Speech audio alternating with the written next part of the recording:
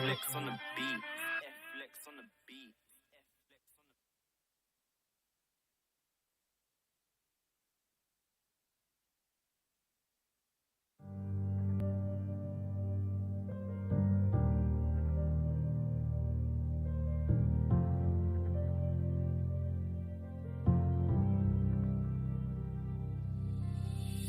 Do you feel what the eyes can't see? You hear it calling way down deep. Trust your heart, it'll keep you true. This world expects so much from you. From the dark out into the light, it'll come in the middle of the night. You were raised in the sacred place. Evil runs when it sees your face. Don't call your name, you know it's your time. Good will stand and the shadows will hide. 1,000 souls listen at your side. Take your people into the light. They won't take you alive. Stand here and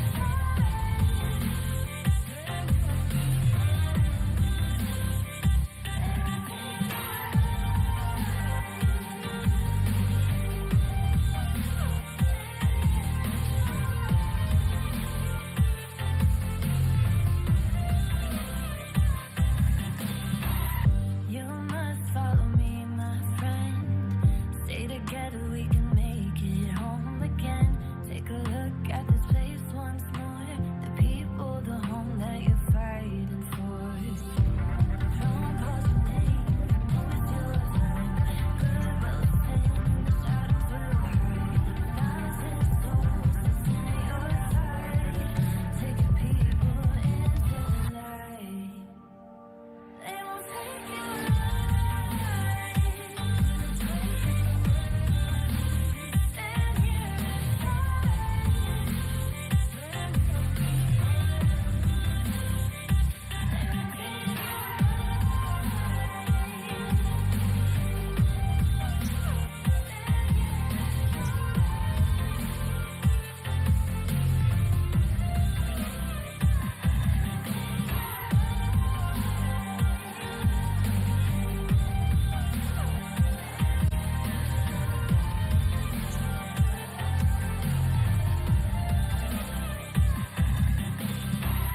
every step will test your soul. You will walk out pure and whole, stronger than the day before. Tomorrow you'll fight for more.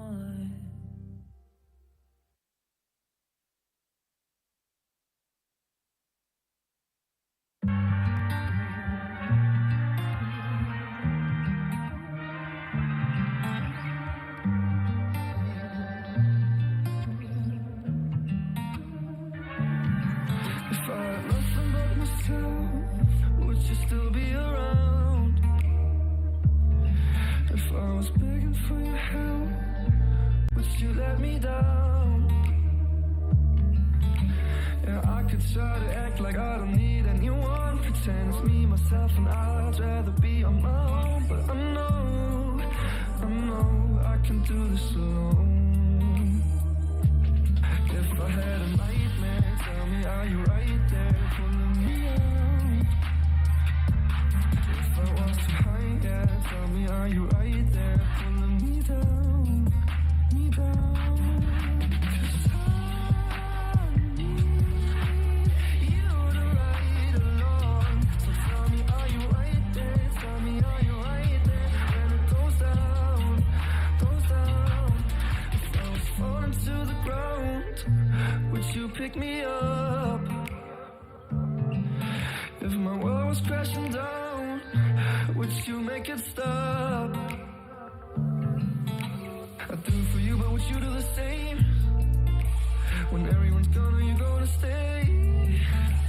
When demons come through, would you push them away? Would you push them away? Are you gonna stay? If I had a nightmare, tell me, are you right there? Pulling me out, me out. If I was too high, yeah, tell me, are you right there? Pulling me down, me down. 'Cause I need you to ride along. So tell me, are you right there? Tell me, are you right there? When it goes down, goes down. 'Cause I need you to ride along. So tell me, are you right there? Tell me, are you right there? When it goes down, goes down, goes down.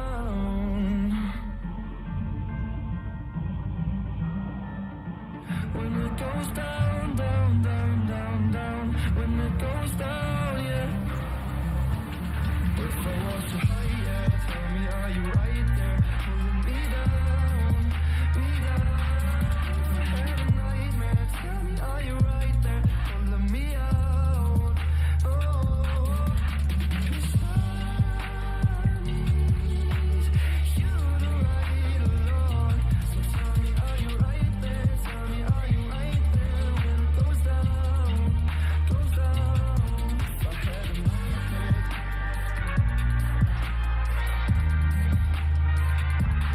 If I was pulling me down, me down. 'Cause I need you along.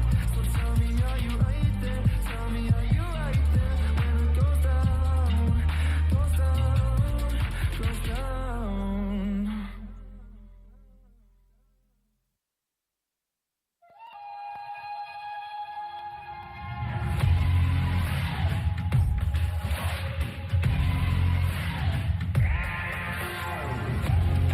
What I'm doing, getting right to it. The money is talking, I'm flowing, it's coming in, just how I do it. Yeah, you know what it is. Hey, we doing it big. Look up, there is no limit, no, we cannot stop for this. Yeah, can't stop, nah, won't stop. Yeah, it's been on live. You don't believe it, just watch.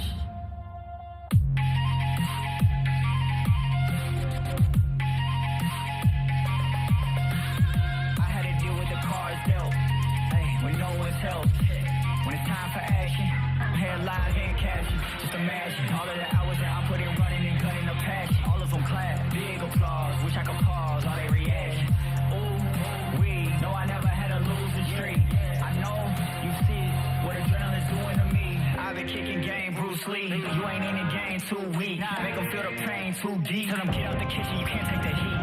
Hey, what I'm doing, getting right to it. The money is talking, I'm flowing, it's coming in, just how I do it. Yeah, can't stop, nah, won't stop. Yeah, it's been on live, you don't believe it, just watch.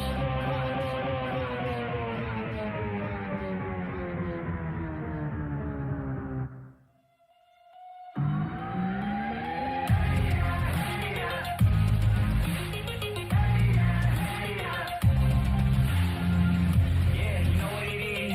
Hey, we doing it big.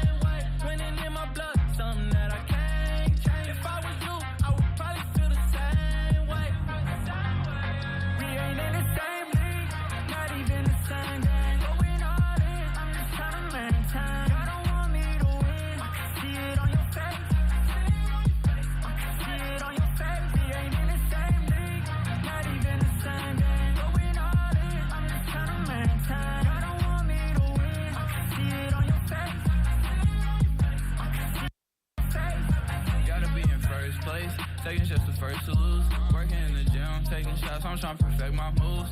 Early bird gets the worm, I don't got time to snooze. I'm not in the frat, but every year I still pay my dues. Do it for mama dues. Wanna get a house with a pool and an amazing view, so she could watch her son do what he wanna do. Cause lately I've been ballin' like an alley-oop. We ain't in the same league, not even the same game. Going all in, I'm just trying to maintain. I don't want me to win, I can see it on your face. I can see it on your face. We ain't in the same league, not even the same game. Going all in, I'm just trying to maintain. I don't want me to win, I can see it on your face. I can see it on your face. I can see it on your face.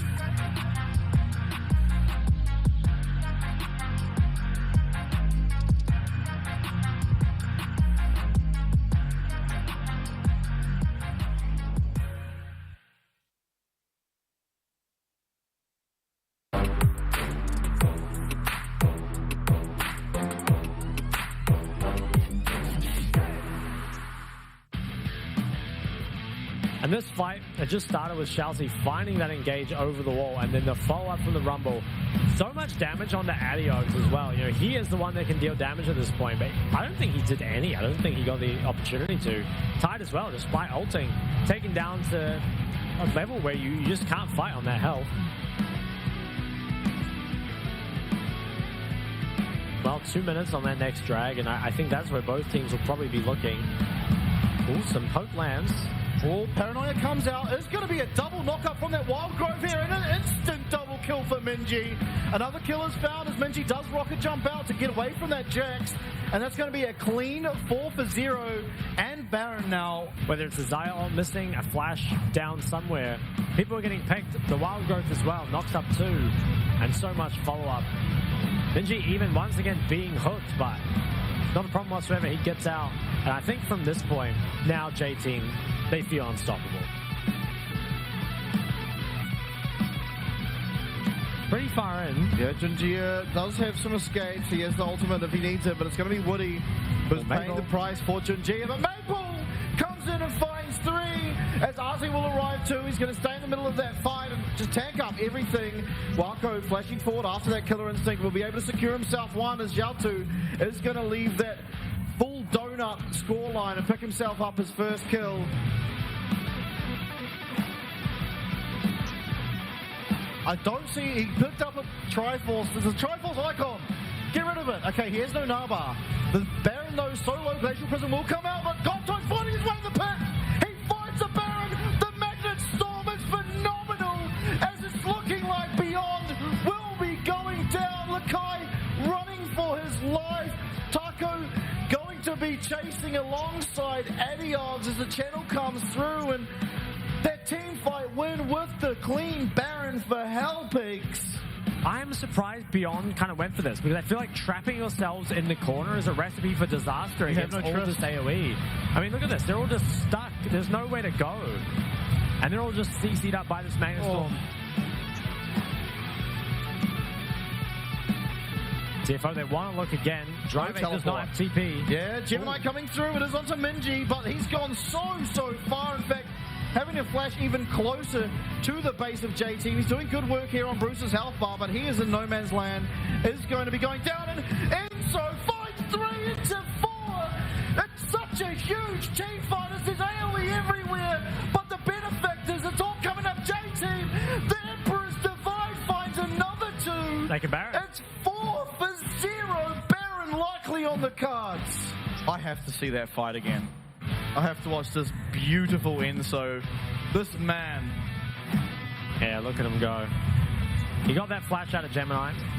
And then Gemini getting pretty low, but he finds the engage here. I guess it was a flash, yeah. The flash onto 3 there. Oh. And the 4-man knockup follows it up. If you're the one with the comp that needs to peel, and you feel confident enough to engage because you're that far ahead, things have really gone well and truly wrong. There's no way they can ever get to the backline because your entire backline's dying at the same time.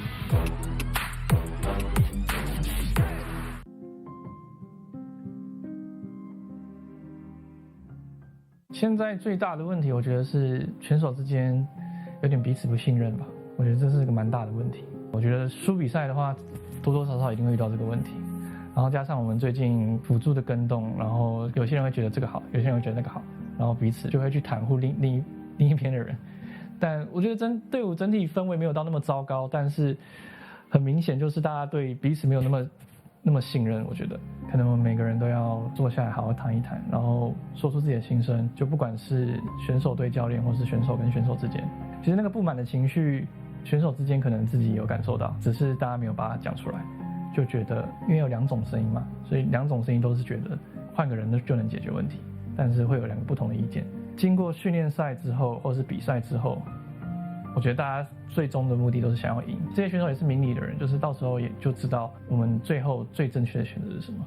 然后到时候随着训练赛，然后比赛获胜之后，大家会重拾自己彼此的信任吧。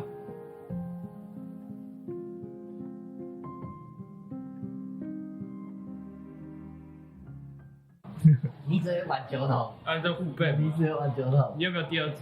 你有第2支吗？有啊。谁？在。对啊，他超比你猛。我也觉得。他昨天怎么那么屌？他每台车都开得到。对啊，每台车都开得到。还有 GPS， 你有钱可以装 GPS。也有跳鞋给他装。我跟车长会认识是因为之前在 J Team 2队刚打职业的时候，然后之后在 J Team 1队也跟他同队，所以就认识算久了。他是买了枇杷膏，他沟通量很大哦。等下包厢在里面。你要去唱歌，你们要去唱歌，然后等下我要去那边跳舞，我赢了要去旁边跳舞。可以啊，欢迎。跟车长认识的话，应该是在 J Team 的宿舍吧，然后那时候跟他相处就觉得他这个人很外向，会主动找别人聊天。其实他私底下他蛮害羞，只是他很喜欢做效果，然后他其实就想要逗大家开心这样子。尤其就是他赛后之后会表演的去跳舞嘛。他中了一些枷锁，并没有，并没有。哦，今天还多了个道具，是不是？哦，哎呀，滑倒了。哎，一代。然后对面开局就，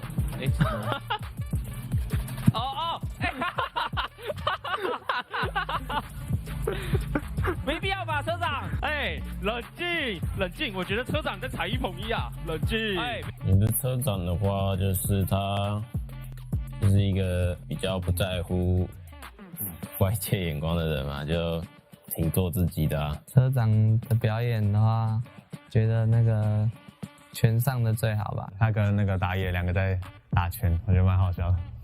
拳上，哎呦，跟拉巴2个人互扁。来看一下这边这回合谁会获胜？拉巴抱进去，情报抱住了这个 driver。拳上的那个表演的话，我给10分吧，就是刚好跟上时事嘛。我会给他满分，因为其实挺有梗，挺好笑的。给分的话，给他2分吧，因为没有打死人。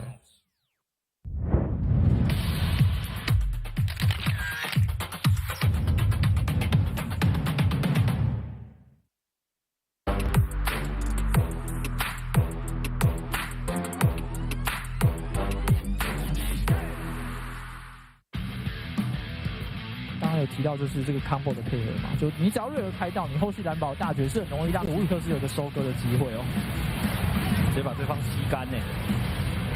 那现在这种状态 ，HPS 是瞬间失去了可以战斗的力量。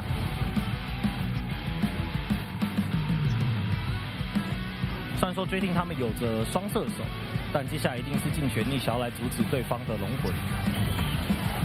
交出了黛西，也许冠登飞往前再透过救急电话把对方给击飞，然后瞬间一个爆炸的 AOE 直接让敏智收了一个 double， 然后迎过来的哈拉比突然是四面楚歌，这套5人爆塔当场倒地，那 DCG 是直接遭到了全灭 ，J Team 准备要去假巴龙了。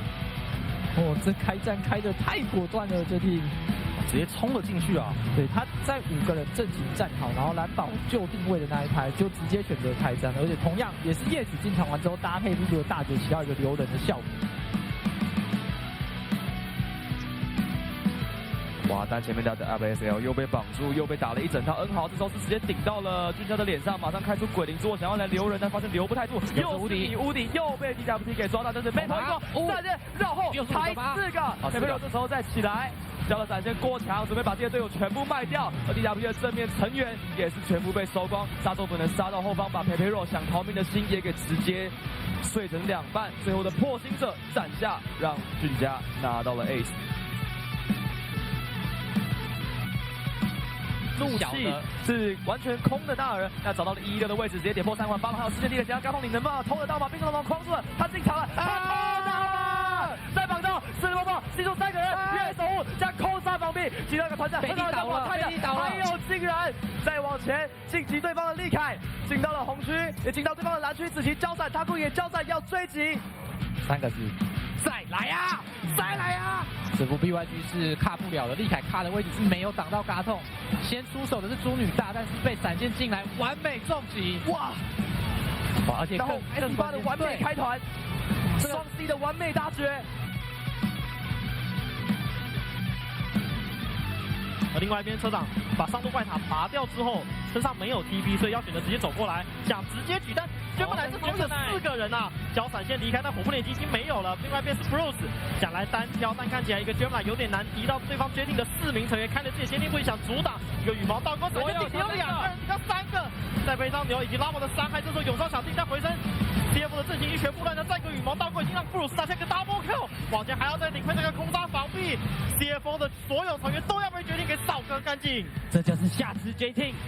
哇，敏智玩的很好，就是第一时间他被那个飞爱牵到线的时候，他的第一反应就是把飞爱带到一个很差的位置，然后他自己有皇冠，第一时间不会受到太多伤害，然后奶哥被迫得交闪直接走掉，然后蔡雅直接就过去单挡他了。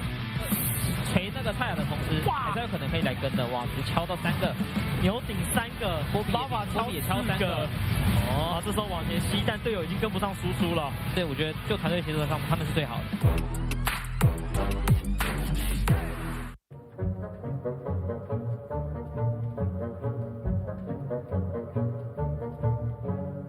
来，啊，阿希尔，不错，啊。招出那个剑，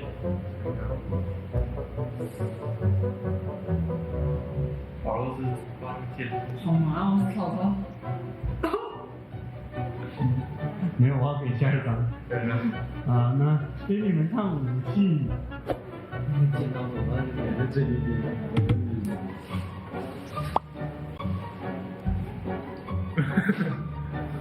刚刚是什么？讲啊！刚刚是右手，现在左手。那不是这样子的第二。完了挂。稍微再剑出来。她应该是女的。好了，你下一把。有这一只吗？给你们，你可以公布刚刚那几个。没有，还有武器在我上面。没有，刚才那是武器。整体。哇，把内空哦！哇，内空的背景上非常。没有举手不算内空。哇，给你们看完整内空的，哇，左右。大直接去看他的手，身体有点太简单了。不过我们能看背景就打出来，没有自己是碾压。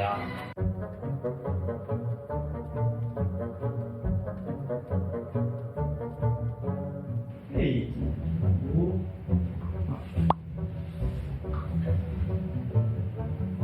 好，这个腐败动作这个要破那个，认腐败什么？哇，到6个人，到了，雷兹，哇，狐狸贝尔，哦，就是狐狸贝尔，也是神兽。看身体好。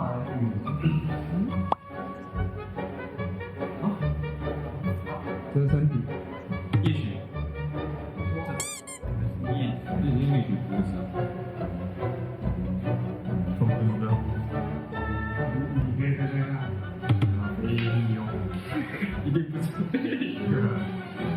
哇，这个就不是，这个是太眼睛了，这种可以这样做，小朋友骑来的哦，那好了。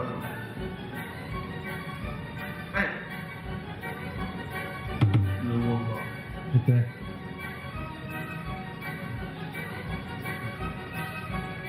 不用讲，你有没有看过？不错。好啦，那这个武器出来就知道了。对，丹娜。OK， 在讲名字粤语是谁？粤语。哎，我越南的。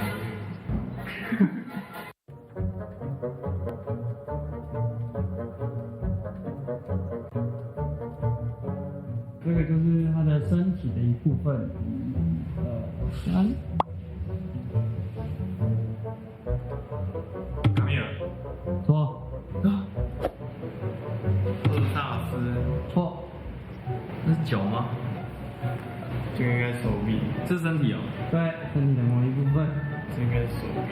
好，来给你们看，我想想哦。我以为那是腰哎。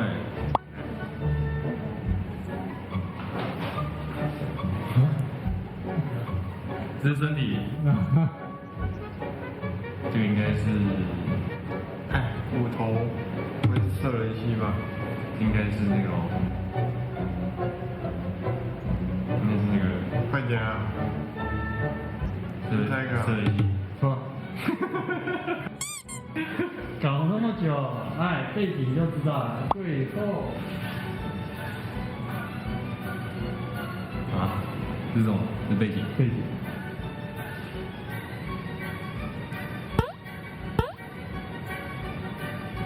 狼人。错。故事。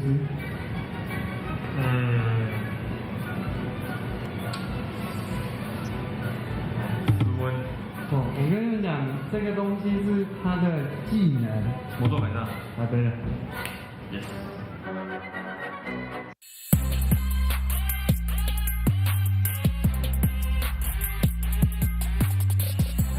都流头了呀！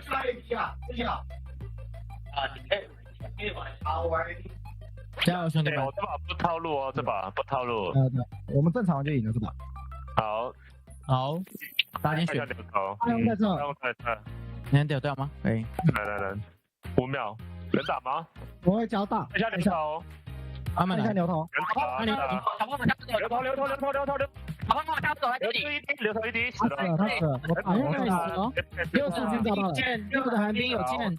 OK， 给个眼，你们双人线给个眼。我能给龙之包。踩这个草。还可以来帮我上路吗？我只能给3角。我不太能帮你，上了点力，我不太能帮你。我们这边得踩的，我们这边不能让的。我需要来帮。哎，等一下可以的话，给我河道4个，我这样中路才可以冲他的。好啊，不然我这样就被他推。对他牺牲。他们吃龙啊，龙给了，龙给了，我这波逼了去上，然后出来帮我把这个人排掉，你辅助跟他就可以闪掉。我去。但是我没闪。好。我逼了要去上的。这里可以打哦。哎，对，现在位置不是，我要到了。看，九龙不会到，不用打，牛头有闪现，牛头闪，他要顶了，我再来，我再靠。人打。看到，有看我，要走，这把。好，这张塔卢有回了。牛头在那个，绕坏波兵，我需要逼了。好，走，看不了。好，看不了，别看，别看。我死了，我想出全 AP 的，感觉这把吃又缺3了。我现在需要慢慢发，我需要你就自己玩，你就自己发就好了。我自己玩会一直被虐塔。我们也没办法帮你，我们这边得踩的。慢慢发。我先看一下阿波1点。排眼，我来上。动了，过来。我踢上绕背，他从踢正面了。往直踢正面。我想去拼城。哎，我可以压位置。对，准备进去。往前打，可以打，往前打。要拉着龙源，要救我，别慢。好，拉着，直接拉着。10秒大，小心点手。我先推中门开的。我们不要让雷，不要让。5秒大。完了。3千血，我们在吃，我在开大，我上8000。哎，还有半血，很残。我想压大，可以往前吗？他们拉掉了。中场。地龙魂好像得接地龙魂。都要打，现在都能打的。这边能摇阵吗？我可以拉，看一下这边摇个大看看。这边摇看。艾文。我我在后面哦，在他们后面。我还要上，回去，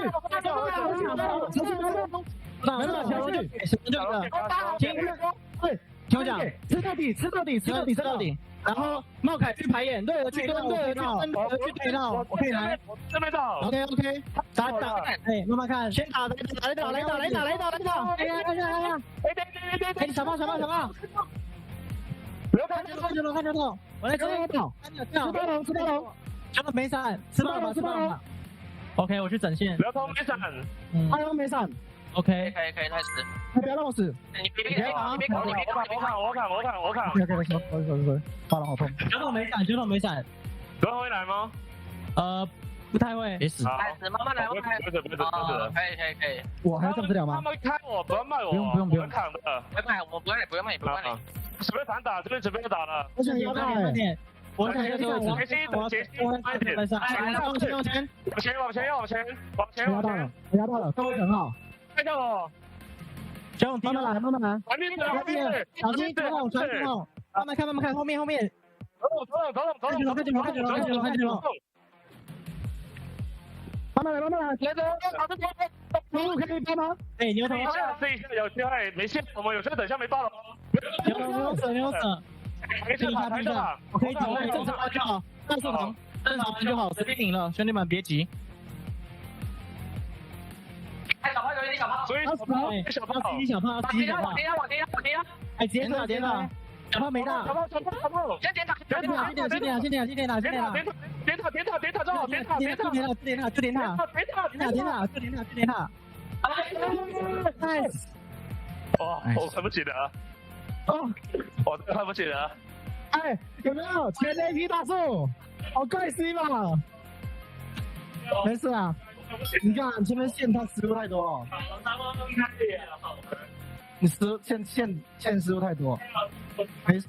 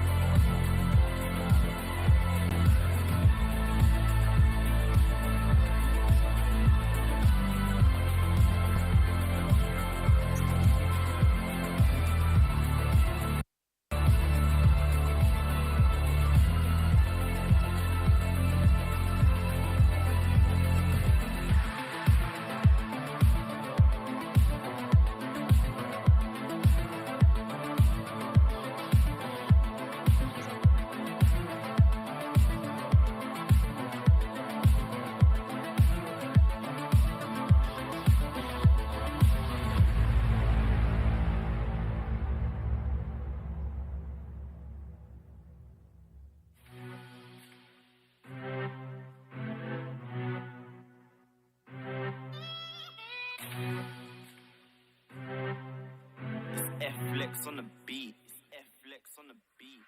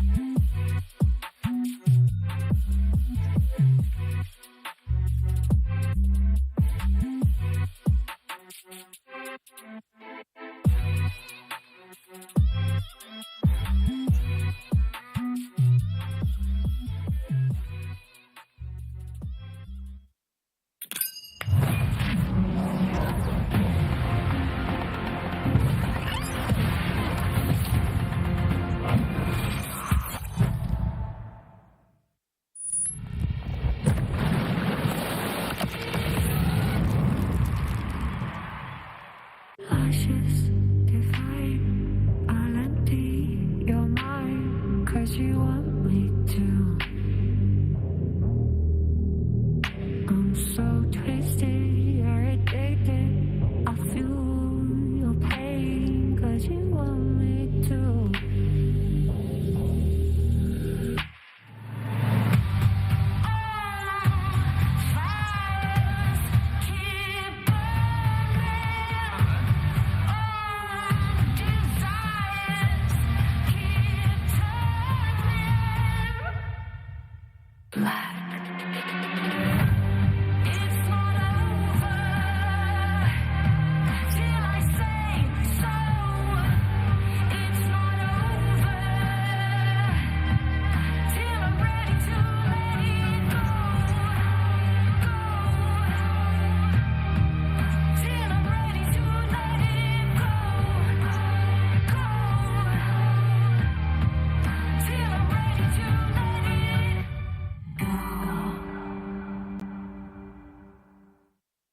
Hello everybody and welcome back here to day number 2 of week 5 of the PCS Summer, brought to you of course by Riot Games and Carry Live. Now I'll be your host yet again, Vestian.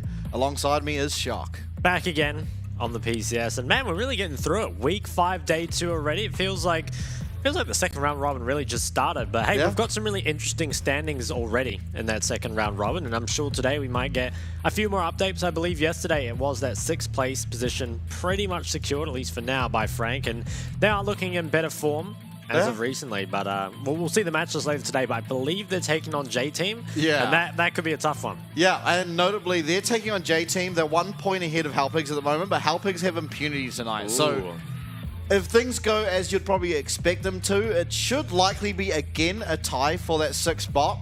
But I don't think you can really count Frank out, as well as you can't really count impunity out entirely for being able to take a game there against Halpigs. So, I mean, it'll be interesting to see those games, but we will take a look at the standings and the schedule in a bit. I think I want to get your feelings though, coming in, obviously now this is the halfway point of the second round robin. And how are you liking sort of the meta changes between the first round robin and now? Feels like there aren't too many in terms of the patch, but I think there's been a lot in terms of developments, right? Yeah. People definitely realizing that Azir should be picked a lot more. Obviously, there were the Rumble priority, coming up quite a bit, and I think that is something that teams are going to really need to have to just figure out how it fits into their draft, because it is a little difficult to draft when those priority AD mids are gone, and it makes it a little difficult. Previous results from yesterday, though, it was blue side winning all their games. You kind of feel like it probably was just because those teams were favored for the most part. Other than maybe game 1. Yeah. It could be signs of things to come, though. I mean, maybe blue side is just better. You get that choice of the first pick, and with so many OP picks, you normally think when there's so many OPs that, you can just end up, trading 2 for 1 as red side, and that's better. But I think what's actually happened is there are so many OPs that if everything were left up, like you would end 3 up for trading 2. 2 for 3. Yeah. Exactly. It's insane. I think this is one of the only metas I can think of where it's just been so many OP champs that just completely permanently banned. So it will be interesting to see kind of how that develops over the last round robin. I haven't really checked the side selection or like win rates or anything, but no. But yeah. I feel like we're going to get a very good sort of grasp on how it is when playoffs comes around, because that is when teams get to choose their sides in between their games. And I imagine we probably will see quite a lot of blue side sort of picked up here from the teams. Taking a look at the standings, though, you do see it there on your screen. A tie between 4th between DCG and Flying Oyster after DCG were able to pick up a win. But importantly, as well, for that 6th spot, Hellpigs are sitting at 7th, only 1 win behind. And as I said earlier, if they are able to beat Impunity and if J-Team take the win over Frank, it will be again a tie for that 6th position. Now, importantly, obviously, DCG tonight going up against PSG. You have to favor PSG in that one. And CFO against West Point. You feel like CFO should probably get their sole position of 4th, even though they are coming off a 3-loss streak. It does feel like today they are the heavy favorites. Today they are the heavy favorites coming into their matchup. Most likely. I think you mentioned, that CFO versus West Point. It feels like if West Point don't manage to beat CFO today, they might just be, completely out from the it playoffs. does definitely They're feel like really that. relying on a lot to go wrong for them still to make it from that point. So that's a big game, of course, and that'll even be our first one. I think as well, Frank and Hellpigs being so close, I think the head-to-head is now 1-1 as well. So that very well could come down to a tiebreaker at the end of the split. Obviously, there is, still a fair amount of games to be played, and so that distance can be created. But, I mean, Hellpigs, they've kept it close for a pretty long time here, really just right on Frank's heels.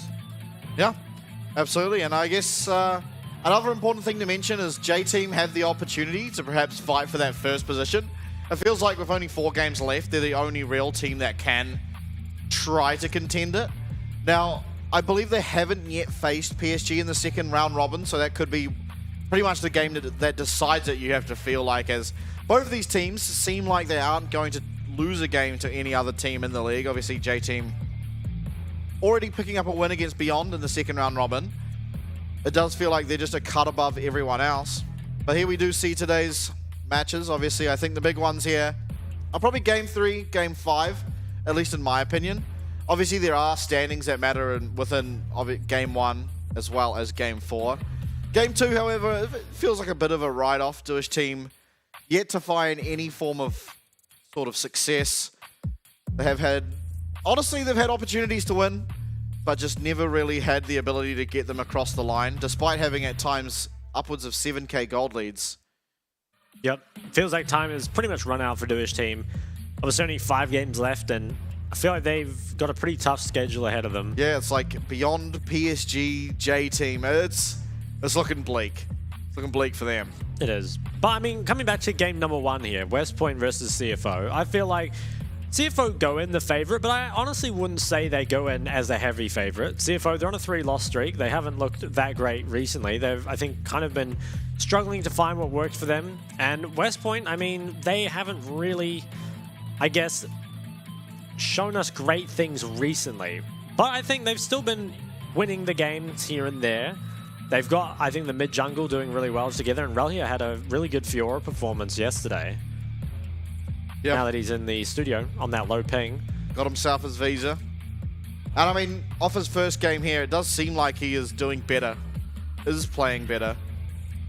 But is it too late, you almost have to ask, because, I mean, if they do lose here, and I do think that CFO should fairly handedly take this one, but if they do lose here, it does feel like they really are pretty much out of contention, because they will be 3 wins behind, and they only have 4 games left, which means they pretty much have to rely on Frank and Halpigs to lose the very vast majority of their games, and it just doesn't seem that feasible in all reality. I mean, we'll have to see though. This is very important for West Point, I think, even more so than it is important for CFO. Obviously, CFO wanting to get as high as those standings as possible before the playoffs, but at this stage, you have to feel like they will certainly be one of our playoff representatives. They should be, yeah. I think really if you're West Point here, obviously you want the win, you want to try to keep your playoff dreams alive, but you might be quickly getting to the point where you're just a team that plays spoiler and tries to do some damage and maybe upset some of those playoff positions. Chelsea's hair's blue. Yeah, it was yesterday. Oh, I didn't even notice that yesterday. It's hard to see with the lighting, but... Yeah, I couldn't tell from that if it was the lighting or not, but yeah, clearly blue. There's a few hairstyle change-ups recently. True. Have to see if that matters. At least at the moment it hasn't. 3 loss streak. It's kind of uncharacteristic of this team when you think about it. They've been such a dominant force here in the PCS. All of spring maintained 2nd position up until the very last day. And then here, I mean, they've found quite a few losses. Obviously the last 3 games in a row has been a tough schedule for them, but certainly is uncharacteristic. And taking a look at mid laners, Nuli doing pretty well there on the solo kills. Jungle proximity really does tell the story though of how this team likes to play. Yeah, they do really like to play for mid, and it makes sense. I mean, Nuli plays a lot of champs with ganks it up and also seems like one of the stronger members of the team, which I think is represented in those solo kills there. Has been doing pretty well in that regard, but I think when it comes to just straight up laning, feels like Jimmy might be a bit better. We'll have to see, because it feels like matchup right now is pretty important. Right, like it feels like there's not too many skill matchups, a lot of just winning matchups at the moment, or losing matchups. And I want to see if there will be a Zia priority, because I don't believe that either of them have played it yet, but they have to both be capable of it. And I'm pretty sure Jimmy played it last split. Yeah. I honestly wouldn't be too surprised to just see the Tristana Jace banned out here. I mean, sorry, the Azir banned out and Tristana Jace traded. Yeah. Because both of these players, I think, have probably, I think their most played champs are Tristana and Jace. Yep. And Jimmy's looked pretty decent on the Tristana. Maybe not as good as the likes of Minji, but certainly in the games they've lost whilst he's on the Tristana, it hasn't felt like he's been able to really do anything. He's played well and sort of things falling apart around him. Ivan, the last ban here for West Point, and Kaiser. So Azir open, Tristana, Jace both open. Sedge also open as kind of a premier pick at the moment. There is a Xayah gone as well, so Vi obviously good. But with Ivern and Maokai banned, I guess the Renekton's gone too. Tristana, Jace are of course up, so there are just a lot of strong champs. Wouldn't be surprised to see the Jace be the lock-in. Feels like that's the one that people kind of like the most, but Sedge taken instead. And I want to now, I mean, CFO, if you do go for the likes of the Jace, you probably immediately pair it with a Rumble. Jax is the hover. Yeah, with Renekton banned, it is a good takeaway simply because it's kind of the last remaining good Sejuani pairing in the top lane. Now, Azir currently the hover. I'd like to see that locked in. Yep. I like it a lot. I think Azir does really well against both Tristana and the Jace, and against a somewhat lower pressure jungler like the Sejuani, it's also fairly free. I wonder if this will be, you know, maybe a Rumble looked at later. Obviously, Azir can be your solo AP, but, you know, something like a Rumble coming in third here with the Rel and Xayah off the table would be really hard to deal with. And West Point, I think you do pick up the Jax here. Feels pretty normal. The Tristana, I don't know. I mean, the Trist, it does sort of make sense. It's just one of those stronger picks right now, but I don't think it's that great into Azir, honestly. I think it does kind of struggle, especially after those first few levels. Will, however, be the lock-in. And are they going to look to the Jax? Does feel like maybe they should. Although maybe they're considering something like the Alistar. Obviously is picked pretty much. Anytime Rel's picked, we do see the Alistar in response. After whatever is picked here, though, we'll be going into 3 bans against West Point, so... Oh, okay. Something a little different. So they take both the Tristana and the Jace. This feels a little weird. I think usually you like picking the Tristana and keeping it as a flex, but... Yeah. I think picking it like this doesn't feel that good. No, it definitely feels a little strange to me. Especially when it's not like you really get good matchups out of it, or at least I don't really think so. And Rumble, I would love to see it. I think it works really well with the Rel. I think you can ban away any tops you're worried about versing, and it does well into what West Point have shown, so very happy about this pick. CFO heading towards that second phase. I think you could honestly just ban Jax. I mean, do you think there's any chance Jace gets flex top? I think they have to pick an AP. I mean, Jace can go top and Trist can go bar. Yeah, well, that's true. But I think you're right. It's pretty unlikely. And Alistair banned away. I think that's a really good ban. It seems to be the best champion here against the Rel. Now, interestingly, Rakan still open. We obviously Xayah taken off, but Rakan has been banned quite a lot. And I don't think it does that poorly. Obviously, Azir has some counterplay towards it, but it does pair fairly nicely with both ranged and melee comps, and you can sort of abuse Glacial Prison to find yourself a nice setup. Jax is going to be taken away. Very nice ban there, so there isn't really anything you can pair with the Sejuani anymore. No, I feel like West Point are kind of going to have to go towards something weird in the top lane. I mean, maybe they do just put the Jace top into the Rumble, but then I'm not sure what would you play mid. I mean, I guess we could play something like the Arya. I don't think they have a lot of options. Well, let's see. I mean, maybe they can surprise us with something a little different. Haven't really seen what the answers are into Rumble yet. And this is a good Shun champion. Yeah. I'm liking CFO's draft. This feels pretty unbeatable so far. I think a lot comes down to what top laner is going to be coming up for West Point. Is it going to be the Jace, or do they have something else? I guess the benefit of Jace is you do have that cannon form, which allows you to somewhat stay safe against the Rumble. But still, you are very vulnerable to ganks. Well, we'll see. 83% win rate here on the Jinx. I think almost... There was one Bruce game. I think every other game was... I think there was a Blaze Jinx game, Oh, too. that's right. Yeah, that was a loss, but Blaze did pretty well. Yeah. I think it is a strong champ. I think when the other ADs are gone, it's nice to pick up. Aurelia looks to be the lock-in. I think this You have no AP. Yeah. I mean, Merc Treads will be built, but there's no magic damage behind that.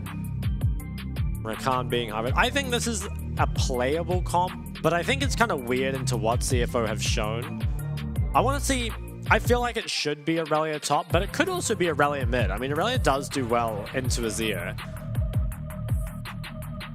I mean, yeah. I think it's going to be... I mean, Relia, I believe his name comes from you would Aurelia. expect so. He played it last split. It didn't look very good, but again, he was on the higher ping, so maybe it looks a little bit better now. I think Poppy, very, very good pick here. That is a crazy comp. I mean, Gets so much value. Oh, I think CFO's comp is actually just I think they've Exodia. pretty hard much. one. Yeah. They've got a Poppy against what is all AD. I honestly think Poppy doesn't even need to build the Mercs. Like, Poppy Maybe it depends what rune she takes, I think, right? Because if you can take Tenacity and Unflinching, you're probably fine. Yeah, I'm pretty certain Poppy almost certainly will be going down the Demolish route. Yeah. Resolve, yeah. Resolve, that's right. I think it really just comes down to, can West Point, snowball around this Aurelia hard enough? Because I really think if top jungle don't hard win this draft, CFO are just going to annihilate the team fights. I mean, it should not be close.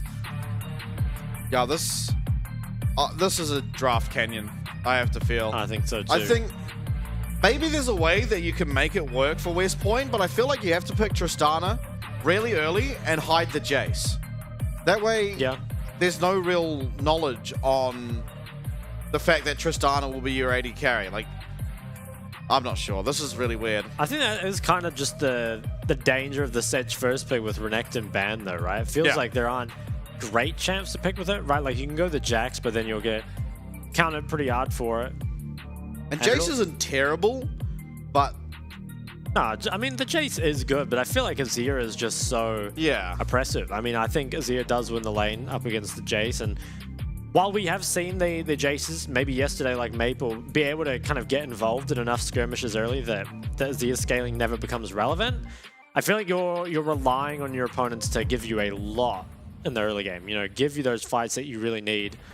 I really think if CFO just kind of play towards the bot side of the map, play away from that Sedge Aurelia, that they should have a pretty good time in this game. And I'm very excited as well to see the Rumble paired with the Rel, because I think that's a very strong combo. It is, once again, an Ignite Rumble. I will say, I don't know, I'm not even certain that the Aurelia Sejuani win the 2v2 against Rumble Poppy. Yeah, if they don't, then because Poppy we're in some trouble. Is crazy against Aurelia. Even without the whole sort of steadfast presence. Just the ability to sort of remove Aurelia off a target. And, I mean, Rumble is probably one of the most oppressive mid-game champions there are. Another D-Shield Jace into Azir, which I'm not sure how I feel about it, honestly. I feel like you've honestly got to try to just get through this lane without it. Just getting the dirt quicker feels too important, because you've got to make these fights happen before Azir really gets to scale for free. And I think if you start the D-Shield, you're kind of getting that. But maybe just feel like they need it to survive the 1v1. So we'll start from 665 and matched, of course, by Gemini, both starting those Raptors. We'll see if the Tristana gets any value in this bot lane. Finding a good trade here. That's a nice little level 1. I kind of want to keep my eyes on the top lane. It does feel like that could be very explosive, especially because Poppy should be the one to get there first. So if she does want to do some 3-camp top with red buff, it's very, very possible. And I think she can, although Rumble is likely to push the lane. Maybe. I mean, he started Q, right? And Aurelia, well, I mean, he's got more farm at this point, so Aurelia might have started Q. But I almost feel like this is a matchup where you probably want to start that stun. Oh, Ignite. Ignite is used both. Yeah, Chelsea flashes out. Prage did use the rocket jump forward and finds massive trade. It's a 2v2. Prage picking up that first blood there very, very early here on that Tristana. Yeah, great for them. Tristana, when snowballed, definitely a different beast. I think as long as Aurelia doesn't die on the weak side here, they should feel very good about this start of the game. Gemini, oh, he's going to try and take this away. Jimmy will be able to waste some time in the mid lane. Needs to be careful getting, felt he needed a flash, was worried about the Sejuani Q flash, I think, cancelling his WE. Or does he have 2 points Q? I didn't actually see.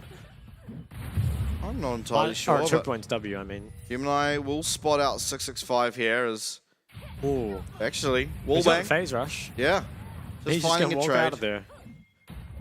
Maybe you can stay in. I mean, he's got Prime in the lanes. Looking for a dive even. Too much, That is a massive minion wave. Flash forward, wallbang, and Rumble damage, ladies and gentlemen. That is insane. I mean, I was pretty worried that they were going for that dive with 665 so close, but they just completely one-shot him. See how this panned out on the bot side. Chelsea looking aggressively onto Prage, but the damage just is not here from Shun yet. And wow, I mean, Tristana does a lot of damage early game. Back to live, though. Action is not over. There are 4 members from the side of West Point around this crab, but somehow it's CFO. Looked like they're going to get it. Yeah, look, a full heat bar here for rest means 4 members is not enough. I will say, though, really seeing the value of the Ignite Rumble. Both times we've seen it as 665 is only just going to live, and Gemini doing his damnedest to stop the Sejuani finding anything here in the jungle.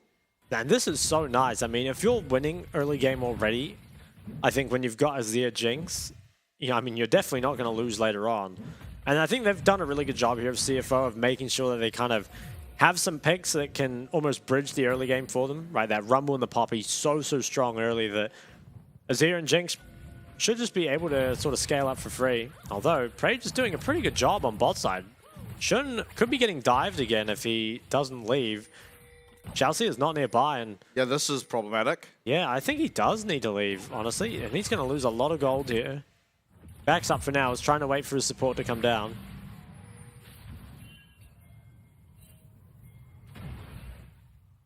Well, Jimmy managed to defend that pink, but doesn't last too long. Is it worth it though? I mean, he's going to get to his wave eventually. Might have given Nuli a free reset, not too sure. Wow. Relia, he is getting cooked up. Now, Rest has not recalled yet. No, and he's almost going to kill Relia again. Yeah. Electro Harpoon will land. Flame Spitter. This champ is just so strong. All right, Relia, you need to go back to base, buddy. How absurd is this? I mean, this champ is just, it does so much damage. In fairness, West Point picked a Relia into it. I think they kind of griefed. And that's the thing, though. I feel like there isn't really a great pick into Rumble. You know, it just feels like maybe Aurelia isn't the best answer, but what is, to be honest? Well, I mean, we see the Jax, but it was banned. Maybe you do just pick something like a Gragas and try clear waves. Honestly, I think the Gragas was probably the pick. I mean, you need the AP anyway. It kind of helps your team composition as a whole, but ultimately it is the Aurelia. And we're seeing just how good of a matchup this has been for Rest so far.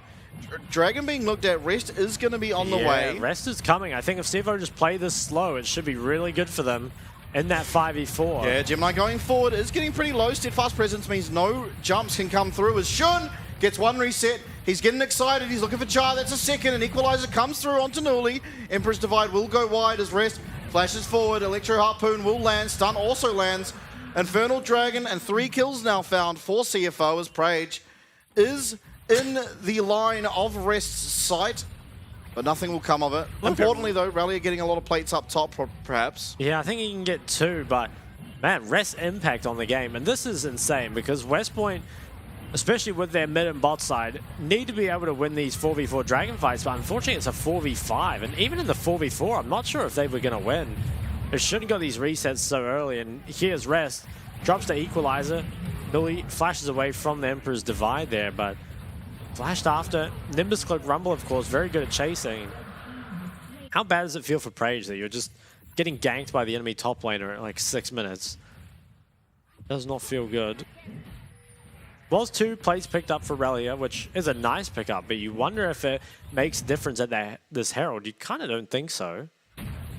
Interesting pickup here for Rest, deciding to go for the plated steel caps. Yeah, okay. And I guess it makes sense in terms of survivability, but you almost feel with how far ahead he is, he could have just gone for Sorks. It's a bit different. Herald now only 15 seconds away, and I feel like West Point are already kind of in a very tough spot. I mean, they need to be able to win fights with this comp because you're not going to go in the distance up against this Azir Jinx Rumble comp. It's troublesome that the one champion you had got behind fairly substantially picked up 2 kills and an assist recently as Chelsea helping for the disengage, but it's ultimately going to be Shun's flash that is used here. Prage continuing forward with some nice trades, but fight will stop. That was Shun's flash though, and I wonder if that opens up the potential to trade onto bot instead of playing for the Herald. Maybe West Point can give that one up and just try and dive the Jinx. So it wouldn't be that easy to keep him survive, and there are no TPs. Especially not with Rest Ignite. 665 will show bot side. And I think Gemini, he looks like he's going to path down and try to defend this. So it doesn't consider the Herald to be worth what his bot lane will lose. It's not super easy to defend though, just because Shun is so low. He doesn't really contribute much. I think Gemini was spotted out there. So it should relieve some pressure on a bot, but Prage's actually been doing a really good job, Prage and Char, in their lane. Gemini crossing mid, and I think with that bot pressure diffused, he will just go and start up the Herald. Should be really hard to contest against the Rumble. Near on impossible, perhaps. Relia did pick himself up a Vamp Scepter, so we'll have a little bit of sustain. See if that ends up mattering. And a lot of plates being found here. Flash out from Prage, does still have the rocket jump, will use it, and Shun's out of mana, so it should be okay here for West Point to just push one more wave and recall. It is the Herald ultimately, though, that is picked up here by Gemini. Noli might have to be careful here. There is the Azir ult and no flash. They might just use it mid straight away if Noli does commit bot. Well, he's going to show here. This is a 2v2 that I think CFO probably can win, even despite the Dirk. I mean, they are just very strong at the present. Some plate gold. Ooh. Oh. That was very close. That was not quite get him. But this is going to be a very accelerated Azir. Finds himself a kill already. I don't think he got most of that plate gold. I think he might have got some of it. Maybe he can bait something here. 665 has to know, though. Nice damage. Relia taken to farming his junglers' camps now. Moj. Okay, well, I mean, if your West Point feels like your bot lane is still... Oh, flash no forward. flash. I think yeah. he's dead. Does use the cleanse, but it seems a little too late. Huh? Oh no, Prage. Oh no. Oh, you can see him in the player cam. He's upset with himself. I wonder what happened. Oh, he's really not happy. Can he snipe him, though? Delsey should stop it. Oh, that is so tragic, though. That Jinx has a shutdown as well. Yeah. It's not big, but it was Equalizer something. comes out. Really? Oh, they're might be looking in for trouble. a dive. I think he might just be gone. Yeah, Ignite is available. Wallbang doesn't land. Steadfast Presence, though, does come out. Yeah, I think missing the stun there means that that's probably going to be it. Hey, and bot tower. Looks like it'll be saved by Jimmy, but man, Prage missed out on a lot of gold. Yeah. Would have been a very nice pickup. He is still, I think, ahead at this point. Obviously, there's 2 kills there for Shun, but it should be the plates and CS making the difference. Yeah, it just feels like when your team is behind and you are on a timer, you can't really afford to have mistakes like that. Oof. Shun has taken some heavy poke on the mid wave. Probably doesn't want to be mid just yet, but just had to send Jimmy and bot to save it. Azir splitting all this XP with the Rel doesn't feel too good. Wonder if she'll just sprint mid at some point. Prage's got that Kraken now. Dragon respawned. Okay, yeah, I think CFO should probably just start this one up. I think they look quite a bit stronger at this fight. This teleport advantage obviously top, being that Rest does not have teleport. He also doesn't have equalizer, so even if he walks down, will not be perhaps the strength you'd want. Yeah, if they can just start it and bait the TP and then leave, I think it would be really big. Because giving away the first drag to West Point wouldn't matter whatsoever. And West Point, they might just be trading the bot tower for it, which I think is still pretty good. You give 2 drags, but you desperately need gold as this comp. Now, Mountain's picked up. It is traded for that bot tower. That's more gold going on to Prage. But it does feel, if you're West Point, your win conditions aren't... They're very slim right now. Because you don't have the drag win condition. You definitely don't outscale. Kind of comes down to getting some shutdowns and maybe Tristana just having a pop-off fight. Yeah. CFO pretty confident, I think, just to play this one slow. Relia almost has his Blade of the Ruined King, so that'll make the matchup a little bit easier for him. True, he'll be full build. That is a play on the bot side. Jimmy is very accelerated. Been getting a lot of plates here and there. That Bork is now completed for Relia. Now Gemini does get forced out without that mid-pro. His bot lane was recalling. But it is the Kraken picked up by Shun, so he'll be able to fight like the best of him now. 4 more minutes on the next drag. So that's going to be probably ignoring the bot side of the map for a while.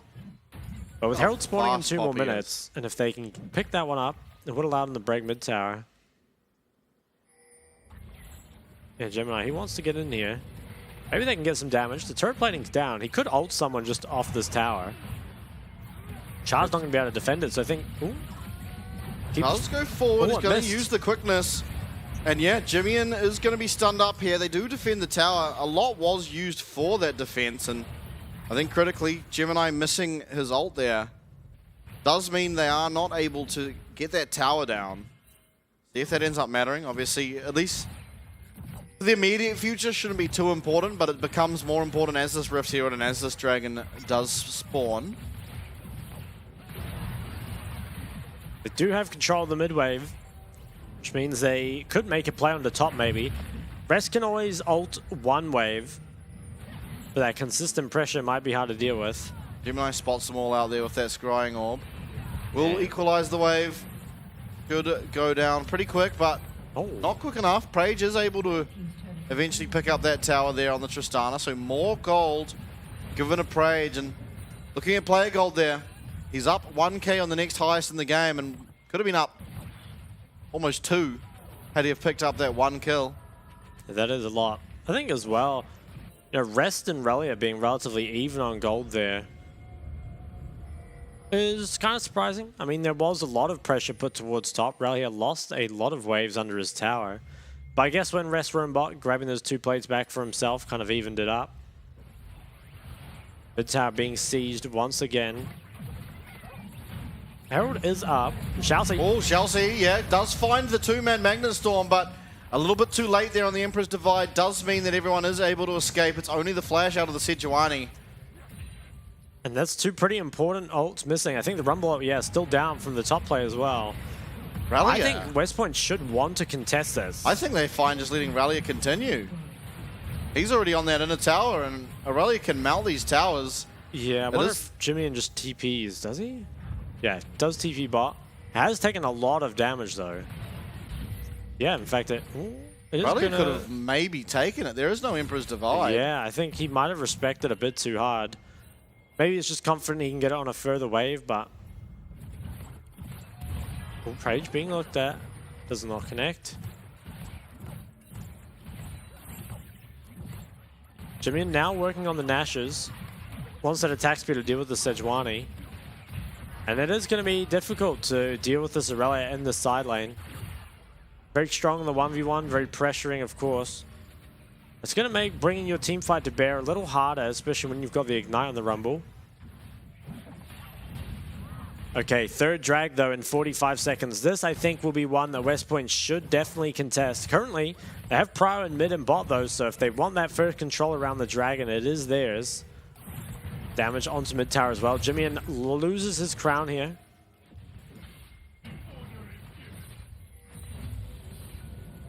Recall coming out of Relia. I want to see what items he buys. He must have a lot of gold.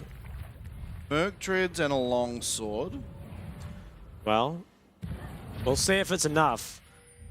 I feel like this fight is kind of make or break for West Point. If they can win it, they can take a lot of gold off the rest of the map in those mid and bot towers. No teleport, so Nuli probably, if he wants to stay up here, can get that tower. Importantly, he doesn't have a whole lot of mana, so he can teleport down to the play.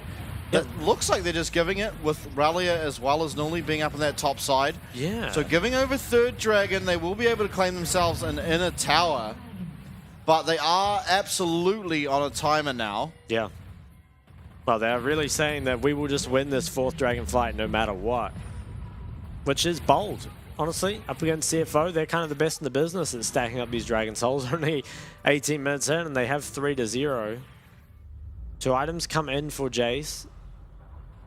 Maybe they can knock down that bot tower, get a bit more gold, but honestly, you would normally expect the team that's trading all these Dragons away to be the ones ahead in gold, given that you should be making good trades, but they're only 500 gold up, which isn't much to speak of against Jinx Azir Rumble comp. You know, that it's not really a comp that's worried about lack of scaling. No, absolutely not. And then, I mean, at worst now, CFO can just give over 3 Dragons for that scaling if they really want to. And it does give them also one of the most annoying things to deal with. Eventually, these Baron and Dragon timers will be pretty much the same. Which means at that point, it is quite a big advantage to the team that does have the 3 Dragons, because you don't care about giving over 1 Dragon if you pick up the Baron. But for the other side, you don't really have the freedom to lose either. Well, Herald is being dropped top, and there is no one here to deal with it. West Point are committing 2 members to diving bot, maybe, which I'm not sure is the easiest thing to do. Equalizer available. They will be able to get this tower because Relia made it very, very low before. Equalizer comes out. Relia does try and flash, look for that stun, but it won't land. And Nuli is actually very, very low down here. They're going to find themselves the mid lane inner as well, but in the meantime, you can see it on your mini-maps. Jimmy making quick work of these towers. Puts up his little sandcastle there and should get another trade charge, shall I say, as Gemini getting looked at here. CC'd up, isn't going to be able to use the Keeper's Verdict. Gets the flash out, dodges the Q from Rakan, but is eventually found here by Praise. There's more gold here over to the 80 carry of West Point, and so much rests on this man's shoulders to get this team across the line. There's no equalizer available to try and stop this Baron. Importantly, also no Super Mega Death Rocket for this Jinx. It's Chelsea going in first, but this Baron is down.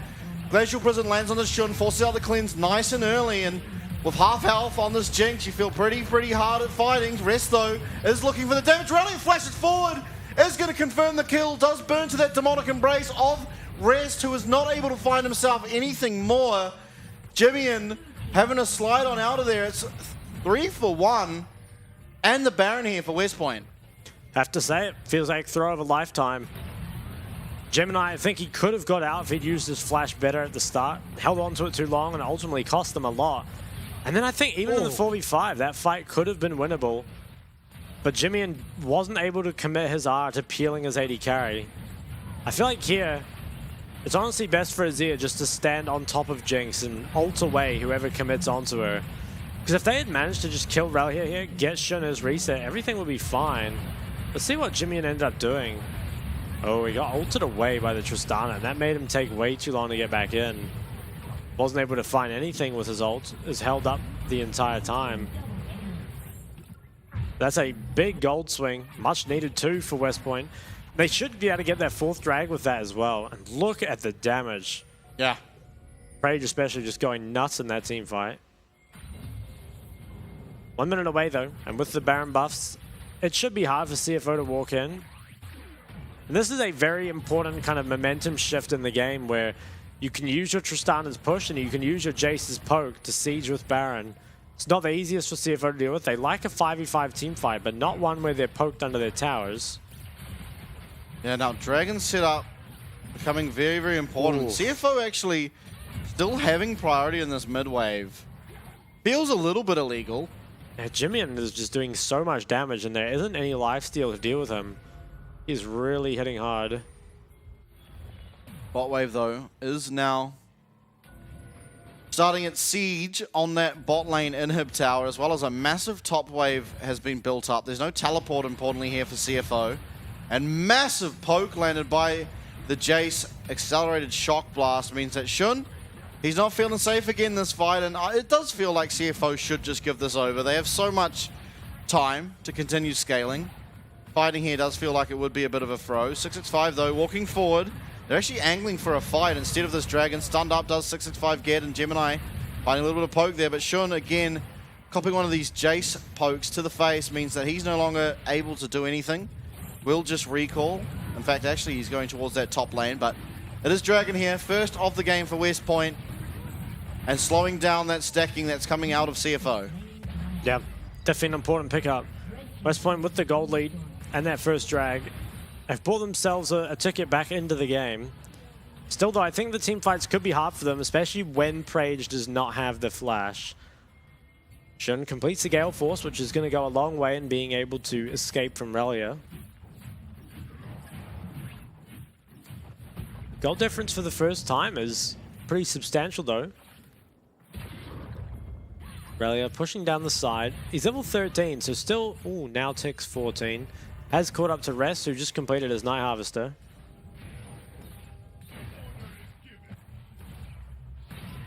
Does feel like though, with what's in now being completed for Relia, should be favored in that 1v1.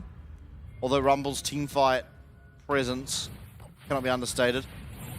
A good equalizer can oftentimes be the difference between a win and a loss, and you've got the setup for it with the Rel and the Keeper's Verdict, as well as this Azir, really. Yep. 3 items, though, picked up for Nuli and Prage, which are big spikes, of course. And this is definitely a break point where you complete that 3-item Jace, especially, and you're super online before people have lifesteal. That's very important as well. You know, as Jinx picks up the likes of the BT, it becomes a lot harder to land some consistent poke before the fights. But this is really the sweet spot of just finding huge damage.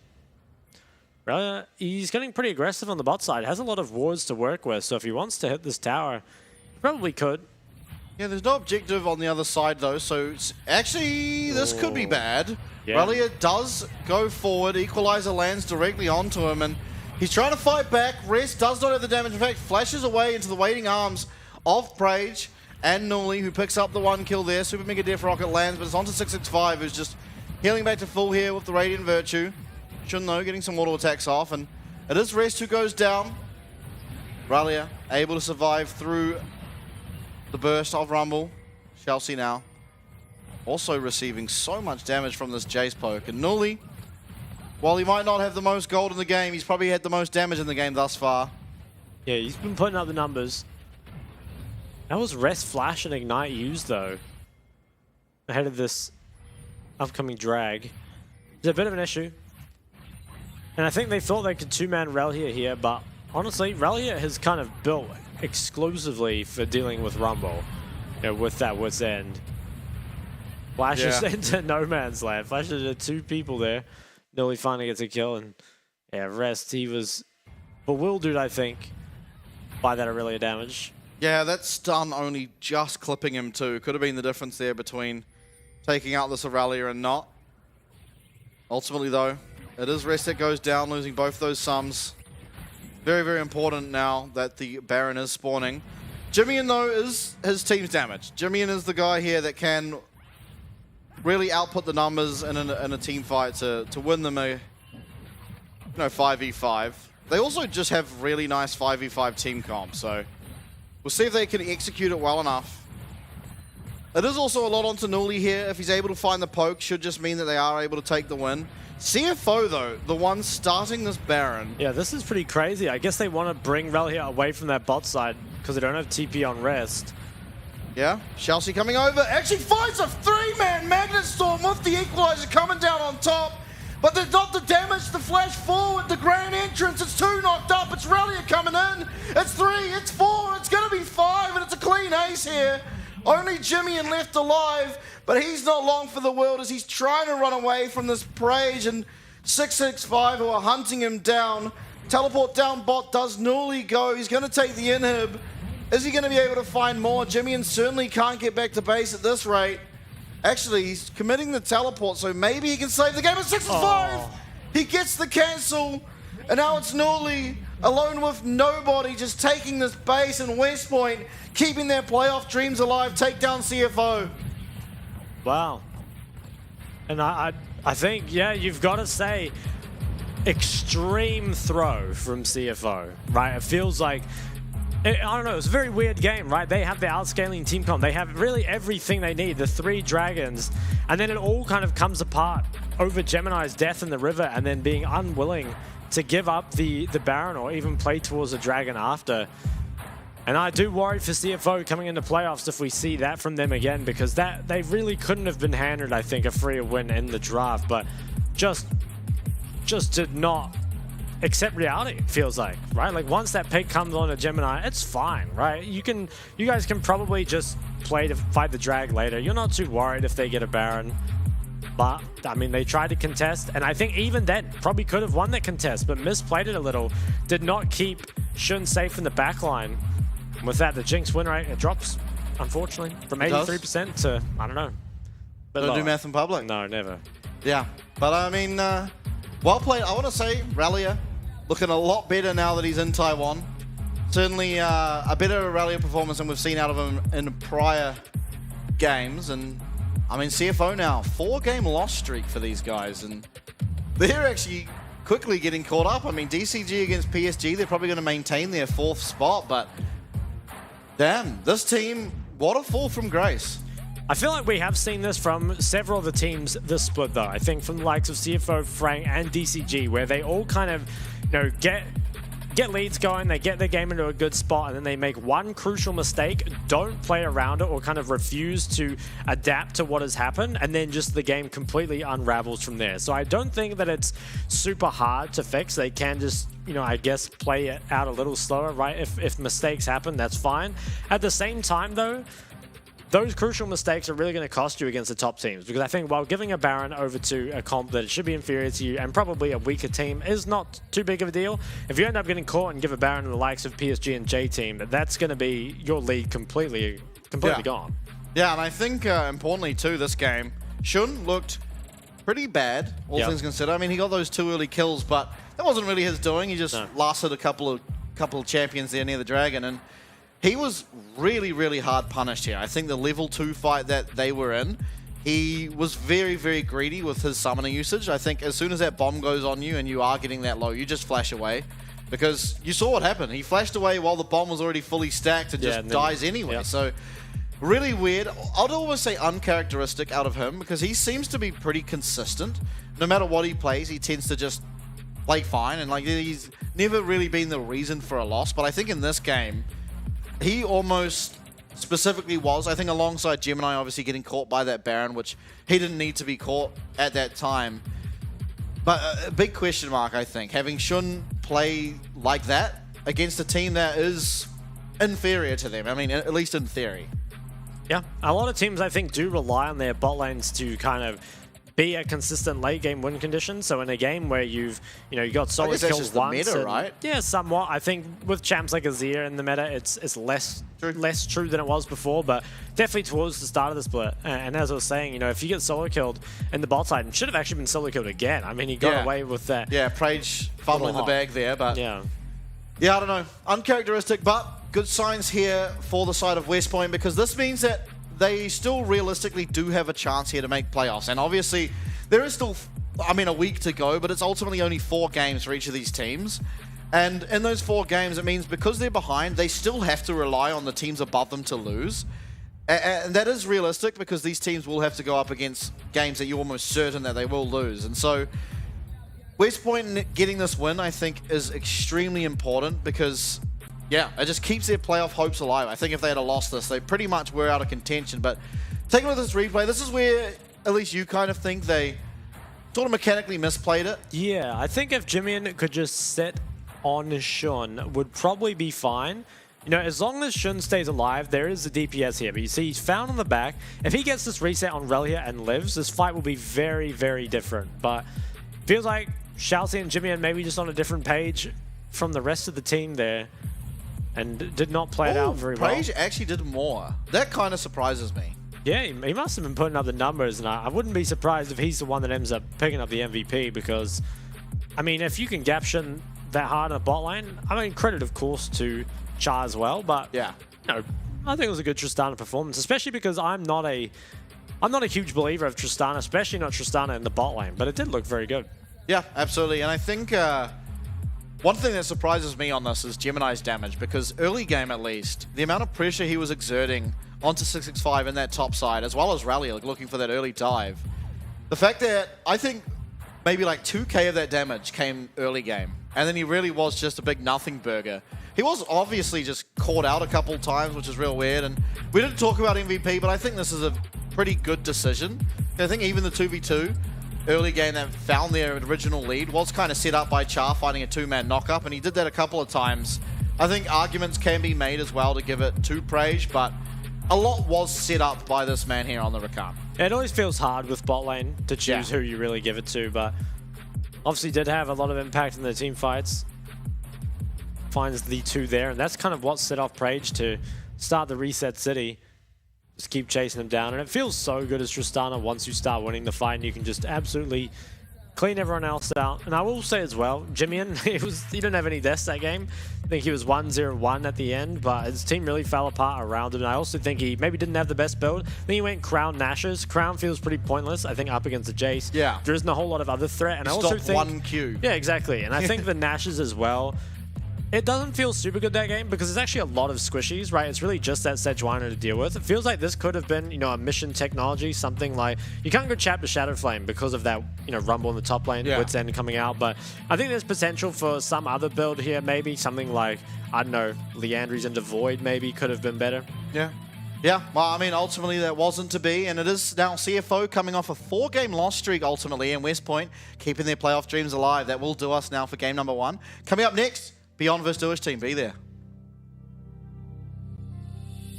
Do you feel what the eyes can't see? You hear it calling way down deep. Trust your heart, it'll keep you true. This world expects so much from you. From the dark out into the light, it'll come in the middle of the night. You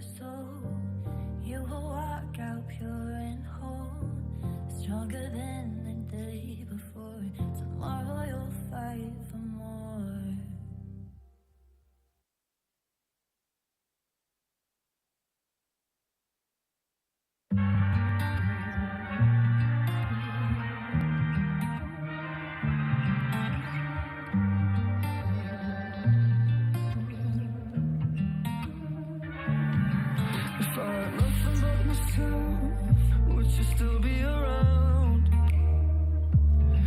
If I was begging for your help, would you let me down? Yeah, I could try to act like I don't need anyone, pretend it's me, myself, and I'd rather be on my own. But I know I can do this alone. If I had a nightmare, tell me, are you right there pulling me out?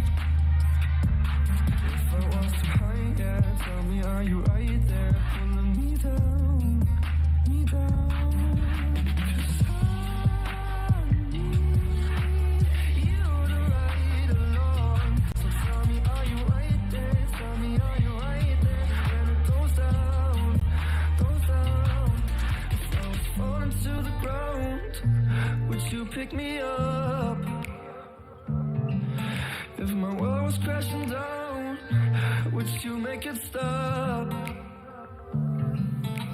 I do for you, but would you do the same? When everyone's gone, are you gonna stay? When demons come through, would you push them away? Would you push them away? Are you gonna stay? If I had a nightmare, tell me, are you right there pulling me out, me out? If I was too high, yeah, tell me, are you right there pulling me down, me down? 'Cause I need you to ride along. So tell me, are you right there? Tell me, are you right there when it goes down, goes down? 'Cause I need you to ride along. So tell me, are you right there? Tell me, are you right there when it goes down, goes down, goes down?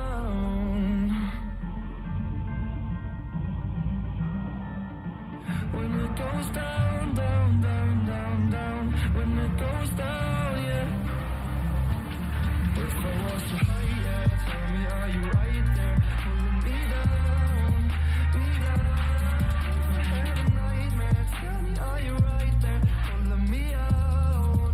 Oh, 'cause I need you to ride along. So tell me, are you right there? Tell me, are you right there when it goes down, goes down? If I had a nightmare,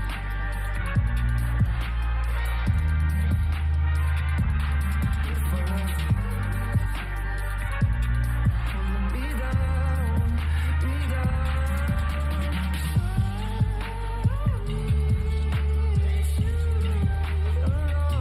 So tell me, are you right there? Tell me, are you right there when it goes down, goes down, goes down?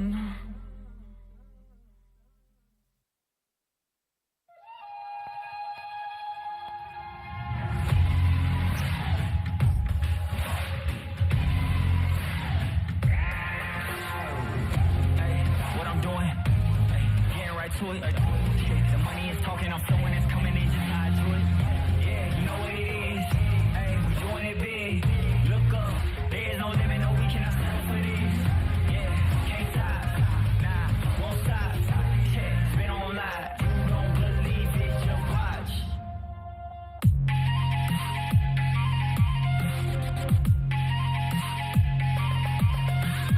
I had to deal with the cards dealt, hey, when no one's help. When it's time for action, I'm here live and cashing. Just imagine all of the hours that I put in running and gunning the passion. All of them clap, big applause, wish I could pause all their reaction. Ooh, we know I never had a losing streak. I know you see what adrenaline's doing to me. I've been kicking game, Bruce Lee. You ain't in the game too weak. Make them feel the pain too deep. Tell them get out the kitchen, you can't take the heat. What I'm doing, getting right to it. The money is talking, I'm flowing, it's coming in, just hide to it. Yeah, can't stop, nah, won't stop. Yeah, spin on live, you don't believe it, just watch.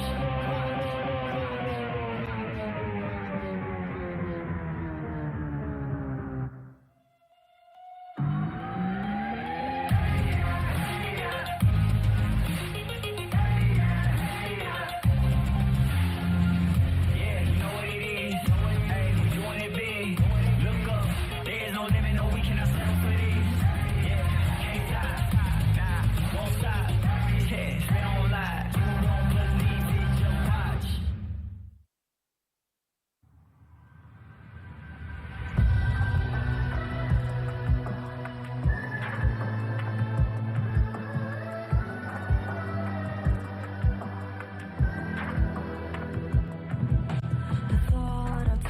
you once, but I'll remind you. There's certain things you're not supposed to do. I saw you in my dreams when you were falling. No way to know if it will all come true. Let this be a war.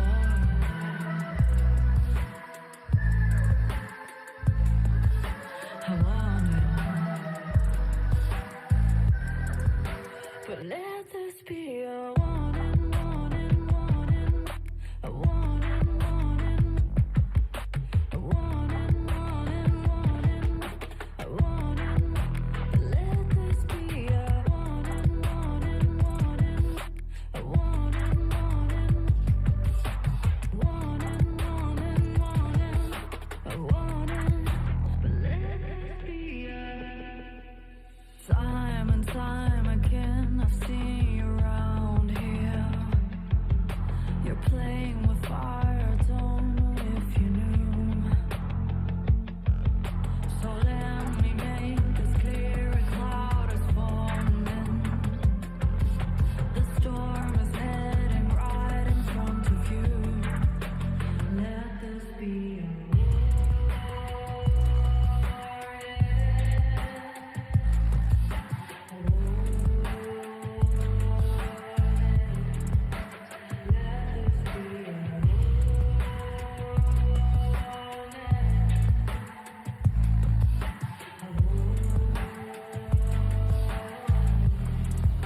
But let this be a warning, warning, warning, a warning, warning, a warning, warning, warning, a warning.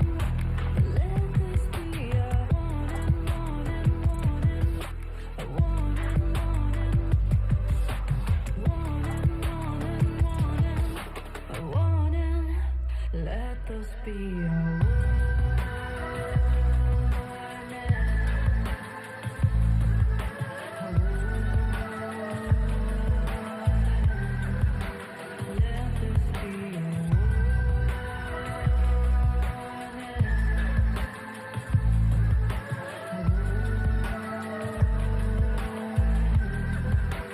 Let this be a warning.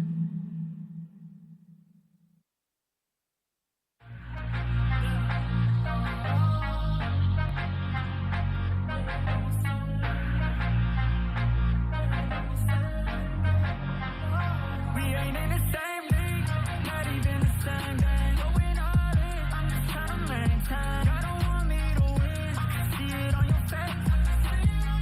I can see it on your face. Think you gon' beat me, good luck, that's a long shot. Got the ball, full field ahead, I ain't gon' stop. If I ever fall, I'ma still end up on top. Right now, I'm feeling like everything that you're not. If I was you, I would probably feel the same way. Winning in my blood, something that I can't change. If I was you, I would probably feel the same way. We ain't in the same league, not even the same game. Going all in, I'm just trying to maintain. Y'all don't want me to win, I can see it on your face. I can see it on your face. We ain't in the same league, not even the same game. Going all in, I'm just trying to maintain. Y'all don't want me to win, I can see it on your face. I can see it on your face. Gotta be in first place, second just the first to lose. Working in the gym, taking shots, I'm trying to perfect my moves. Early bird gets the worm, I don't got time to snooze. I'm not in the frat, but every year I still pay my dues. Do it for mama dues. Wanna get a house with a pool and an amazing view, so she could watch her son do what he wanna do. Cause lately I've been ballin' like an alley-oop. We ain't in the same league, not even the same game. Going all in, I'm just trying to maintain. Y'all don't want me to win, I can see it on your face. I can see it on your face. We ain't in the same league, not even the same game. Going all in, I'm just trying to maintain. Y'all don't want me to win, I can see it on your face. I can see it on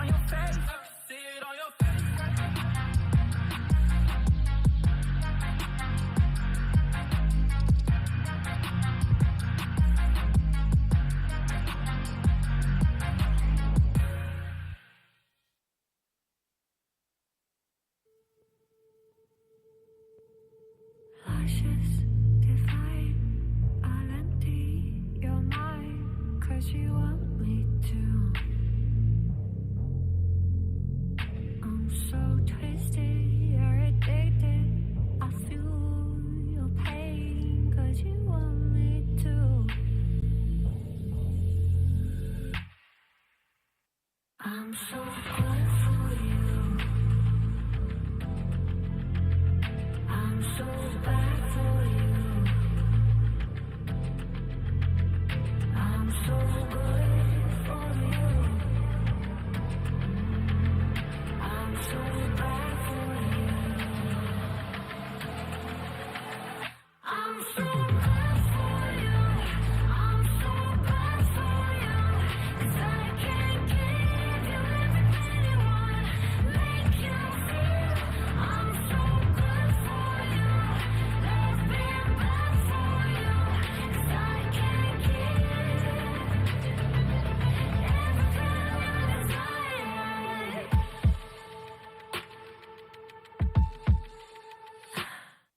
So close the doors, let me in, let me taste the darkness in you.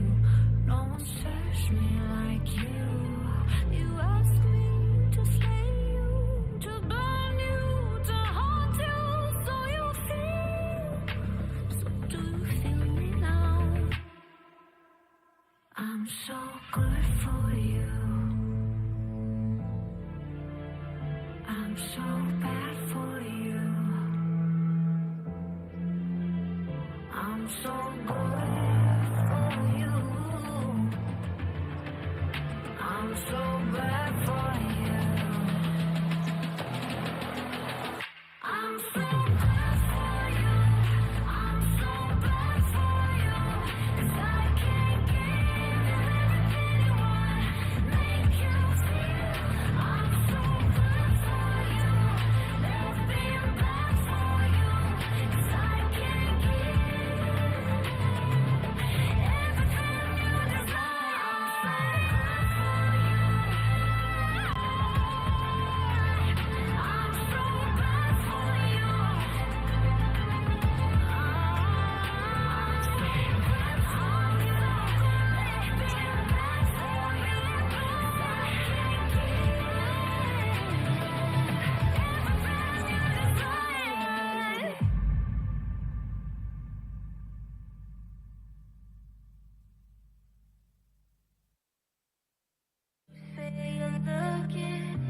Keep looking for it, but you can't find it.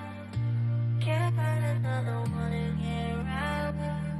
You try and try, but never find someone black. It's not over till I say so. It's not over till I'm ready to let it go. Till I'm ready to let it go. Till I'm ready to let it go. Hello, everybody, and welcome back here to game number 2 of week number 5, day number 2 here at the PCS. And we got Beyond vs. Deutsch team coming up. And personally, I mean, I've said this before about them. I'm hoping for something exciting in the draft phase. I hope so too. We've seen one upset today already with West Point taking that win over against CFO. And look, Deutsch team beating Beyond, it feels even more unrealistic. But hey, I really didn't expect West Point to win game number 1. So maybe Deutsch team can get it done against Beyond. They have looked a little shaky lately. I'm not sure how they'll do it, but somehow. I mean, yeah. Honestly, there's been 2 games recently, both their game yesterday, I can't remember who they versed yesterday, but their game yesterday as well as their game against Impunity, where Deutsch looked like they actually could win. I mean, they had 11-1 Ash, I believe it was, yesterday, and still couldn't do it. So, I mean, that leaves you a big question mark. But, I mean, they are now looking like they're willing to give these carry junglers to WSL, and it has looked alright. It hasn't looked too bad, and I mean, I'm hoping for them more of that. I think it looks like probably their only chance to really get a win. Unfortunately, all the kills going over to Ash meant that WSL really didn't have the gold that maybe he would have wanted on the Karthus.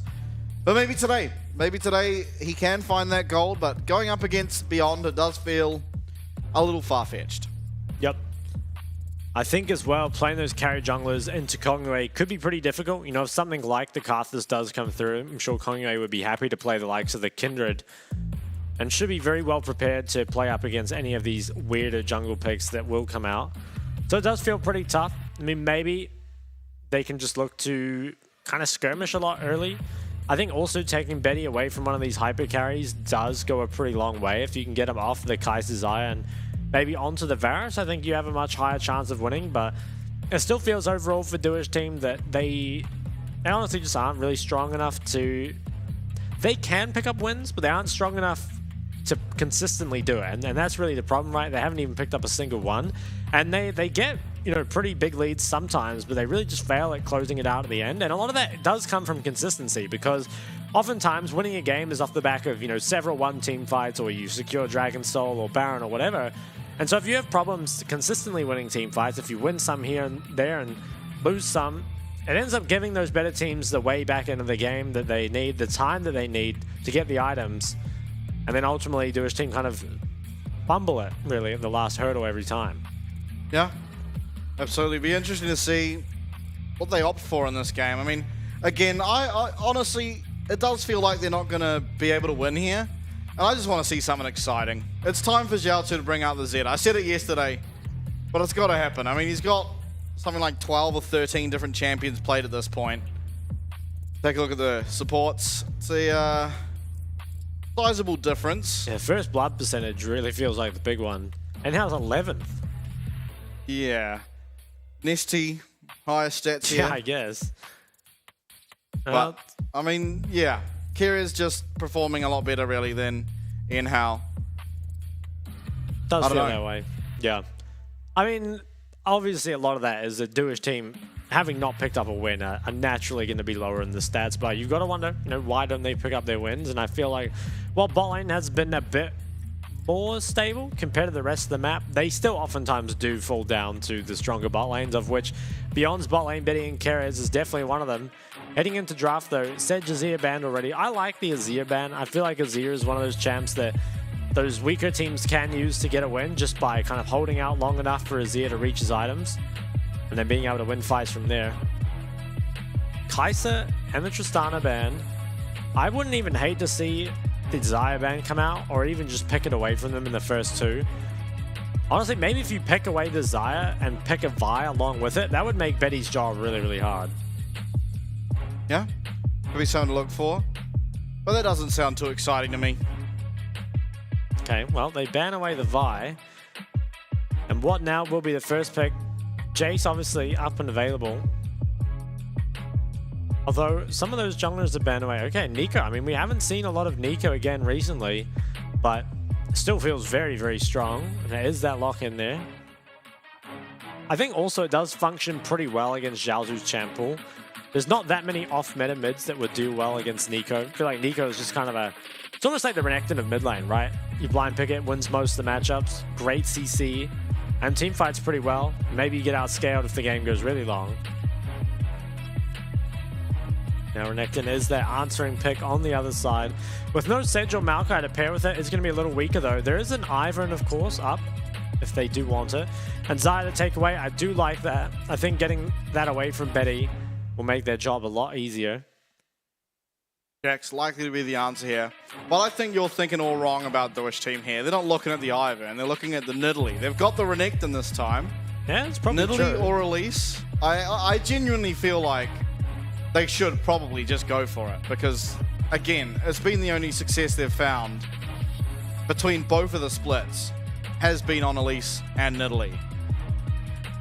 They'll have to overlook, but I think now it's definitely, surely, if Elise and Nidalee are not banned here from Beyond, it has to be one of them. Maybe it's Karthus again, but... Yeah, it depends what gets banned, but you certainly think it's an AP jungler. I mean, it just has to be pretty much coming out. So what do you ban for that? I mean, maybe you last pick your jungler at this point and you just ban away some things that Kongyue could blind pick to make it annoying. There is obviously that Rel flex. They ban away the Samira. So Samira Rel is something that's been getting played a bit more. Don't want to give that one over. And I think, yeah, just limiting Betty's options more and more.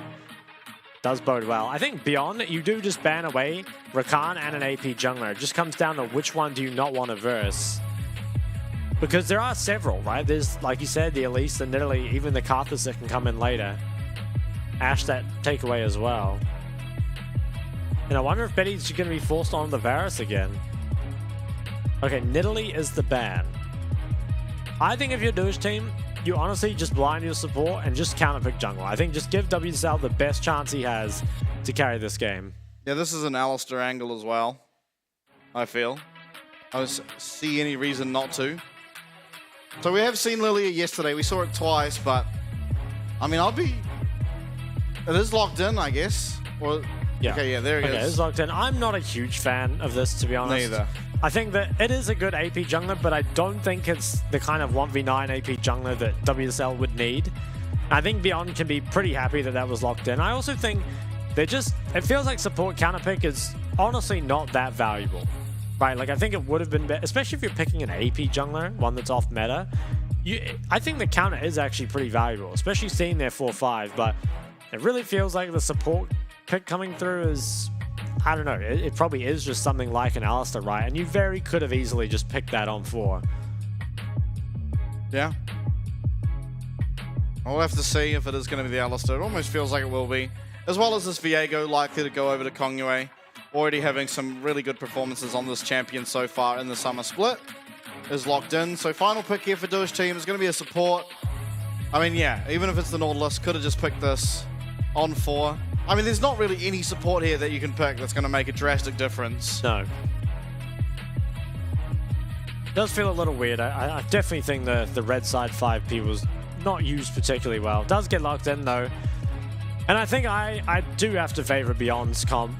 I think it is stronger overall. I will say that I feel like Douche team have kind of got what they wanted, and they also got Betty away from some of the carries, but he does pick up a Filio, so it's not going to be the Varus. And I think this suits him a lot better. I definitely have a lot more faith that if this game does go late, Betty will just 1v9 a team fight eventually. Yeah. So I'm a little bit worried for Douche team, but what they do have is a lot of early game tools. They've got that Renekton in the top lane as well as Nautilus, so good gank setup. But are they going to be able to win the lanes? Not too sure. Feels like mid lane might be pretty difficult, the Nico Jace matchup. And that Nico Viego will be moving around the map. Very hard at 2v2 or 3v3 against that.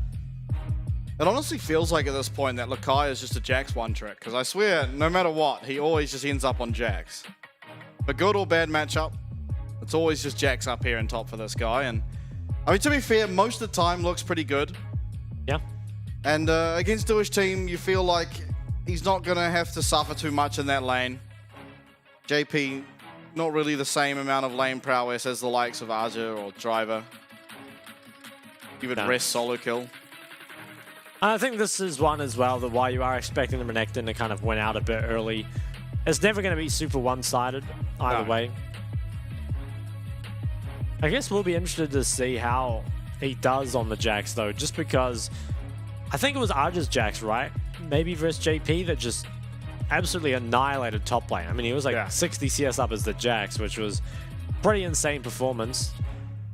Yeah, definitely the opposite of how that matchup is supposed to go, but you know, that does happen when you are just the stronger player, and we're now loading onto the Rift here for the second game tonight. Douche team versus Beyond, and I guess all eyes really on WSL. It feels like ultimately this guy's going to have to do a lot for his team. Not sure if Lilia is the pick to do that. It also feels like there's just the strength in lanes might help him look for some dives, but Zhao 2 face checking that bush will cost him a pot, but it is just the refillable, so he'll be able to recall and not lose too much, but that was pretty scary there. Yeah, WSL taking a lot of damage as well. Does see those Raptors warded out.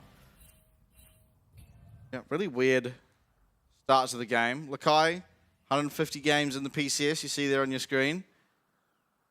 A lot of games, a lot of these pop-ups coming through these days, so see these sort of the longevity of some of these players. Okay, now, Raptors will be the start. Yeah, it does look like it will be a Raptor start by both sides, and I think the Beyond, I'm not sure if they will look for an invade later on or not. I think it might depend a lot on that bot prior. Let's see what happens, because of course can try and invade Lilia on that bot side. Should have mid. Where are the Raptors going? Well, they're back. Let's see what Kongwei does. Is he going to go Raptors to top side? Okay. Doing a little different. Yeah, and there shouldn't really be an invade coming from this because, well, maybe this wave crashes. JP will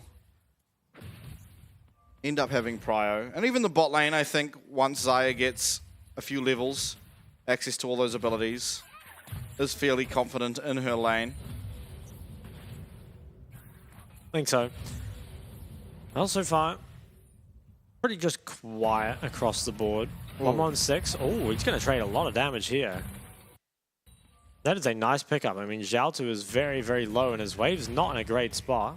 Yeah, misses the accelerated shock blast and still tries to go for the trade. Yeah, he's in a bit of trouble. Lakai, though. Oh, he was trying to proxy. He's trying to proxy, but doesn't realize that WSL was going that side of the map, and he's in trouble. WSL going to have so much move speed. I'm kind of intrigued as why he's not auto-attacking so much, but Lakai almost certainly going to go down here for first blood. It is WSL just picking up that solo kill. Yeah, that is a huge pickup. Getting an accelerated Lilia nice and early is very, very good. Zhao, though, he is pretty low, but I think he'll be able to get away. Oh, WSL lands the bowling ball. Isn't going to turn around, though. I do want to see kind of what happened top. I guess they were just expecting the Lilia to be a bit faster, honestly. Have cleared all those camps and then be moving down, but because they did know she started Raptors. Maybe they thought she went for the same pathing as Kongwei. Yeah, possibly. Very big punish, though. But this is weird. Like, I it think seems pretty normal, right, for her to be here. Yeah. I don't know. Lakai really just not respecting at all.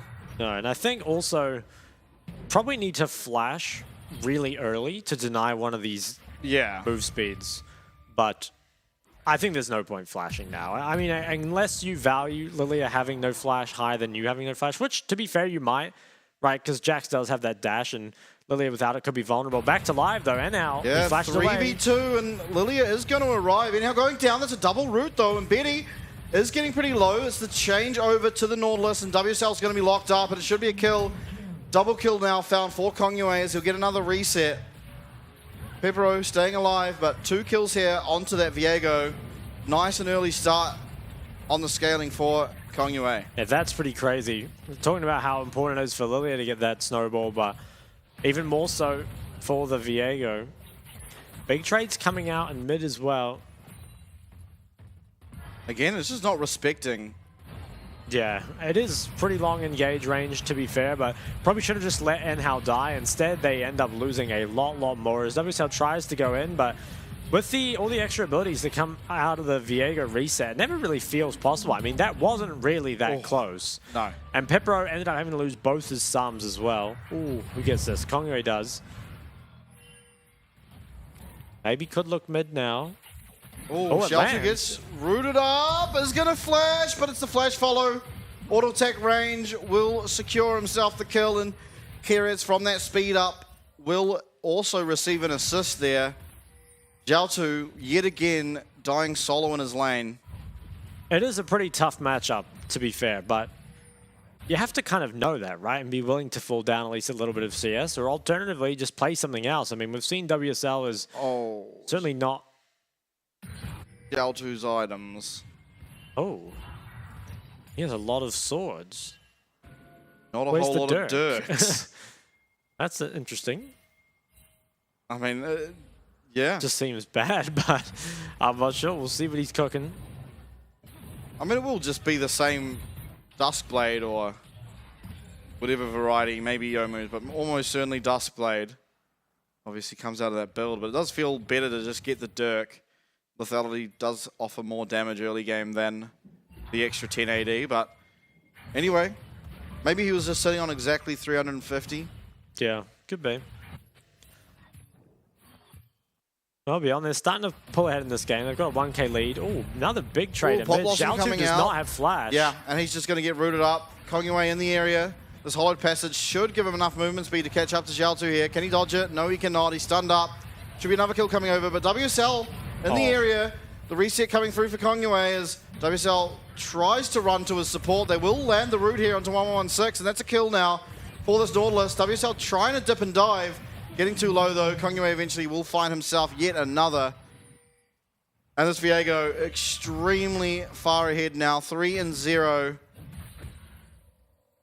He is just getting so fed. Yeah. So early as well. He's going to have an absolute banger game here. It is now the Dirk on that Jace, but tough here really for Zhao. I mean, the wave is frozen. He doesn't have flash and he's losing the matchup. There isn't much you can do to fix this situation. You'd have to call your jungler, but ultimately you don't win the 2v2. It really is just a punishment for how far you've fallen behind already. And honestly, it was pretty good, I think, by Duish team to be able to trade even one back. It looked like WSL was just dead here, but Enhao did have first move from bot. Hook didn't look like it connected to me, but it did grab him. Sorry, Nautilus Hook never misses. No, it's the size of a building. Oh, stun up, and it's going to be Betty running forward. Does have quite a few chakrams. But Pepero landing a nice route will mean that both Duish team bot laners are able to survive here. Pretty critical considering how massive this minion wave that is coming in is. Kongwei though is level 6 and angling for a dive. No level 6 is coming through for either of these bot laners. Pepero does have cleanse, will use it immediately, but it's going to be an absolute assassination coming through here onto both these bot laners. Betty does go down in trade, so it is ultimately a 2-for-1. But more kills over to the side of Beyond. They're definitely liking that one as a massive minion wave will be going down as well. Now WSL on the opposite side trying to trade over a Rift Herald for himself. Yeah, I think he will get that Herald. But like you said, massive win there on the bot side. Unfortunate that Betty died. Now Betty, his death was fast enough that the bounty had not updated. So Pepero didn't actually get the extra gold from that. He only got the 300. Looks like this will be picked up, and this is a nice trade for Duish team. They don't really have any other options right now, but cast your eyes to Kongwei's inventory. He has a Triforce at 8 minutes, which is pretty absurd. And I do worry about this bot side of the map, because there's going to be a lot of camps taken away and maybe a split map forced. Now, Pepper will have the ulti for that next dive, but I think he still feels very vulnerable, right? There is a lot of damage that can come through here. Yeah, Pepero will scout out the fact that everyone is here, is trying to back away, can't really go to that tower, knowing that Enhao's nowhere in the region. BYG backing out away from this tri-bush and could allow now the bot laners to push up and get themselves this farm. But Dragon now started for Beyond, will be picked up. That's the first. It's 10 minutes in, so will be a delayed Dragon Soul, all things considered. But I don't even think you need it. You've got a 303 Triforce Viego on your team. Yeah. And all things considered, every lane going in favor here of Beyond, which is to be expected. Perhaps Lakai making a very bad mistake early game, but Brindle back manages to stay even here with the Renekton as Zhao now. Flash followed here by 116. Will confirm. Get another kill. That's a 4th one now for Viego. And a 3rd death for Zhao. His isolated death tally is getting very, very, very high. It is. Kongwei's really just running around grabbing kills everywhere. I mean, I don't think he's had an unsuccessful gank yet. 403. Oh, he had just TP'd back to lane as well. How tragic. Oh, on the bot, there's a fight going on in the picture-in-picture. Try to see what's going on. There is a dredge line. Forced out. Yeah, Betty does have to flash away. Well, there we go. Now I get to see all of it. Nice Moonlight dodge. Vigil and the Featherstorm traded here. But it is health in favor of Beyond. Enhao getting very low. Oh, okay. Bowling Ball lands here onto 116, but WSL does not have the damage here. Doesn't have the Ludens yet completed. And I want to say, by the way, that this Ludens, I like it a whole lot better than the Rod of Ages. Oh, it should be a Leandry, right? Sorry, I meant that. I meant Leandry, sorry. Yeah, I agree, though. I like it a lot better than the Rowan. I think having that early power is pretty important, especially from your solo AP, right? I think having more damage is really, really crucial. Yeah, pretty big trades there. Now, did the Herald get used mid or did it expire? Okay, it was used mid. I thought maybe it just disappeared, but they are going to drop him mid.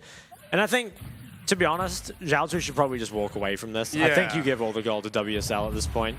He's too greedy. No, he does yoink some of it, but I really think your Lilia is your one hope into this game. I mean, if she gets fed, it's a lot of AoE damage that can come out, and Lilia's one of those champs that does have the potential to just absurdly swing a team fight if she gets, you know, a little lucky, finds the right AoE. Now ulti on Pepero. Yeah, cleanse used.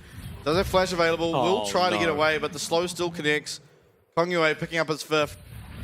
And I think this game's one for the books. Does feel like it. And maybe they're going to continue this fight on the bot side. WSL, he's engaged on this already. guy's dead.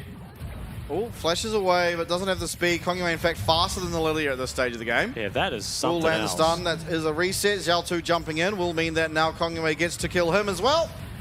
That's a nice double kill again here for Kongyue, and I think Xiao2's just trying to give over deaths sometimes. For as much, you know, bad things we've said about the PCS Viego, I think Kongyue has almost always succeeded on it. Maybe only ones that are not so good. Inhao, as well as Pepero, are actually going to survive somehow against this. What is it now? I have to see the score, but I think it's 7-0. Yeah, I don't know. He's got a few of them. I think he's 7, maybe. It might be 7. Oh, bot lane might not be safe just yet. Oh, okay. They are looking teleport coming down. This is going to be JP in his first fight of the game. Bowling ball will connect, but there is no... Oh, there is actually the sleep available. Kongyue will be found here almost certainly, although he does almost get that reset. It's 1 kill found. It's actually a 2 for 2 as Pepero offloading a lot of damage, finds the root. Featherstorm available, confirms the kill here. On to Betty. Is trying to chase this Nico, but will not be able to after that root does come down. And ultimately, it does end up being a 3 for 2 in favor of Duish team. Pepero being the real benefactor there of a triple kill. Yeah, you got that shutdown as well off of Kongyue, which was huge. I guess he would have been 7-0. And that was a lot of gold picked up for him. Let's see. I want to see how close Kongyue was from getting this reset. Because they did get a kill before he goes down. Oof. I think a little bit of indecision there on the way he was walking might have ended up costing him. And I'm amazed that sleep managed to hit Kongyue there. I think it's pretty incredible. And yeah, he was so close. He'd started grabbing it. If he got that, could have been pretty different. And Betty, I mean, he goes very far forward here. Probably just had no way really to get out of that point, but fully committed. And Xiao2, we're looking for number 5 here. Ooh. Actually manages to survive for now. About coming through. Kongyue, all right, this guy's dead. Inhao. Is he going to get out? Stunned up, rooted up. He does manage to channel that hook and gets himself to the safety of the tower, but Kongyue waiting there by the Raptor pit. Don't feel like it's a very safe dive, but Betty at the same time gets himself first blood tower down there in the bot lane. So this Aphelios is also going to be very scary alongside the Viego as JP looking for a flank angle, but with these towers here, doesn't feel all that realistic. He might have overstayed his welcome as well. And now he's so low. Wow. I think that top tower might just fall here. The Renekton has been away from that lane for so long. And if they lose top tower and Dragon and Herald all at the same time, that would be just a tragic macro. And it looks like it might be the case. Top tower is being pressured. Like you said, the bot already fell. Yeah, top tower falls as well. So really just no trade whatsoever. They can come out of Duish team. Just feel like they're too far behind. It really is just Pepero. Now he will come online at 2 items, but has to get there first. And the more that Beyond can get done before that, the better a position they'll be in. And how often has it been that we're in a game and the only person you can rely on to maybe find something has been Pepero? It does feel he's often the guy that just is the one who picks up those skirmish kills. But at the same time... Oh, Xiao2. Ooh. For a second there, I thought he wanted his 6th. Not yet. No, Herald picked up, and that should be the mid tower that'll fall as a result. WSL looking for something on the bot side. Oh my. It's not very easy to gank this Nico. She has a lot of damage. Oh. There is some griefing going on. They're still looking bot, but I honestly think even if they kill 1-1-6, they're going to lose so much mid that it would never be worth it. I mean, they would lose 3 towers if they were to commit to it. Instead, they will recall. First tower goes down. I think the second tower will get charged, but I don't think it'll end up falling. And they're looking for something, maybe, Duish team. They've got the flank. Yeah, JP... He might just be out of position, maybe does not realize how much trouble he potentially can be in. Tries to find the trade there onto Lakai. And yeah, I think all things considered, oftentimes in these sort of situations, you're like, wait for the Jace poke and maybe you can find an angle, but Xiao2 is so insanely weak right now that it doesn't feel like it's going to matter. Why is Carrier... Oh, that's Nico. I was going to say, why is Carrier's bot? But I was just looking at the Nico icon. There he is. Tricked me. Oh, bowling ball. Stops. Oh, doesn't stop any. Shield. Right. 2 items here for Betty. Betty's actually got a lot of gold. Yeah, Pepero as well. It really is just Pepero versus the world. Yeah, it does feel like that. Pretty much always. Even Keres, you know, in this support is up 1k gold. Yeah. Which is pretty important. Yeah, 1-1-11 on the rail. Yeah, that's a lot an of KP. Insane amount of KP for 17 minutes of a game. Now, what will we look for next? Feels like there's not that much up to take. Maybe this bot tower could be worked on. Oh, Xiao2 could be worked on. Yep, Xiao2. Here will be the 6th. It wasn't before. Oh. There's just nowhere to go. What was that flash? I think it was just reactionary, but unfortunately, I mean, it's not easy at this point, right? You've really just... Everyone kills you super fast. You can't even walk in your own jungle. Yeah. Well, now the siege begins here onto this bot lane tower. Doesn't feel like it can go down. Xayah has a fairly reasonable amount of wave clear up until Baron's really picked up. Although this mid tower is fairly low.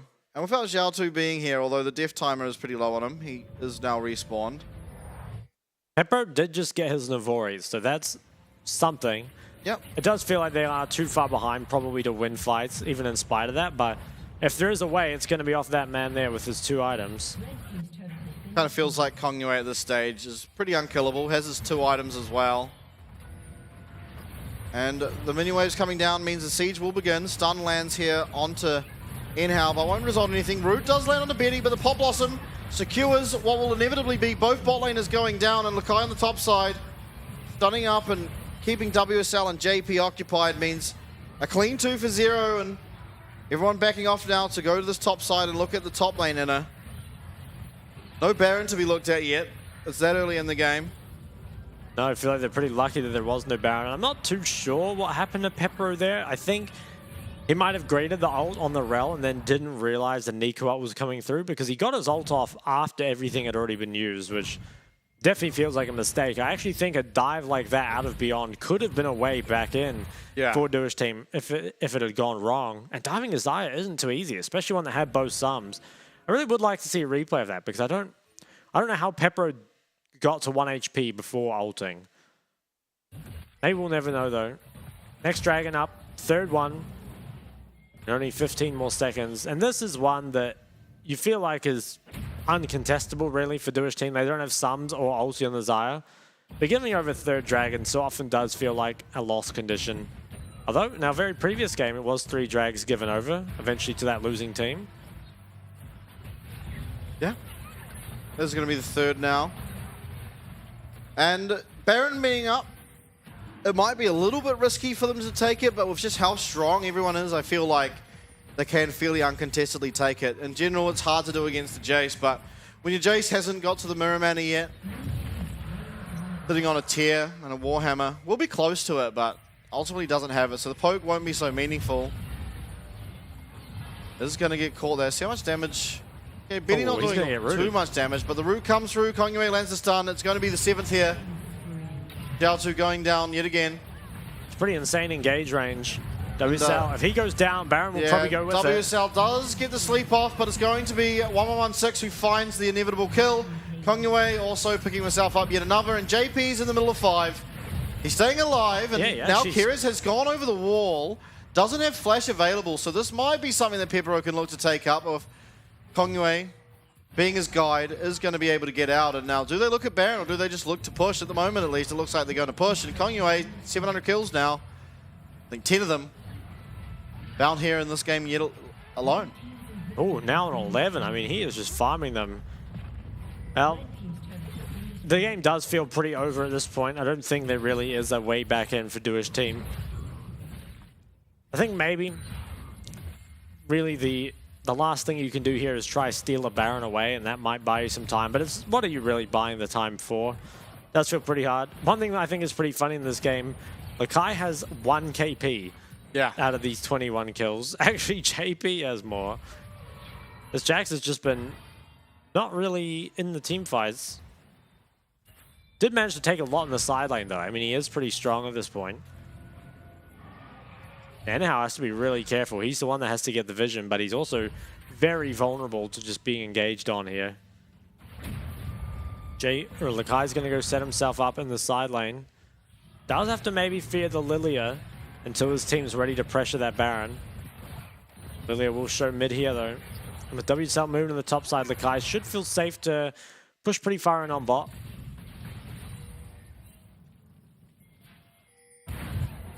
Now lots of vision cleared out for Beyond. They could look back at the Baron if they wanted to. Just kind of bring Dua's team towards them, force one of those fights. Ooh, big trade in bot lane. There's a level advantage for Lakai, but WSL will be here. Yeah. This might just be Lakai going down. Does ward jump away, has flash available. Bowling ball will not commit, but again, another jump from Lakai. It's going to be Baron taking on the other side of the map, though. There's nothing really you can do about this, unless there is a miraculous steal from Zhao 2, but that won't happen as this Baron gets absolutely melted. And now Super Minions, along with Barons in the mid wave, could spell the end of the game. I mean, you're up 11k gold. You do feel like you can just trudge down the middle lane and secure the game. Yep. Kind of just felt like desperation from Dua's team, and I think that's exactly what it was. It really just isn't a good way back into this game.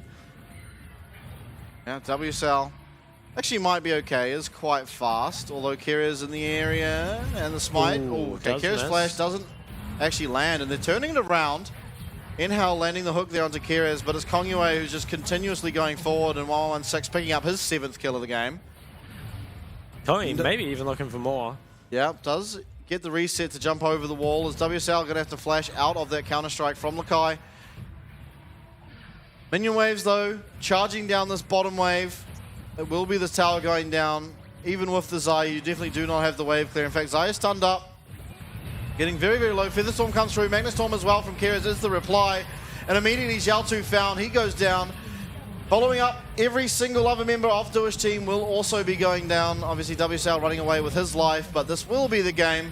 It's a 24-minute affair. Start of the game looked good for Dua's team, but it quickly came out of hand when Kongyue picked himself up a lot of kills. And once again, we see a very good reason to keep Viego out of this man's hands, as Beyond secure themselves their 10th win of the split. They will. Very dominant fashion there, 27 kills. And I think while this was a pretty expected result, I mean, Dua's team haven't picked up a win against anyone, let alone those kind of upper echelon of teams. It was still pretty decisive, right? Wasn't expecting it to be quite that explosive. I will say, nice to see that Nico's still functioning well on 13.13. There were nerfs to it, of course, but it feels like it's still as strong as ever. It still kind of wins lane in the same way it did before, and obviously the teamfight presence remains. So would expect that to be a pick that, while maybe teams have experimented with it less lately, I think it will definitely be back for playoffs, and I wouldn't be surprised to see it being very high pro. Yeah. I mean, interesting game, really. I think, man on your screen here, Lakai, definitely was a little bit invisible there. Got himself caught out. Going for one of the most greedy sort of farming routes you possibly can, knowing that Nico started on that bot side. Doesn't feel like you can really proxy the wave. Does find himself dead, but then ultimately it was Kongyue, I feel. Like Kongyue has to receive MVP for me, but I mean, just how much he found off bottom, going for that early gank, and then around the map, he just went from lane to lane, just securing himself up kills, and got himself, was it an 8-minute Triforce, I believe? Yeah, it was pretty insane. Yeah, pretty insane from that guy, and yeah, but things looking bad here in Dua's camp, really. Yeah, it honestly feels like Dua's team at this point, I know it's too late in the season really to change it, but I feel like they honestly do just need some roster changes. Their roster can't really stand up against the other teams, and while sometimes they get a lucky break and they get through the early game, they still just don't really have the skill to match up in those team fights. And it feels bad to kind of, you know, have Dua's team come in every week and lay out ways they can win, and ultimately, it always is just going to be an uphill battle for them, the way it is right now. But hopefully in future, they'll be able to turn things around. Yeah, definitely. I mean, I think at this point, if it wasn't already, no, yes, this is the game that means, well, no, I think it was already, but they definitely can't make playoffs, basically. Yeah. Even if they were to win every game and the teams above them were to lose every game, there's no way possible for them to make playoffs. And I just, yeah, there's so many question marks around this team. I think ultimately, WSL doesn't look like Lily is really the champ for him. No. Did pick himself up the early first blood, but kind of a big nothing burger from then on. And it feels like you could have probably played the Elise or the Nidalee, and he's already looked good on those champs. It feels weird that you go to the Lilia. Obviously, we saw it yesterday from other teams, and it did have one good game, but ultimately found nothing here. I think JP, admittedly, on this team does, while Pepero often gets a lot of kills, I think JP actually seems to stand up against other teams the best. Because even in this game where the whole sort of map was falling apart, he actually had a respectable scoreline for the most part. And even on those games before on the Gwen, he always played pretty well on that champion as well.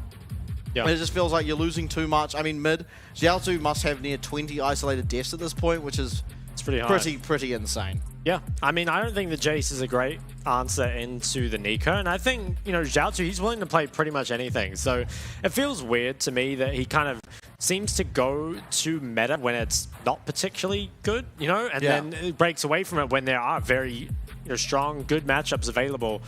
And deaths like this, I mean, what can you really say? I think he is just too far behind at this point. I honestly feel like after about 0-4, the deaths after that point can almost be written off, but those 4 before it were so important. And WSL, like you said, it didn't find the best game on the Lilia. I honestly think it might just be down to coin flip Karthus every time. I think that could have been the way to go. Damage there. Kongwei leading the team, in fact, leading the whole game there on the Viego. That has to be a first. I think it is. PCS Viego's back, baby. We got it. We did it. I think it's finally arrived. Gone are the days of the 2,000 damage Viegos in a 40-minute game. We've got an 18,000 in a 24-minute game. Yeah, I do think it pairs really well with the Nico. Kind of like with the Annie as well. Just some mid laner that wants to fight and has CC, I think is really, really important. Because whenever we see Viego picked with a, alongside something like an Azir, it definitely feels like a mismatch. You kind of want to avoid those fights and not really be involved. And I don't think Viego is the same sort of bridge champion that, some of the other junglers might be of, like the Sedge Renekton being picked, just to kind of get your Azir through that early game. But I think it should be MVP to Kongwei. I think it could go to 1-1-6 on the Nico. I think he had a pretty good game for himself as well. But it was definitely, I think it was a Kongwei He put on the clinic. Yeah. He put on an absolute clinic here on the Viego. And I think undoubtedly at this point, the best Viego in the league. For sure. And all the other teams, at least the sort of top 4 teams, they all ban the Viego away from him now. And it feels like you just should, because at least recently, Beyond's best games have been while he's played the Viego. And he will be the MVP. And what was it, 28 kills in that game? He receives 85% of the KP, as well as near on 30% of the damage as the Viego. Obviously, you can see how much gold he was up at the end here. And this was really what got the ball starting for Beyond. It was, and this was really just disrespect from Duish team. Got engaged on very, very early, and I think if you just let Enhal die and you leave now, it's not too bad. I mean, Pepper lost his cleanse, but he still has flash, but it's really when WSL tries to commit for more, loses his life, and then Pepro trying to take a bit more ended up losing his flash too. So that was absolutely disastrous. And time again, I mean, this was crazy. Look how much movement speed he had with his Triforce. Yeah. It's just chasing down an Aurelia. Not often do you see that. No, absolutely not. And continues forward. I think what's funny in this game is, in general, we see like the Viego and the PCS, and it's like, well, they're like even or a little bit behind, but if you kill this carry, he gets to turn into them and be really strong. But in this game, if he got the reset and turned into someone, he was just so considerably weaker. But honestly, he was still strong enough, you get the reset. It's just kind of different. We haven't seen that from Viego's, even though Kongwei's had those really good games. Yeah. It's still been like, getting those resets were so important, but in this game, it almost didn't feel like it. No. It was kind of just used to give yourself another gap closer to kill yet another member. Pretty much. Just pick it up, just QWE real quick and go again. Yeah, or the Nautilus to even just Q a wall and then ult again. Yeah. I mean, Kongwei having a fantastic performance there and really putting Viego on the map here in the PCS finally. And I think it's now something that the top teams are just going to keep banning against him, because he does really carry on that champ. But that is it for game number 2. Coming up next, Perhaps game of the night, perhaps game 5's game of the night, but it is going to be DCG versus PSG, so do stick around.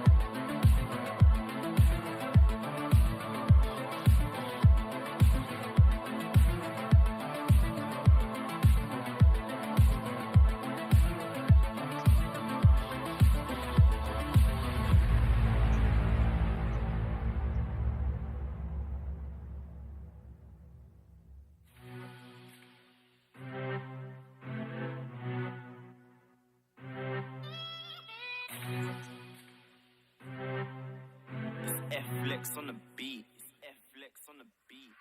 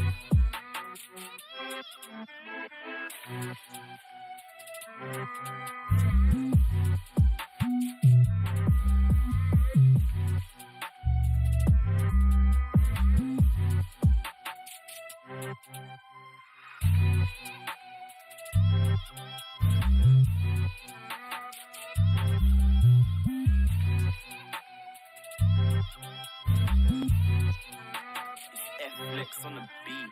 F-Flex on the beat.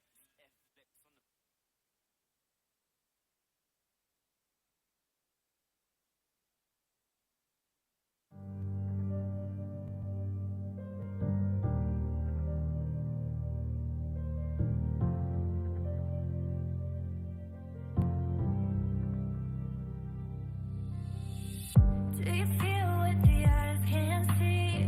You hear it calling way down deep. Trust your heart, it'll keep you true. This world expects so much from you. From the dark out into the light, it'll come in the middle of the night.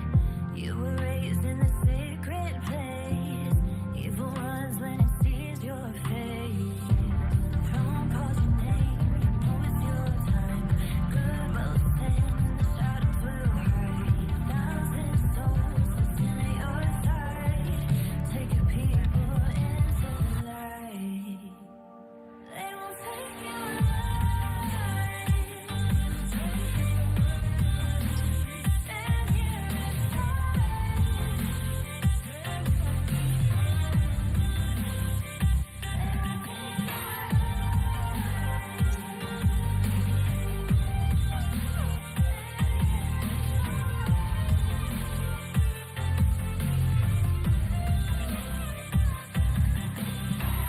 You must follow me, my friend. Stay together, we can make it home again. Take a look at this place once more. The people, the home that you're fighting for. Throne calls your name, you know it's your time. Good will stand and the shadows will hide. 1,000 souls within your side. Take your people into the light. They won't take you alive. Stand here and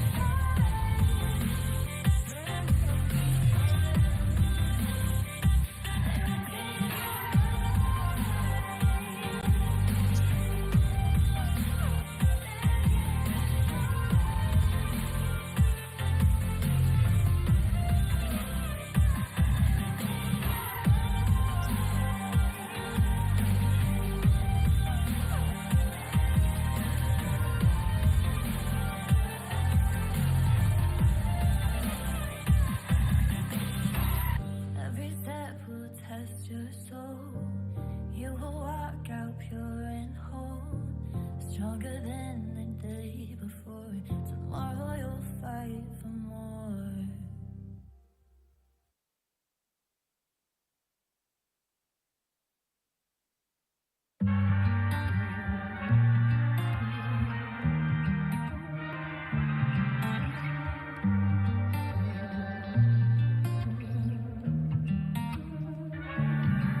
If I had nothing but myself, would you still be around? If I was begging for your help, would you let me down? Yeah, I could try to act like I don't need anyone, pretend it's me, myself, and I'd rather be on my own. But I know I can do this alone. If I had a nightmare, tell me, are you right there pulling me out? If I was too high, yeah, tell me, are you right there pulling me down, me down? 'Cause I need you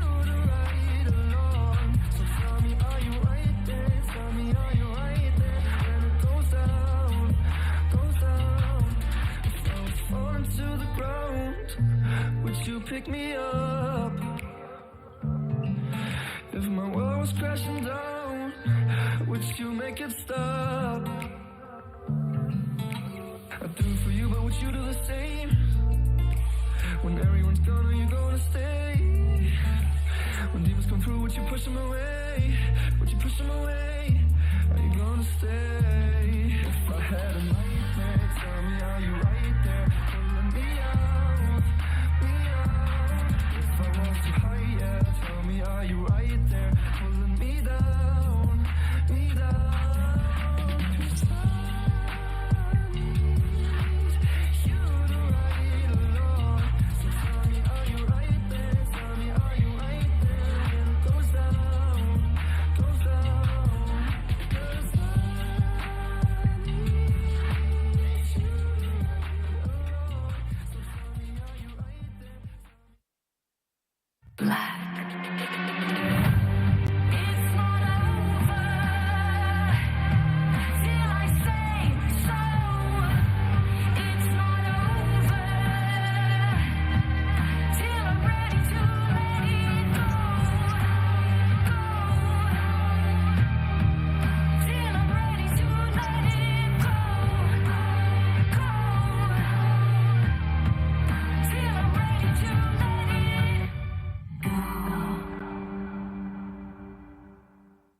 Hello everybody and welcome back here to game number 3 of the night, and we're going to have DCG against PSG, which could be an exciting one. Could be. I think the mid lane matchup in particular can be exciting because Mission dominating his lane quite consistently, but Maple, at least in the last couple of weeks, has looked very, very formidable.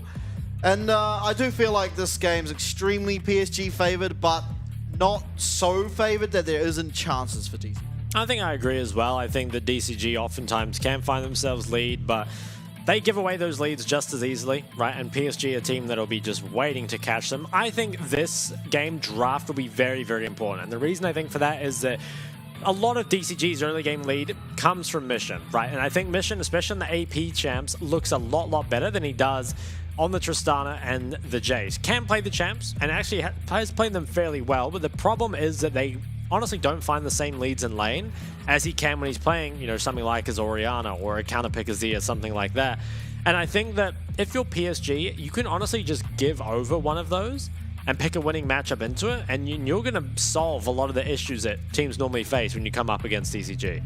Yeah, absolutely. And I think really when you look at every other role, they do seem just outclassed. I mean, the likes of the bot lane, you have Wako and Woody coming up against Chris Carter and Orca, and it does feel like there's not really a world where you picture PSG losing that matchup. And then Hanabi against Arja, at least recently, Arja has looked just a lot better. I mean, there's not really any other way to put it. Arja has looked really, really solid this split, to the point where he's often finding dives up against his laners and coming out with a kill. So I think quite a few concerns for DCG, and I mean, maybe they will just have to fully commit to trying to get Mission some leads and on one of these late game scaling, early game pressure control majors. Yeah, I'd be down to just see something like the blind pick Orianna come through again, honestly. I think that if you just go full standard draft, it's probably going to favor PSG, I would think.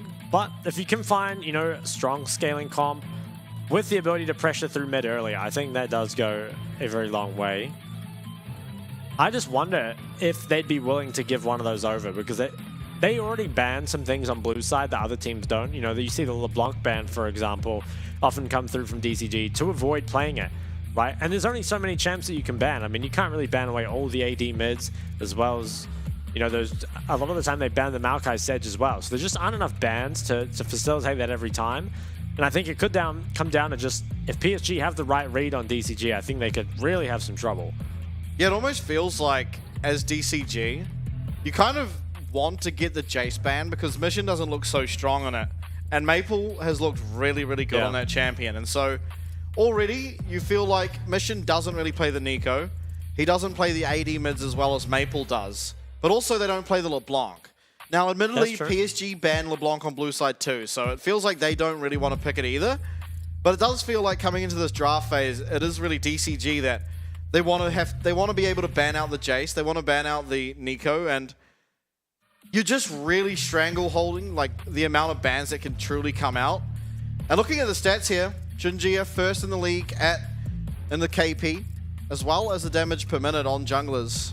And considering his jungle pool, I feel like that's a pretty nice stat. It is pretty nice. You know, they've already got so many carries on the side of PSG that you don't really need any more, but your jungler bringing so much consistent damage is really, really nice. And that's not even to mention what else Junjia brings. And he's always at the right place at the right time. So while Hana's been having a good split, Junjia still feels like he's kind of a level above. Yeah, absolutely. That's kind of insane that he is able to put out so much damage, considering I think he's had like a couple of Vi games, and other than that, it has really just been the Maokai Sejuani duty. Admittedly, Maokai does put out some numbers. Now, Azir banned first here for PSG against DCG, and that makes a lot of sense. Obviously, we talked about Mission and how he has quite a prowess for those control mages, Azir being the best one in the meta. Now, Nico Sejuani banned by DCG. And this last ban, because of Tristana's ban, you feel like should be Jace, although maybe you're just angling to get it. It does still feel like PSG are probably fine to give Mission Jace as long as they have something to answer. Yeah. Well, we'll see what they end up going for. I think, okay, so they ban away the Xayah. Kai'Sa is still open. Jace, of course, and I think the LeBlanc is probably just going to fall through. Don't think it's going to be prioritized by either team. What will this last ban be? I mean, maybe you just ban the Kai'Sa, right? Feels like with the Xayah ban, giving that would probably be a bit too much. Okay, so it's up if they want it. And I feel like Kriskada's actually been pretty good on the Kai'Sa. Yeah.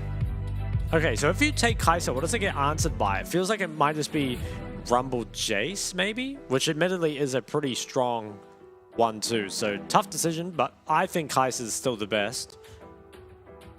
Looks like they think that as well. PSG, I mean, I think if you go something like Jace Rumble, maybe you don't even need to take the Jace right now, because I think probably won't get picked by Mission. But I think it would be really, really strong. I think you do want to take it now, because even though Mission hasn't looked as good on the Jace, giving away Kai'Sa Jace does feel like a real big loss con. I wonder if they just go Jace, Rumble, Rel. Feels like they have a very... yeah, I think they'll probably do it. Okay, now the question is, will they get that Rumble later on? Because I think it's a bit harder for DCG to take the Rumble, because that's going to make it harder to go AP Kai'Sa, especially if there's not an AD mid coming out later. So I don't think this Rumble will be prioritized, and most likely PSG will just lock it in third. What do you pick up instead, though? Pro junglers are missing. You could go the Vi. Obviously, there is no Xayah there. Alternatively, we could just... Ooh, okay.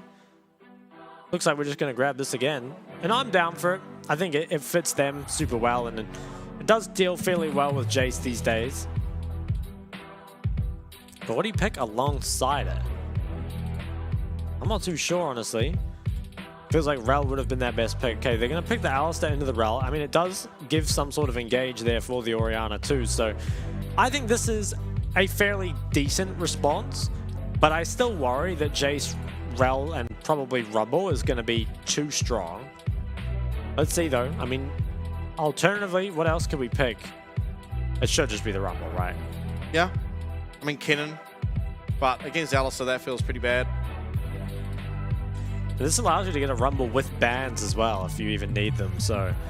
Yeah, what do you really need to ban, though? It doesn't feel like there's anything. No. I think you might just ban away the Jax or something, but it doesn't even feel like it's required. Yeah, I think you're fine against Jax. Maybe really late game, but... with these team comps, you don't really want to be going late game as PSG anyway. Well, second phase bans. Targeting the junglers might be a good idea. Jungle pool has already been pinched pretty significantly, and now you can take away some more. Maybe take away the Wukong or something? Vi, if you think it's going to be an issue. Feels like jungle bans probably do go the longest. It is the Vi ban first. Okay, so DCG, you've got to be careful here. I don't think you can ban out any junglers, really. Yeah, probably just has to be ADCs. I think given that they have Rel as well, if the jungle pool gets pinched that much, Junjia will most likely just pick the Rel, obviously receiving buffs on the patch to the jungle. was already just a strong champion anyway. They banned the Milio away from Woody. This happens every game now. Makes sense though, you don't really want to give over the Milio Lucian, especially to this PSG lineup. Does feel like a good ban. I think it's pretty likely that this route just ends up going jungle, honestly, because there just aren't a whole lot of other junglers available. Yeah, definitely could do. They banned the Renekton last, so I guess we're worried just about some of that early game strength that can come out of it, which I think is fine. I mean, Rumble just destroys basically everything else. Okay, last ban for DCG. You could ban away some more engage, something like the Nautilus, but it still feels like, you know, the Leona can always come through anyway, so it's difficult to take away everything. They do ban the Nort.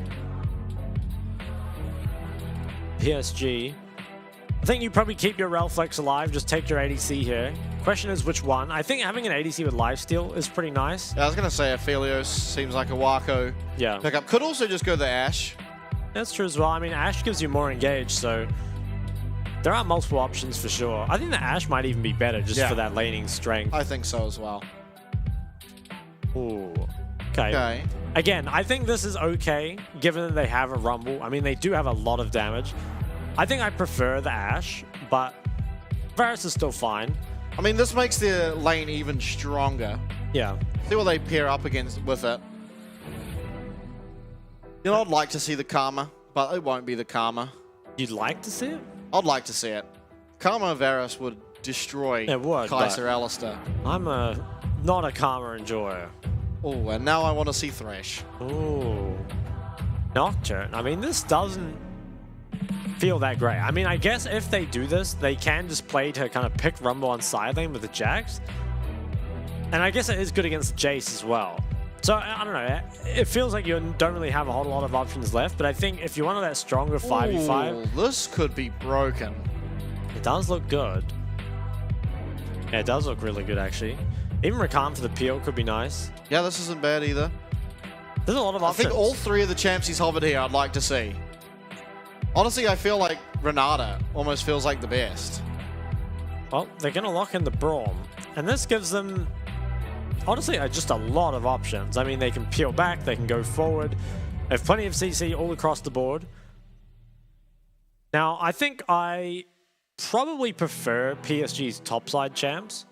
At the same time, though, DCG they've definitely got some potential with this comp. I feel like Orianna Kai'Sa, with the kind of front line in front of them, can be pretty hard to deal with.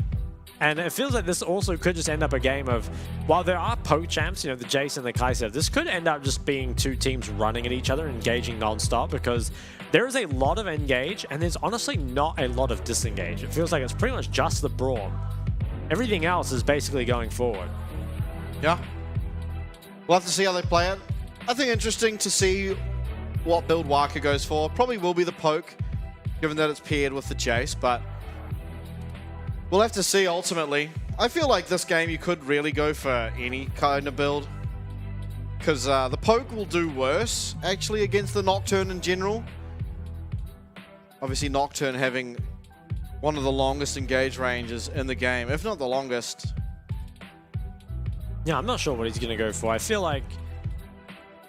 Let's see, could he have... I guess he could go AP. I mean, I think solo AP Rumble is pretty solid anyway. But you could go AP and just use it to deal with whoever's in front of you, like the Alistair. Yeah, I think the reason why I'd like to see attack speed Varus is that if the Nocturne goes onto the Varus and Braum stands between the Nocturne and his team and gets the passive off on the Nocturne, it means that you're actually able to burn down the Nocturne. But if you're the poke Varus, that's just simply not that feasible. We are loading in now. Game number 3, DCG versus PSG, and an important game really for both of these teams. Obviously PSG, if they win this, will have sole position of that first spot retained. But for DCG, winning here would mean they do pick up and actually gain 1 point over CFO, which would put them in sole position of, I believe it's 4th? Yeah, 4th. Yeah. I think as well, I mean, just the momentum that you get for beating PSG feels insane, right? Yeah. I mean, Only Beyond has done that so far, and in a very one-sided game. Admittedly, they did it with the Kai'Sa. So maybe Cascada can do the same thing. Need to get those 2v2 kills on the Wako. Yeah, I think the big difference there was you didn't have really much carry threat coming through for the rest of PSG. It was really only Wako in that game on the Tristana. Obviously the LeBlanc with Poke, and then there was a Cassante top. But this game you've got Arzio on Rumble, who can carry the game. You've again then got Maple on this Jace, and we've seen him carry games. It feels like they've just got a better all-rounded comp here. Does feel like playing something like the Orianna, especially, even if Mission is very good on it. Playing that into the likes of the Rel Rumble is not going to be easy. No. Definitely going to need Flash. And it'll be interesting to see how Jinjia plays this game. I believe it's his first Rel jungle game. It might even be the first we've seen here in the PCS. I'm not sure if we've seen one before. I think we might have. But it's definitely Junjia's first game. He's going to go Aftershock. I think that makes a lot of sense. It's eerie here for the Orianna. Yeah, and makes it a lot of is sense. lethal tempo, which to me means probably AD on hit Varus. Yeah, it should is be, what I believe. I guess, with that. You have a lot of options in this game anyway. You do go lethal tempo with the AP Varus as well, quite often, but I think leaving this Rumble as sole AP is probably the best course of action. And on the other side, it is going to be Cascada with the AP Kai'Sa build. Obviously starting with that longsword refillable, as well as Halo Blades, does mean that. I guess in theory could be lethality, but...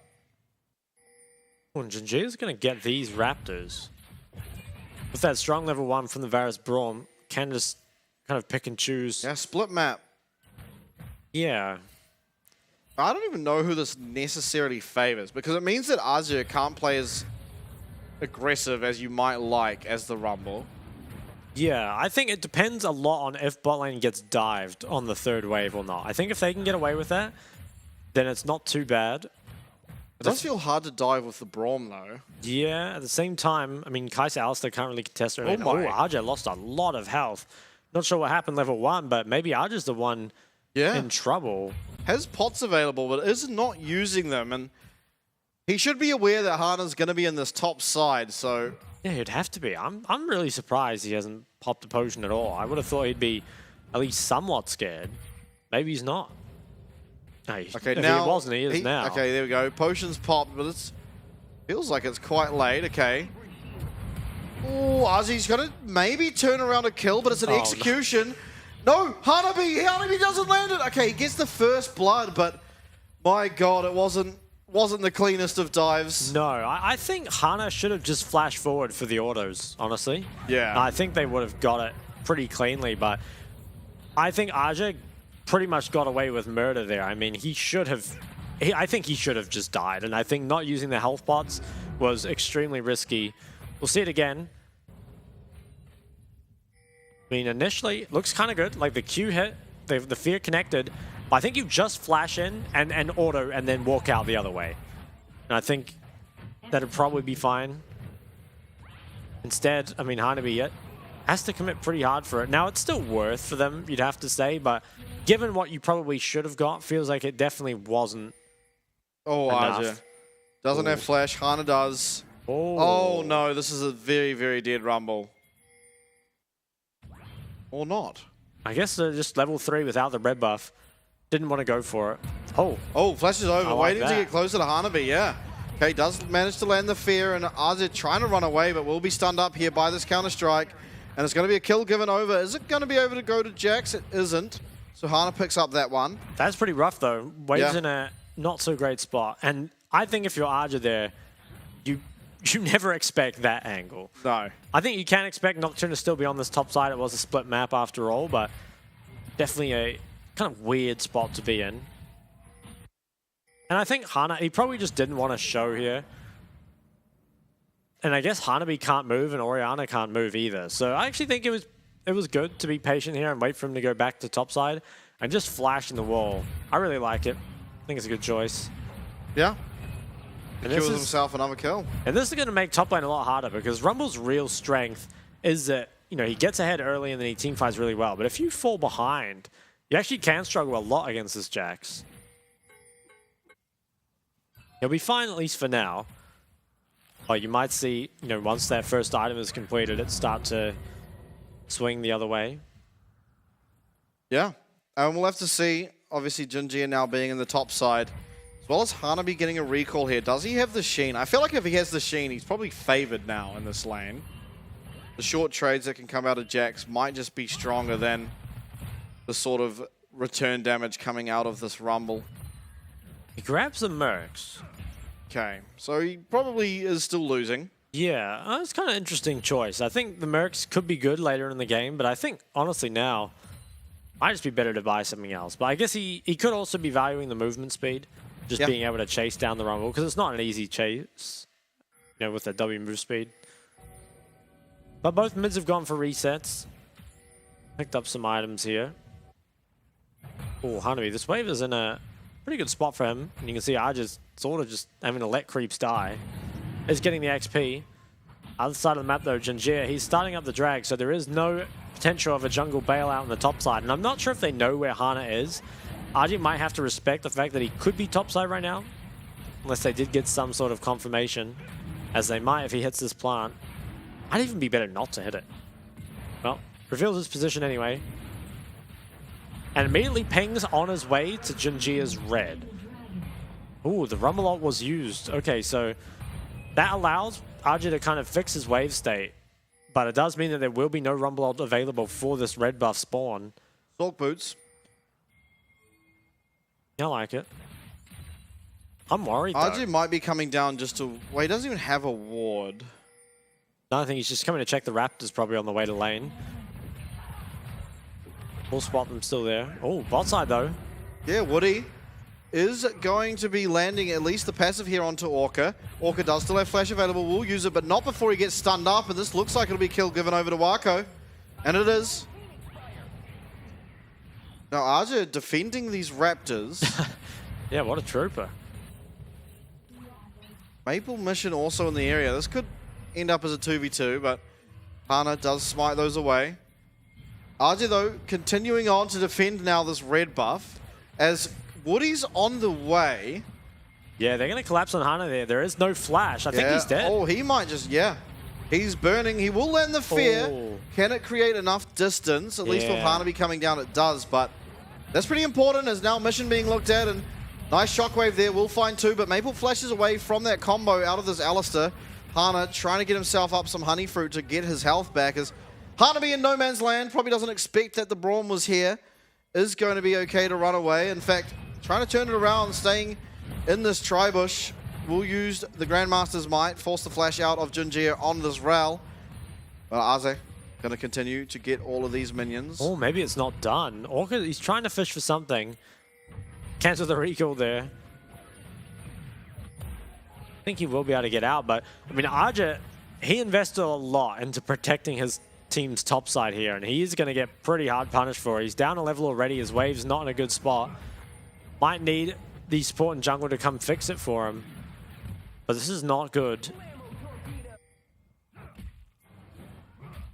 Okay, with members around, I wouldn't be surprised to see PSG start this up. They have the Rumble ult, and they know the Jax ult's down. Ori ult was used as well. So I think this will be the Herald going over. So despite the kind of weakness on the top side, just given how that last fight played out, I think they're the ones that could get it. Now, level 6 is picked up here by Hana. And the health bars aren't super high, although neither is Hana's. Wako coming mid as well, so I think just no chance to contest, really.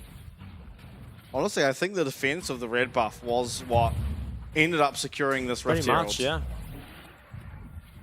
At what cost, though? Because top lane is now very far behind. Yeah, Jinjia looking like he might be giving over this. No, we'll just recall. Wouldn't have been so bad to give your soul AP the gold of the Herald, but... Yeah, he did cancel his recall, so he's still in the top side. Equalizes up. Hanabi is reasonably low. Really have to dodge out of these harpoons. So Hana in the area does have Paranoia available. Might not be aware of Jinjia's presence, but will once he sees the Scuttle Crab coming down. Resets have come out. I want to see where Hanabi goes from now. Okay, he grabs the Sheen. Oh, he spent a lot of gold there. I think he did get a plate while Arja was defending that red as well, so was building up a nice lead for himself. And now it comes down to him, though, to kind of capitalize on it. Because Hana getting denied that red was pretty annoying. I think Arja might even end up with TP advantage here. We'll see if he uses it on top or not. There's no dragon for a full minute. I think he's going to try keep it. Okay, so maybe Arja wants to be able to TP down on this next drag. It is the Shiv picked up for Wako. So it's just going to be able to match wave clear on that mid lane. Yeah, it doesn't really tell the story of what build he's going for yet. The dagger as well could be cracking, could be really anything. Junjia though, Magnet Storm landed here. Orca does pop his ult and hits Woody actually. Probably the way you wouldn't want to hit him as Wako flashes forward. Should be confirming himself a kill yet again. This is now a 2-0 Varus. As Dragon will be spawning in 30 seconds. And that pick might just mean the vision control is afforded here for PSG. Does seem that way. No ult for Alistair 2 in a skirmish. Could really be the difference maker as Woody now only just hitting level 6 after what was an extremely long... Hold up. How there goes unlucky Maple. is that? Yeah. Gets just hit by the Kaiser W and then immediately engaged on by 3 members. He did not have the flash there, so nowhere to go. And that's going to be quite a lot lost in mid lane. But that is a lot of cooldowns down as the dragon spawns. Wako picking himself up a plate here, as well as this Herald going down. So you do feel like PSG should be able to pick up the second dragon. Will they get the Herald in? I think so. Oh, maybe not. Oh, it looks like it will barely crash. It does. I think all that gold went over to Rel. Yeah, it did. Now, second dragon is picked up. I still think you're pretty happy with this as DCG. The first 2 dragons not too important. And Mission, he is working on his Shadow Flame technology once again. Yeah. Game feeling a little bit harder for Maple though after that death. Yep. Finds himself down 20 CS to Maple's Oriana.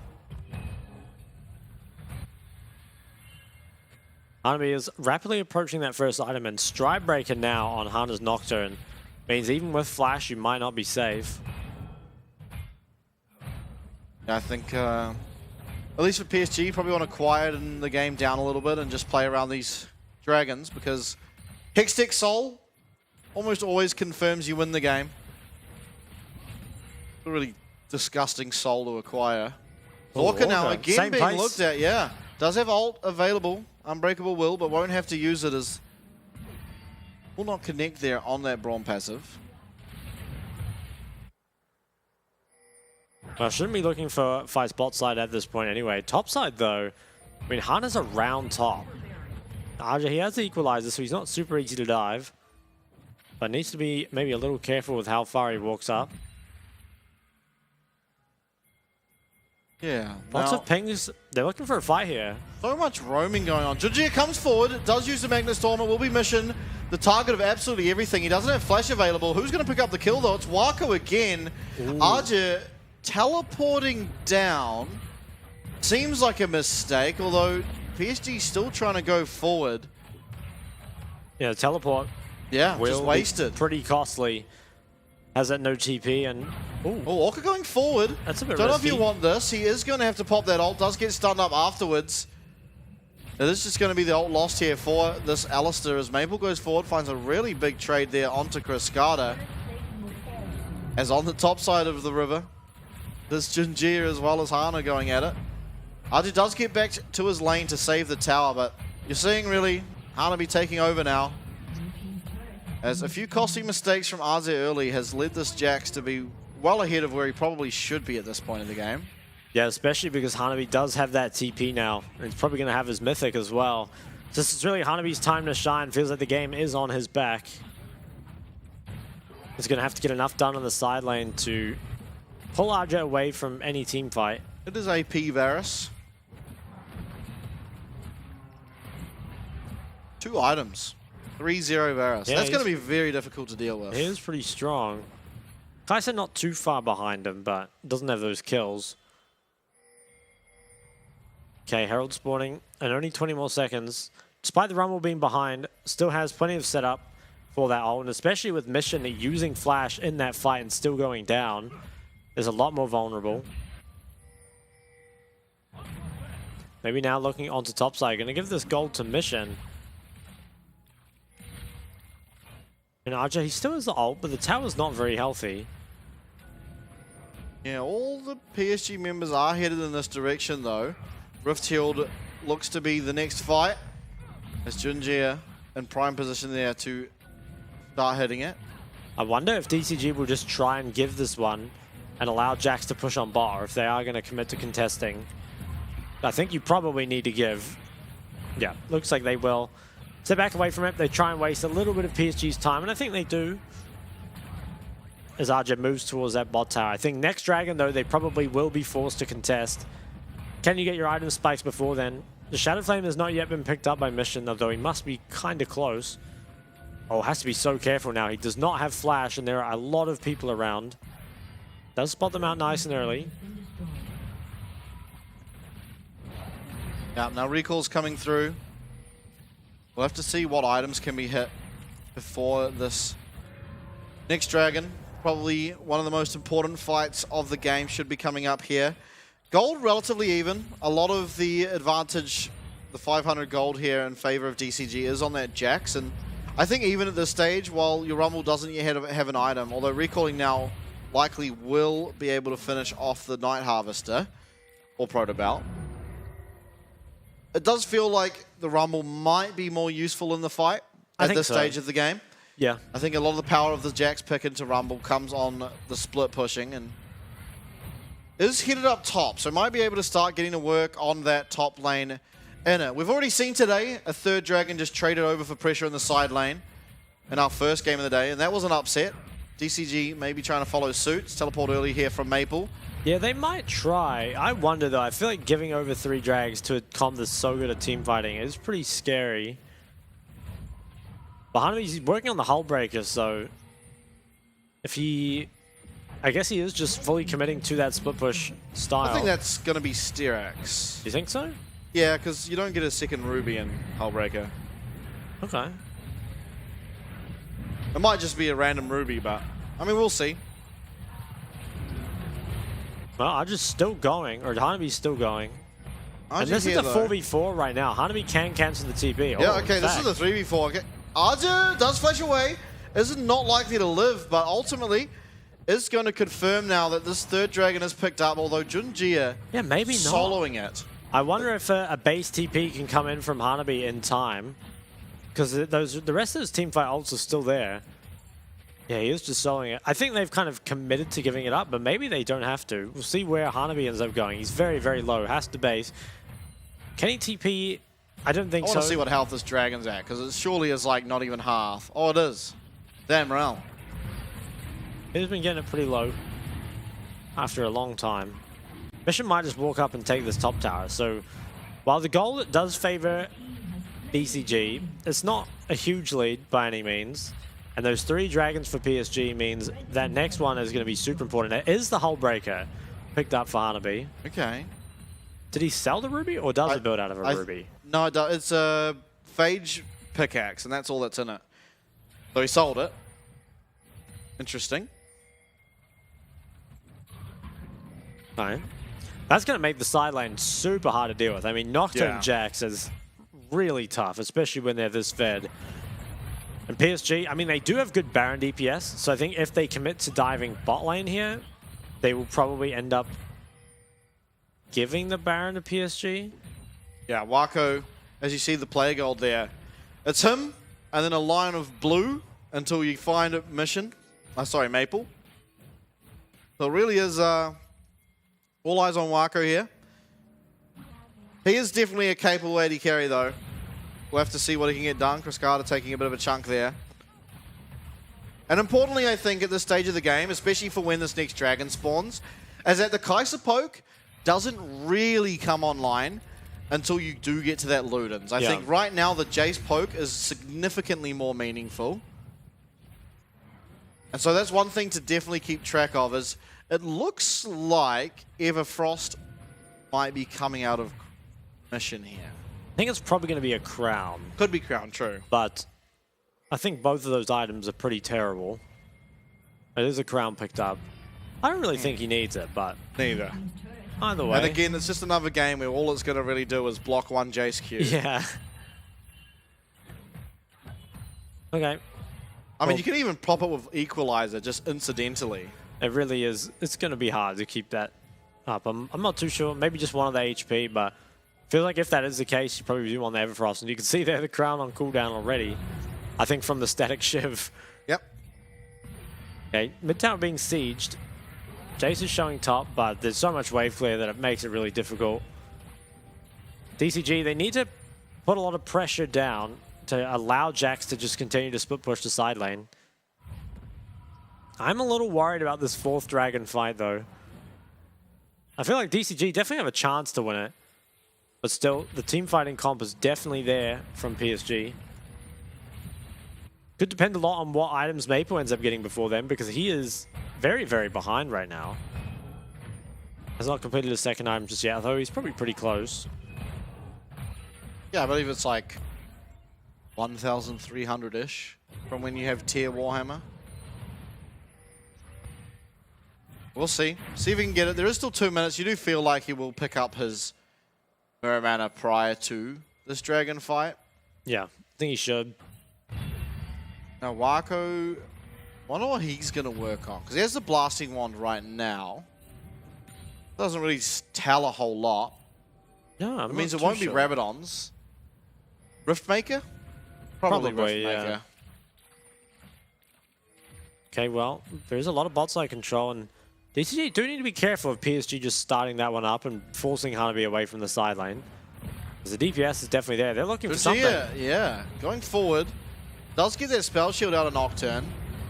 See if it means anything. Poke landing here onto Wako. And Mission, at least for now, does retain his crown.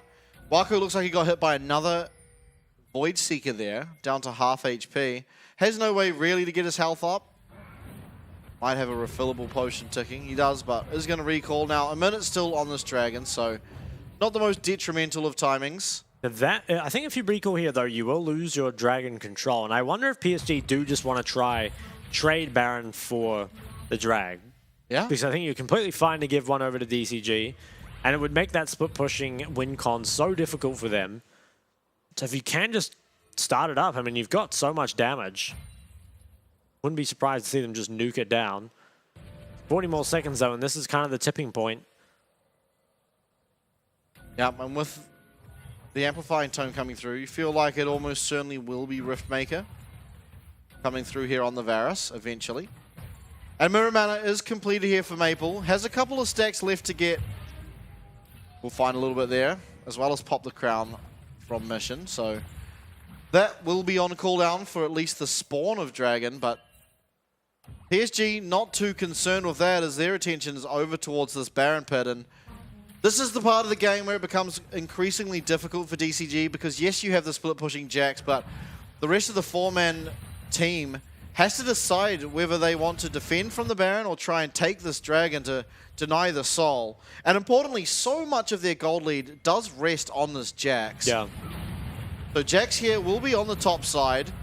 Paranoia comes through, will be onto Wako. Are they going to be able to peel from him? Really, really nice stopwatch there.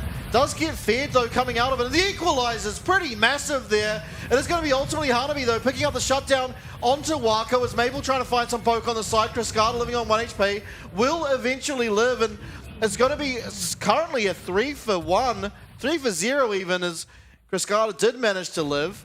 2 members do survive. It's RZ and Maple still up. Baron could be looked at here, although recall's coming through. Cascada not healthy enough to look for anything, but RJ and Maple actually turning their attention towards this dragon. With the Hextech gates, should not have time, and teleport coming through from Mission definitely confirms, or even Hanabi does confirm, that they will not in fact have time to do this. And massive team fight win there. Yep. I think that was really well played from the side of DCG. They found everything on Wako, who is by far the most fed member on the team. And it is pretty hard to survive as that immobile Varus, but I think there might have been a way to get out. Take a look at this replay. Nocturne ult comes in. There's Jax on the flank, so I guess not marking the flank on the Jax made this too difficult in the end. And I think after that, you know, Wako was just taken so low by the time he gets to deal any damage, so Really, I don't think there was a way out in hindsight. I think just finding Hanabi on the flank was super, super critical. And they didn't, and he found that access that he needed. And this is what happens, I guess, when you pick that engage with Xayah gone, right? There just really aren't that many other ADCs that can deal with it. Yeah. I think importantly, how the Nocturne works with that fear means as soon as Wako came out of that stopwatch, he was just immediately feared, comboed by Orca. He tried to flash away, but again, was found by Hanabi on the flank. And that is the Dragon going over to DCG. Now, importantly, PSG do have time to try and get some items online to look for something. Zonya's actually completed here, so losing the stopwatch does mean he just goes for the immediate Zonya's on the Varus. Yeah, I think you kind of have to. It's going to be Gwinsu's Kai'Sa, which could be okay, but does feel a little worse, I have to say, against the amount of poke that can come through, both from Maple and Wako. Yeah, I wonder if he just wants the Baron DPS. Yeah, hard on it right now. I wonder if PSG are getting at least somewhat suspicious. They must have be now. to be, yeah. But there is they're this big picking up, flank. and Junji is actually already pretty low. Oh, yeah. Pencord goes into the side. It's going to be Paranoia. The Baron is off now, and does the fear get channeled? It doesn't look like it does. There's no fear onto Wako, and he's going to be able to just hit. Chain of Corruption comes through. It's a shutdown going over to Azir. And they're trying to run forward. There is going to be Ghost available for Wako, but at least for now he's not popped it. Winter's Bite lands as the combo comes through from Orca. That's the eventual stun, and another kill here found. Teleport now. Coming in from base from Azir, who does complete the Zonyas on his recall, and now it's going to be 3 kills found for PSG. Baron now is where their attention lays, as Mission and Cascada do whatever they can to try and stop it, but the poke's just not enough. This is the Baron confirmed. Junji even positioning aggressively, but ultimately will disengage with that Baron. Feels like this happens to DCG every single game, though. Once they find themselves in a good position, they overreach too far, and they're punished for it. I mean, this was looking really good. Junji was chunked very, very low. Hanabi had this great flank. I think just needed to wait a little bit longer. I mean, they pulled the trigger so early. Nocturne's taken so much damage there, and with the Zonyas this time being popped early enough. Yeah. And I just felt like they didn't really need to do this. I mean, they could just have Jack still split pushing, keep the Rumble away. I guess his TP wasn't up, but they were the ones that forced the Baron. And that was Flashless Varus winning that fight, so... Yeah. It does feel hard. I think Wako, learning from his mistakes in the previous team fight, does just Zonyas before the Nocturne gets to him, so he can't get that fear channeled. It was also just perfect timing, because he did it as soon as Hanabi was jumping on it, so it was a 2-for-1. Possibly didn't have to be. You still do have, for DCG though, if you want them to win, you do have this Jax, who is immensely strong. You got your Rage Blade now on Cascada as well, so there is a lot of damage that can come through. Mission's been languishing on this blasting one for a long time. Guess he's working towards the Void, but does not have it yet. Now, again, we're 1 minute out from this Dragon spawning, but 4 members of PSG up on around the top side. Looks like Jinjia will recall, start heading out towards the bot side, as well as everyone else, all synchronizing their recalls. Haven't got a whole lot from the Baron. It is 2k, which brought them back to even in the game. But ultimately, I think it just allows them to set up for this Dragon, because at this stage of the game, it feels like maybe you get 1 tower, but that is a whole lot less impactful than picking up this Dragon Soul. 30 seconds now. Mission also very low on mana. Will likely have to recall and teleport back, which is completely fine. Junjia might stop him. Yeah, Junjia looking like he will. Oh, it's kind of... Still okay. You still have the teleport. I wonder if he does have the Void as well, because that would deal with Rel a lot better if he has it. RJ does. Just picking that one up on his recall. Ooh, Mission does not. Now, there's still 10 seconds out from this Dragon, and teleport on at least Maple. Mission also channeling that teleport there to the mid lane inner. Yeah, lots of TPs coming in, and this is a problem, right? You give over those 2 drags, and now your split pusher is forced to fight. And there goes the crown. Now, Dragon down to half HP. They're going to have to look for something. Hana on the flank. Hanabi, importantly, isn't. So now Dragon, very, very low, is taken. That is the soul now confirmed here for PSG. And the following engage lands onto Mission. Junjia, though, getting pretty low. Equalizer does come through. Kriskada going to have to pop that cleanse, but it's Hanabi on the back line. Is not finding anything. In fact, he's going to find himself a... What a pose! Yeah, that was nice. He's going to find himself a death, though, eventually. It's 2 kills found for PSG, as well as the Dragon Soul. That's a massive pickup.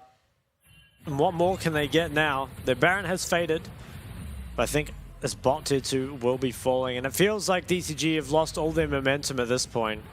It's now become too hard to kill this Varus, and the fights are going well in PSG's favor. They're not stopping there. That Orianna is down, so maybe can just keep pushing. I think this bot and head will probably go. Maple also just completed his third item, so bad to worse here really for DCG. Do get it. Now they can back out, and really all they need to do now is play for the Baron, but maybe... Hana's looking for a... So there is still Zhonya's and Flash available for Wako. He didn't have to use them the last fight. Ooh, okay. Nice by Orca. Yeah, good awareness. Are they going to chase? They don't have any TPs. I think they're just trying to mess with them. Yeah. Recalls do come through now for PSG. Let's see though. I think the Nocturne went in really late onto Junjia as well, trying to smite away the drag, but I don't know. There was no vision on the pit, so he had no intel until now, and it was just too late. He tried to get the smite, could not, but once that happens and you're away from the Varus, it's tough. And Mission, once again, caught out. Again, it is really hard to be the immobile mage into this sort of comp, but you had to know it was coming. And Mission, he doesn't really play the likes of the LeBlanc or the Ahri, so doesn't often have mobility. And as a result, these comps can punish him. And you see as well just how useless the crown is, right? Yeah. It really just isn't saving him. If he's getting engaged on, he's dead no matter what. Yeah. Now, things looking pretty good for the PSG camp, ultimately. It is a 2k gold lead, but I think more importantly than the gold, it is obviously their Hextech Soul, which, especially when you're against the likes of Rumble, Varus, and Jace in a team fight, means you can't really disengage. Once a fight starts, you're really just stuck in that fight. Yeah. The slows coming through constantly are just so annoying. We'll have to see, though. I think, as DCG, you certainly can still win a fight. I'm a bit curious about the build from Hana going for the Anathema's second. I understand, like, you put it onto Wako and try and just kill him, but not sure how much it offers, as Maple is trying to find a kill here onto Hanabi, and despite having that hull breaker, is taking a lot of damage. Yeah. That's pretty crazy that your Jace feels strong enough to just step up in that side lane up against the Nocturne as well. Obviously had members around, but just kind of speaks to the state of the game at this point. Baron is up, and I wouldn't be surprised if PSG just start this nice and early. They can wait a little bit for the bot wave. TP. Oh, okay. Double this TP? could be dangerous. Oh, single Isaac TP. coming through, but there wasn't really anyone around to punish it. Only Orca. Or Maple. Well, Maple, though, he's definitely in trouble. Does flash over. Shockwave lands. It's on to 2. That's Maple already gone from this fight. Equalizer will zone away the carries here of DCG. And Wako making work of Orca. It is a 1-for-1 trade for now. But the support going down in exchange for mid laner should favor DCG in theory. Yeah, they're going to have to go deal with their bot wave, though. I think they're going to be forced into TPing back. Yeah, Hanabi down here. Yeah, TP comes out. Hanabi, I think he has to come in fairly soon as well. Oh, I don't know about there. Yeah, here we go. Okay, Paranoia does come through. It is going to be Hana getting stunned up immediately. He's already so low, but the Chain of Corruption will miss. And now Mission, he feels pretty safe. He's going to be able to stop any further Baron progress from coming through. And Hana gets away with his life there as Kriskada and Hanabi still in the area. Junjia should have to be a little careful. Oh, picking that up is pretty nice. Maple now the one with TP advantage, though. Which means if those waves continue to crash, can get himself into the backline. So his TP comes out here pretty early. A nice flank. And it's all looking good. It was really Maple that ended up caught out. And it's a weird spot to be caught out in. You know, your teams have basically swapped positions. He got over the wall, but the flash follow-up from Mission means he's taken out fairly early, but it was a really nice equalizer. It cuts the fight literally in half. And Chris Carter can't find a way in despite being as strong as he is. It's really the only reaction you can have there. They do commit a lot to you. Back on to Baron, though. Mission is... Yeah, I don't know if he can be there. He has to walk all the way around. Chris Carter's not even there. This is just Baron going down. Chris Carter did complete his death cap, but I wonder if they had info on him basing or something, because they did just start it up and got it. Now, though, Elder in 25 seconds, and this is the big one.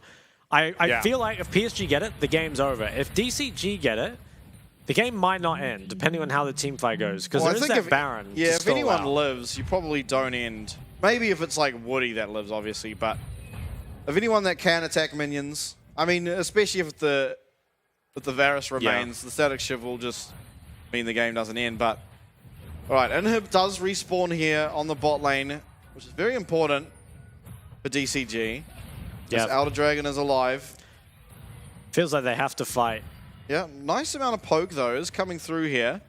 And the death cap Kai'Sa is really, really strong. Yeah. I think this is still a winnable fight for DCG. We'll just come down to execution. Oof. Oh, there goes the crown. Crown is popped nice and early. Elder is aggroed. Ana and Chris Carter starting it. They are on vision, of course, so PSG will be wise to this. And it looks like DCG just want to start a fight before any progress can get made, pushing the waves with this Baron. They do like their chances, I suppose, as Hanabi will be spotted out here. He's not going to find an unknown flank. We'll just jump over there, completely split. But through comes Hana. This is the paranoia. Oh, PSG completely group up. Junji is not able to get it. It's Chris Carter. And the Elder Dragon picked up here from DCG. What are PSG going to do? They're still looking to fight, at least for the moment. And there isn't a whole lot of engage with that paranoia coming down. Hextech Soul making this an absolute miserable time for the side of DCG. And I think ultimately massive pickup there. And PSG getting outplayed really by the macro game. Yeah, I'm surprised they managed to make it out though. How often do you see an Elder fight with an Elder secured and no one dies? Just that Hextech Soul made it too hard. And Hanabi threatening the flank. It makes the backline think twice about their positioning, of course, and I think the paranoia popped early was really, really nice. You know, you kind of, especially as a Varus, you just have to immediately start running, but that gives up so much on the Baron, and DCG capitalize on it immediately. And the fact that Junjia actually made it out here, in fact that everyone made it out here, was pretty insane. I think there was a lot of Ori Qs blocked by Braum here. I'm not too sure what happened, but they couldn't find it. Couldn't find that shockwave. Yeah, I think because Elder does go over to DCG, I don't think a whole lot will be found. Maybe you can get this mid tower. But after that, it feels like that might be all she wrote. Yeah, this game looks like it's just going to keep on going. Yeah. Rascata's building the Void. I love his build. What a Chad. I honestly feel like Luden's would have been better though. Maybe. Like, why would you want to be possibly in range of the Jace? Yeah, I wonder if it was just for the objective DPS. Yeah, that has to be it, but still, Oof. even then, Big a lot of poke coming landed. through. Yeah. And the Hextech Soul on top of it, just adding all that little bit more. And you see, with so much AP, even though you landed a W here with Elder Dragon onto Woody, doesn't really do that much. It really does have to land onto Waco or Maple. There's a GA now for Maple. Paranoid prop, I think it's just to hit the tower again. Yeah, it looks like it will be, but Junjia will come forward and make sure nothing funny happens. And yeah, really nothing came from that paranoia. Half health on the tower, but with Elder timing out in the very near future, it doesn't feel like much more will be gained here. And importantly, with how the Elder Dragon works, because DCG got it and they only have the one dragon, it doesn't last for that long. Lasts a considerable amount more time if PSG were to pick it up. Well, it looks like we will just be going towards this next Baron, and realistically, I'm not sure it'll end on the next Baron either. feels like it will just... Whichever team can wipe a fight just instantly wins at this point. It's just whether or not it'll be clean, whether or not you can just get a easy win. Wako's got that Rabadons now, so he's got a lot of damage too. Yeah, full build. Yeah, there's some big items coming through. I think Mission is the one who's actually the furthest behind. He invested a lot into the Void, of course, and hasn't picked up any kills. Has a stopwatch as well. And him having no Rabadons means he's actually pretty weak compared to everyone else at this point. Really needs to find himself some more gold. Really has a Mythic as well. True. Okay, once again, lots of people around mid. Hanabi is pushing on the bot lane. He's got a Shojin for himself as well. Yeah, pretty scary Jax. We'll be looking for more MR. Likely to be an Abyssal Mask, I suspect. I'm impressed, though, that DCG have managed to keep it in against PSG for so long, especially with that Soul given over. And they have obviously made some bad decisions this game, but they've made some good ones too. Yeah. Now, 20 seconds till Baron. I believe we're about to see a fight. It might not end the game, but should be exciting. Now, I don't know if you remember in spring, but these two teams had a very similar game to this, where it ended up just being the 280 carries battling it out. In this case, they're both AP, but it does feel like we're approaching the point where it is going to be either Cascada going crazy in a team fight or Wako. And Baron started. There is so much damage that can come down on this. As Junjia is forward. Paranoia does come through, as well as a teleport here from Hanabi. They won't know where it is because of the vision from this Nocturne. But before anything can happen, really, Orca just gets absolutely annihilated. And now it's just full forward here for PSG. They might not even need the Baron, as Cascada is not going to be long for this world, you have to think. Is trying to run, but there's just too much CC coming down. There's a shutdown there for the Braum. Only the Jax Nocturne remain against full 5 here for PSG. They're not looking towards the Baron, they're looking towards these base objectives. I don't know if they have the time to do it, but 35 seconds, they just might. Yeah, there's no wave clear left up. I think PSG can just play for the end here. How can you clear this wave? There just isn't really anything left. Jax has to dive in and try suicide for it. I don't think he can. There's just a brick wall and he can't get past it. Does use the counter strike and manages to find a fair amount of damage there onto Junjia, but that's not the target you want, as Hana will be going down now, as well as Hanabi. Everyone's going down. It's Orca, the last one to go down, and that's the Nexus.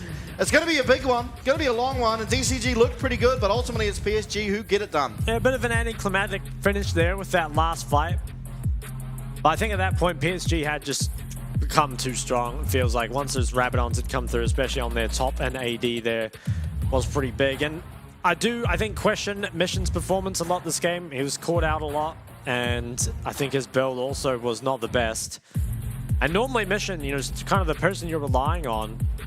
Not sure what this is a reference to. Yeah, I don't know. I wish we understood more of these. That's right, yeah.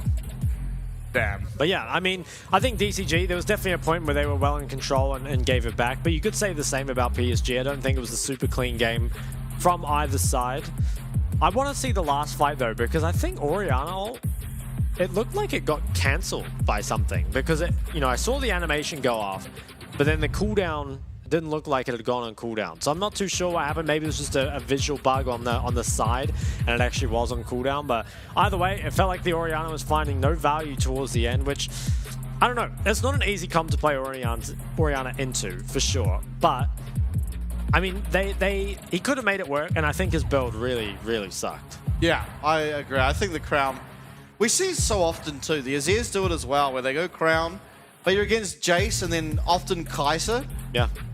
And if the static shift doesn't proc your Crown, one of the poke champions will. And I mean, Jace, before every single team fight, Maple was propping the Crown. And at that point, you pretty much do not have a Mythic. You may as well just have the Ludens, have the Liandry's, and try and find the damage. And he didn't. He just did no damage, really. Even if you were to try and do like a ball delivery on top of Orca's Alistair, it probably isn't going to matter all that much because he just didn't have damage items outside of the Void Staff. For sure, and I think Leandry's, especially late game, when everyone's got a lot of health, is really insane. I mean, it adds up to a lot of damage, especially because you saw so many times that he, especially, you know, in that Baron fight that they end up losing, he got Junjia chunked very low before the fight starts. And I actually think with the Leandry's, that he might have just been so low that he couldn't fight. So small differences end up kind of costing them. Ultimately, I definitely think it was still gameplay that was most important, but DCG, I think it was still a solid showing from them. I mean, PSG is a tough team to beat, and they took him to 42 minutes there, so I'm not unhappy with it, but I still am unhappy about how every time I watch DCG, it feels like just the exact same thing happens, right? They find themselves in a good position, and you're like, okay, surely they can win from here, but they just can't. Yeah, I guess this game, slightly different though, because it was really Hanabi who was in a really good position. That's true. But at the same time, Wako was 3-0, and second, I think, on the map in gold. And they also had found themselves 3 dragons pretty early on. So I think DCG would have had to have played that macro game pretty insanely to have pulled out the win, because you really were just relying on what Hanabi can do in the side lane. Yeah. But then you had to juggle the Baron and the dragon along with it, and it became just too many things all at once to really do. And I mean, I think that's why we saw so much success for PSG, is they had the freedom of choice, whereas DCG really didn't. And now I want to ask you, I think Wako for me would be the MVP, but what are your thoughts on it? I hadn't really thought about that at all, to be honest. I think maybe I'd give it to Junjia. Really? Well, for the engage in the last fight, I think was really, really solid. I don't know. I feel like, yeah, I'm not even sure who I'd give it to. Yeah, We'll wait till we see the damage stats. Yeah, that's right. That's the most important stat. Okay, so this was the last fight. All right, so I want to see the Ori ball. I guess the ult did go off, and maybe it just went off on Junjia, because, let's see. Yeah, I don't know. Like, you saw the animation, Oh, it went right? off there. It just went off and hit Aze. Really? Mm-hmm. I need to go back and look at that At the end of the VOD. fight, it hits Aze. I promise you. But he'd already used it before. He used it on the I rail. guess it didn't go off. Yeah, but that's really weird. I wonder what it was cancelled by. The stun? There must be like a small Yeah, channel it must time. be. Wow, damage. Yeah. Oriana looking pretty useless. Yeah, I feel it was just down itemization, really. I'm kind of surprised that Arja did that much more damage than Hanabi. I think his build was pretty solid, to be fair. No doubt. But Hanabi was just in such a dominating position. I guess obviously he's just sitting there hitting some PVM. Yeah. Just sitting there against the minions. But still. I mean, credit to RJ. Fell behind early and managed to output that much damage. He was sole AP, of course, but... And in fact, by the end of the game, the sole AP... Oh, he wasn't sole AP. No, Wako Varus was, ended up, yeah. Wako was AP. But yeah, Cascada did the most damage. I honestly think as well that I genuinely do believe the Ludens would have been better this game, because you saw how many of those Void Seekers he was landing. Yeah. And they were onto Wako, they were onto Arja, and Yeah, especially into that comp with no sustain, right? Like, Yeah. there really is no way to stand up against the poke. I think that as well is like when there's no lifesteal carries like the Trist or something to answer the poke, maybe it does make more sense. no. Ultimately, it was PSG. Now I'm just hanging out for who this MVP is. Oh, I swear it's Wako, man. No, it's Junjia. Now look at his damage. He did Damage less is- than Noct. He did less than his Yeah, counterpart. but he's playing Aftershock Rel. What do you want There from you the man? go. Oh, these guys are based. They know. 87% kill participation on a Varus against Jack's Nocturne nonetheless. 30% of his team's damage. And up a considerable amount of gold. Yeah. I mean, I think his one death is pretty forgivable. Yeah, that honestly, was- it was pretty much everything thrown at him. Yeah. The whole kitchen sink and all. Yeah. Played very well to And then, survive. I think outside of that. importantly too, is just the credit to this player is that he realized what went wrong in that fight and sort of the Zhonya's usage being a little bit too late. And then we saw immediately the very next fight, as soon as that Nocturne ult is used and he's coming towards him, just Zhonya's. Can't channel the fear, means he comes out of the Zhonya's, he's not going to be feared up. And I think from then on, did he even use his flash defensively again? I'm not too sure. What happened in this fight? This was yeah, he had no threat onto him whatsoever. Yeah. Was just able to freely hit. And that feels so good. I mean, once you see those engage tools used on someone that's not you, you've got to feel so happy about that as Varus there. I mean, look, he's just untouched the entire team fight. And that definitely feels like, at that point, DCG have, without a doubt, lost the fight. Yeah. It definitely feels that way. I mean, Pick this Six was Soul the one, makes, right? Yeah. Oh, this is the immediate fight afterwards. Yeah. I think that was No, was this so is on good. where he's on you. Yeah. That was so good. And especially because it was immediately after the fight where he did get feared as soon as coming out of Zhonya's. That's one thing that's like important to look at, sort of the strength of a player, is how well they can adapt in-game. Not only like between their games, but realize what went wrong, fixed it immediately, and yeah. I think Wako looking a lot better than he was in the first round robin so far. Yep. Has died a whole lot less in his lane. I think he died like 3 times, level 2 or 3 in the first round robin, which is pretty insane after seeing how well he did in split, in spring split. But yeah, looking pretty good now. They are. So PSG, obviously, they are still at the very top of the table. And while DCG, I think, they're now tied with CFO still? Yeah, they're still tied with CFO. So ultimately, it is still the same. But that's it for game number 3. Coming up next is Impunity versus Helpigs, a game that might have some exciting things to show us. What I'm doing, getting right to it. The money is talking, I'm flowing, it's coming in, just tied to it. Yeah, you know what it is. Hey, we doing it big. Look up, there is no limit, no, we cannot stop for this. Yeah, can't stop, nah, won't stop. Yeah, it's been on live. You don't believe it, just watch.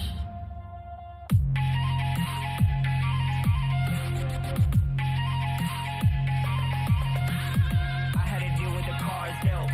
Hey, when no one's helped. When it's time for action, headlines and caption. Just imagine all of the hours that I put in running and gunning the passion. All of them clap, big applause. Wish I could pause all their reaction. Ooh, we know I never had a losing streak. I know you see what adrenaline's doing to me. I've been kicking game, Bruce Lee. You ain't in the game too weak. Make them feel the pain too deep. Tell them get out the kitchen, you can't take the heat. Hey, what I'm doing, getting right to it. The money is talking, I'm flowing, it's coming in, just tied to it. Yeah, can't stop, nah, won't stop. Yeah, it's been on live, you don't believe it, just watch.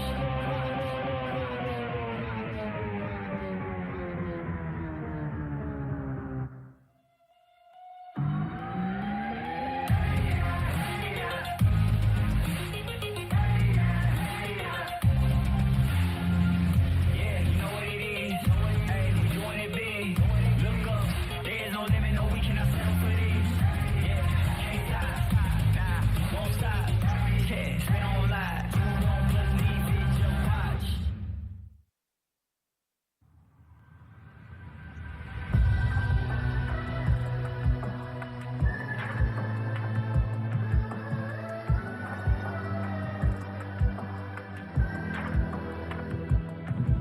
I thought I told you once, but I'll remind you.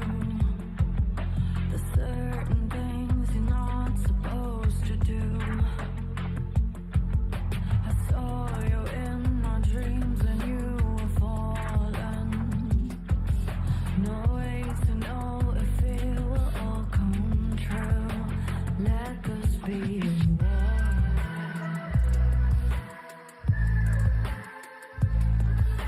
I want it, but let this be a warning, warning, warning, a warning, warning, a warning, warning, warning, a warning. Let this be a warning, warning, warning, a warning, warning, warning, warning, warning, a warning. But let this be a time and time again. I've seen you around here.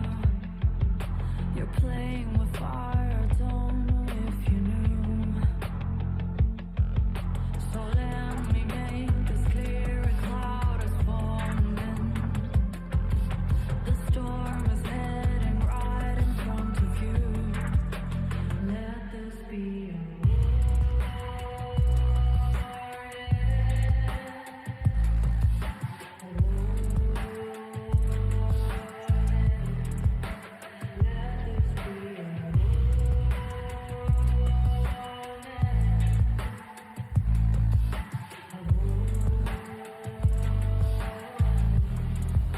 but let this be a warning, warning, warning, a warning, warning, a warning, warning, warning, a warning.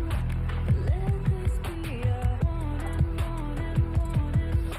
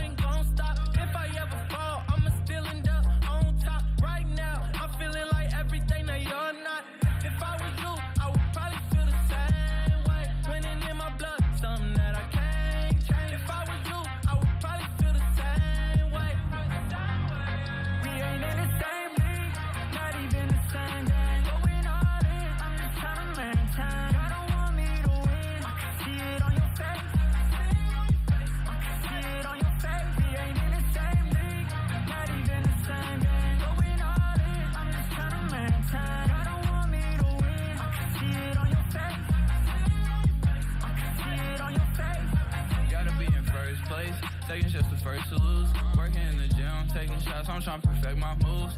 Early bird gets the worm, I don't got time to snooze. I'm not in the frat, but every year I still pay my dues. Do it for mama dues. Wanna get a house with a pool and an amazing view, so she could watch her son do what he wanna do. Cause lately I've been ballin' like an alley-oop. We ain't in the same league, not even the same game. Going all in, I'm just trying to maintain. I don't want me to win, I can see it on your face. I can see it on your face. We ain't in the same league, not even the same game. Going all in, I'm just trying to maintain. I don't want me to win, I can see it on your face. I can see it on your face. I can see it on your face.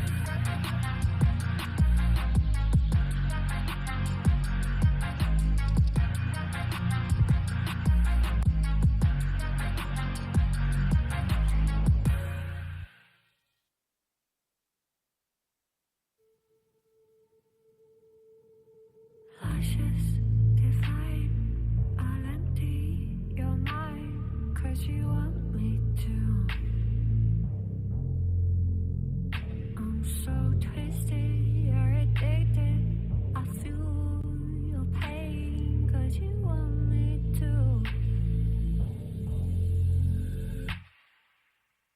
I'm so for you.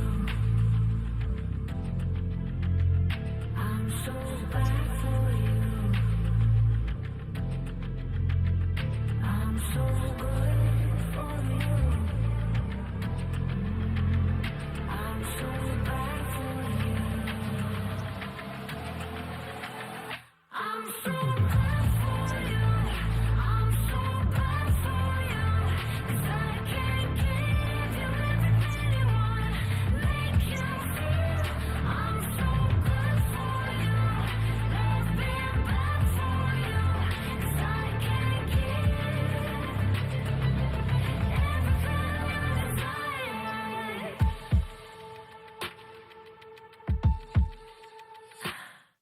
so close the doors, let me in, let me taste the darkness in you. No one serves me like you. You ask me to slay you, to burn you, to haunt you, so you feel. So do you feel me now? I'm so good for you. I'm so bad for you. I'm so good for you. I'm so bad for you. I'm so bad for you. I'm so bad for you. 'Cause I can't give you everything you want. Make you feel I'm so good for you. Love being bad for you. 'Cause I can't give everything you desire. I'm so good for you. I'm so bad for you.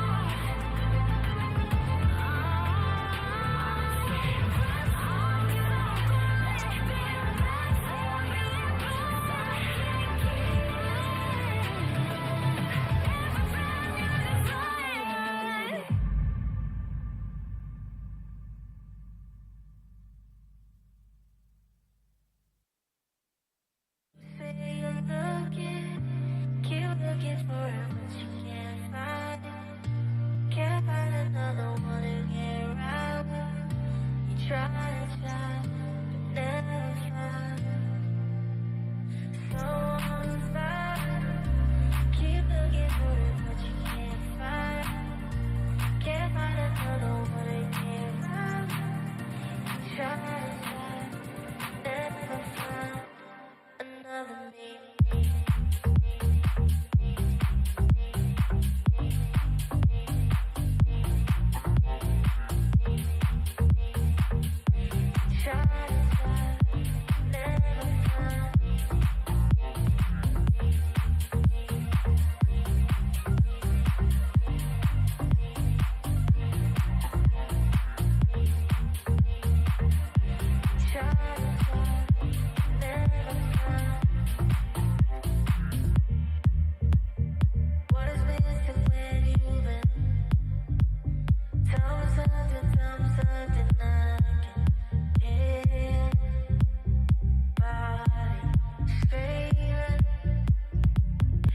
won't admit that you want me close.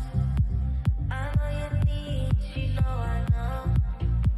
When you're with me, you feel it the most on the low, low, low. You say you're looking, keep looking for it, but you can't find it. Can't find another one to get right without. You try, never find. Black.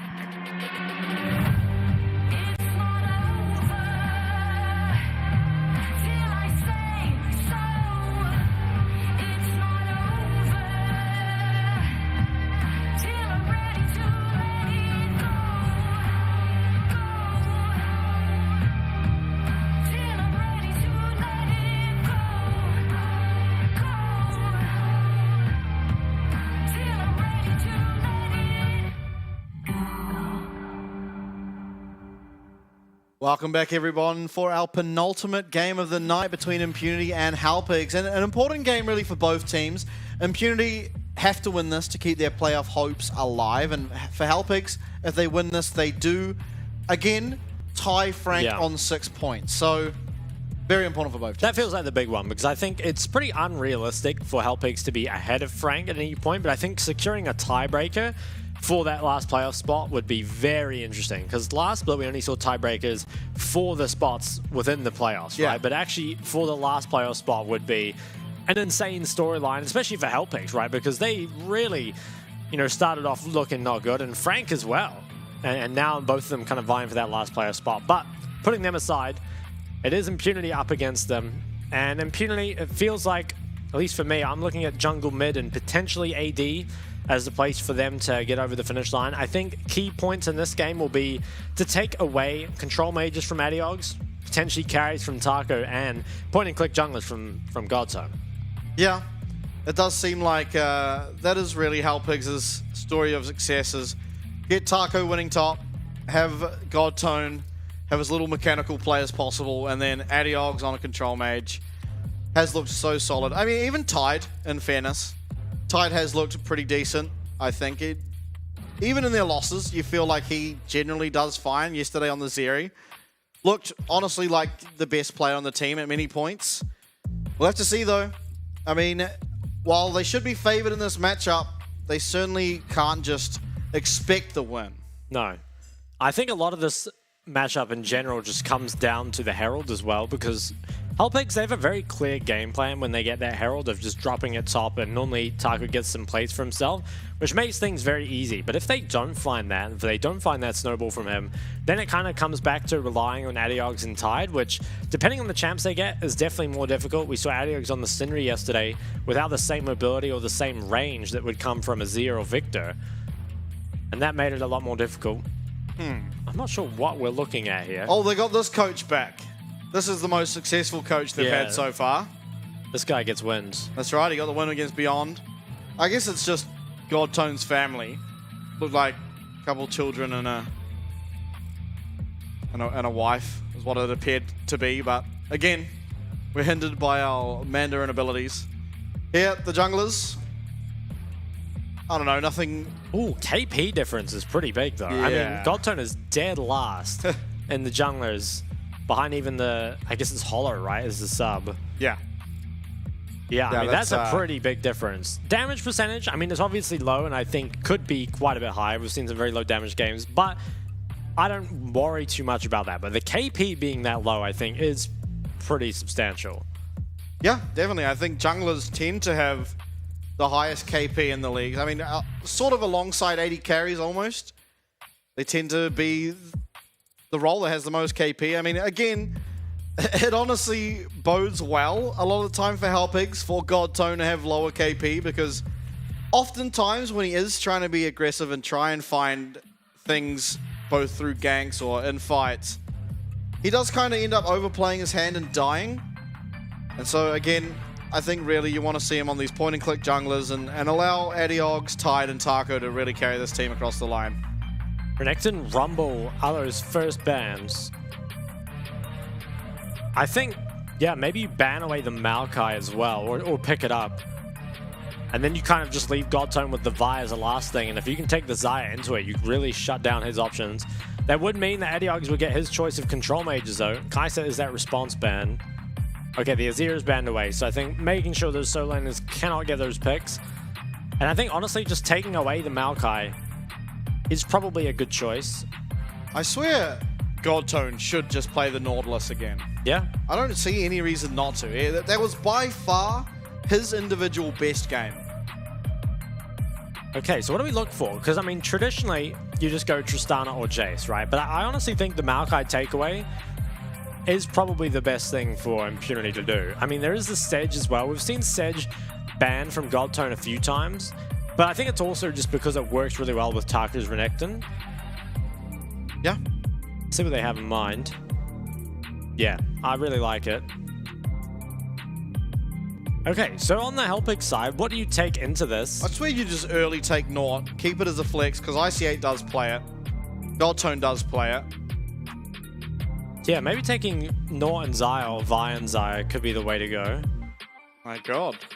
A lot of options here. We're seeing the entire AD carry pool. Jax. Now, I don't even remember seeing Tarka on Jax. I feel like he must have played it at least a couple times. Okay, lock in the run. I wonder if this is actually a flex for them or not. I feel like it should be. It has to be, right? Yeah. If you're taking it this early, I feel like it has to be a flex. Now, what will be the follow-up? I think you want to take Xayah's Hellpick. I don't think you want to give over that kind of anti-engage. Okay, they're going to take the Sedge with it. So I think if you're Impunity now, you could just take...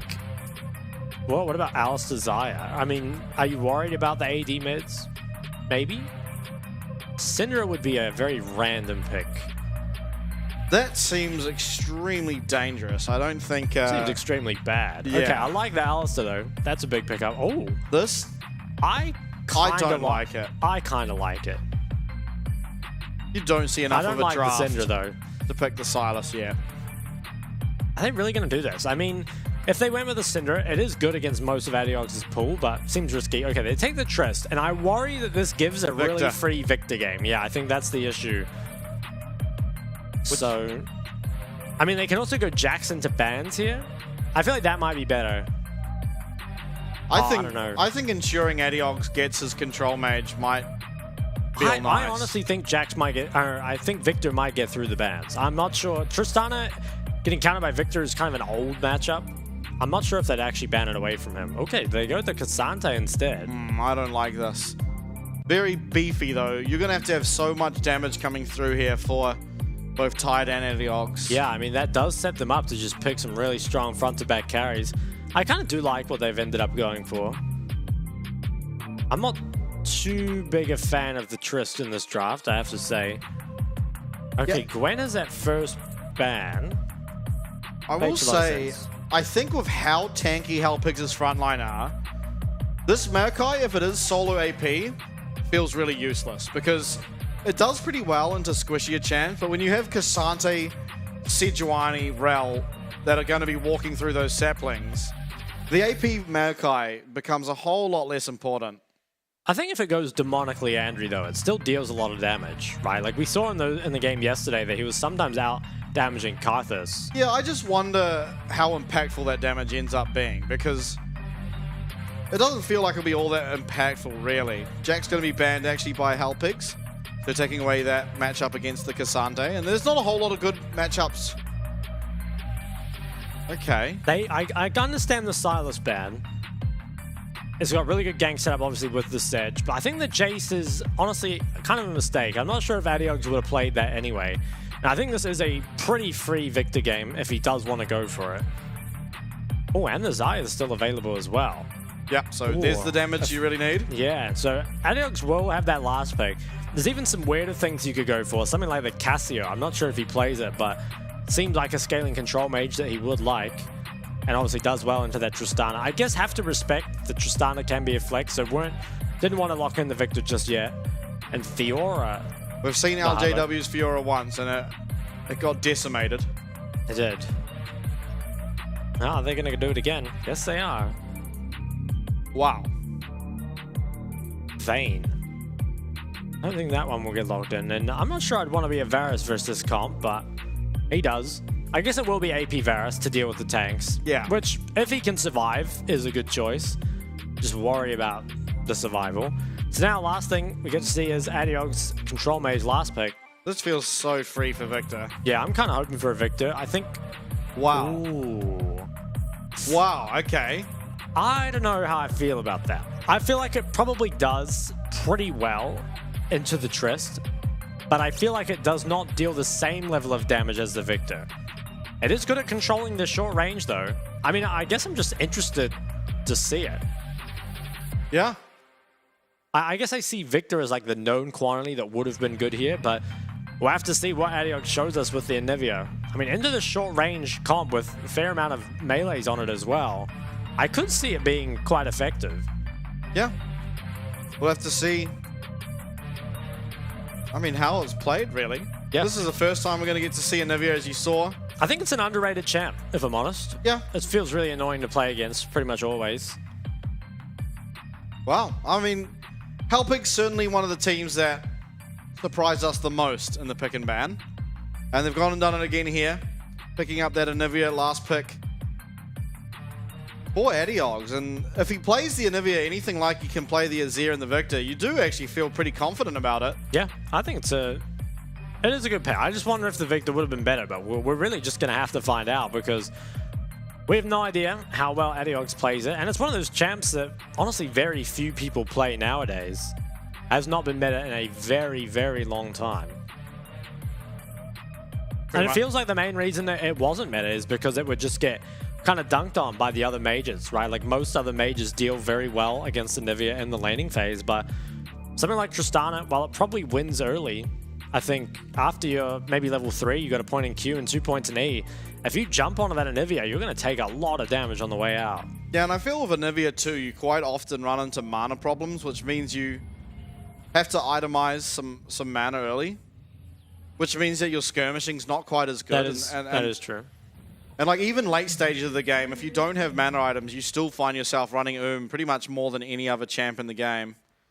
He's got the spellbook, which is, I think you can run a variety of different options on Anivia. The spellbook does kind of help with your early skirmishing. You know, at level 6, you can swap to one of those combat sums. And look at his secondaries. He's got Cheap Shot and Ghost Pyro. That's the most random thing I've ever seen. I'm really surprised he doesn't just have like Mana Flow Transcendence because I feel like Cheap Shot, obviously it is good for lane, right? And I guess it's good on Anivia in general, but surely you value the mana higher. You know, even Presence of Mind could be a secondary pickup. Well, we'll see. He's the Anivia expert. I think Ghost Pyro's Smurf. I don't have a reasoning. It's just he took it. We never see that anymore. We don't. Especially on a control mage mid. He is cooking for sure. Now, I think importantly though for Helpigs is Taco is not going to be on a carry champ. In fact, has definitely got what you'd think is the weaker side of his top lane matchup, so we'll see what he can do knowing all of this. The Varus Alistair, an interesting lane combo. Yeah. Maybe you can see Varus sort of helping with the weakness that Alistair faces in the early stages, and at least for now it looks like we will. Yeah, not often do you see the Alistair being the one with the priority, but that Varus just quite a bit stronger. And I wonder with the Rashi going for the Aftershock if he will just go the tank as opposed to AP. I feel like you can still do either, but you know, Phase Rush AP, definitely more common. Yeah, even First Strike. Yeah, that as well.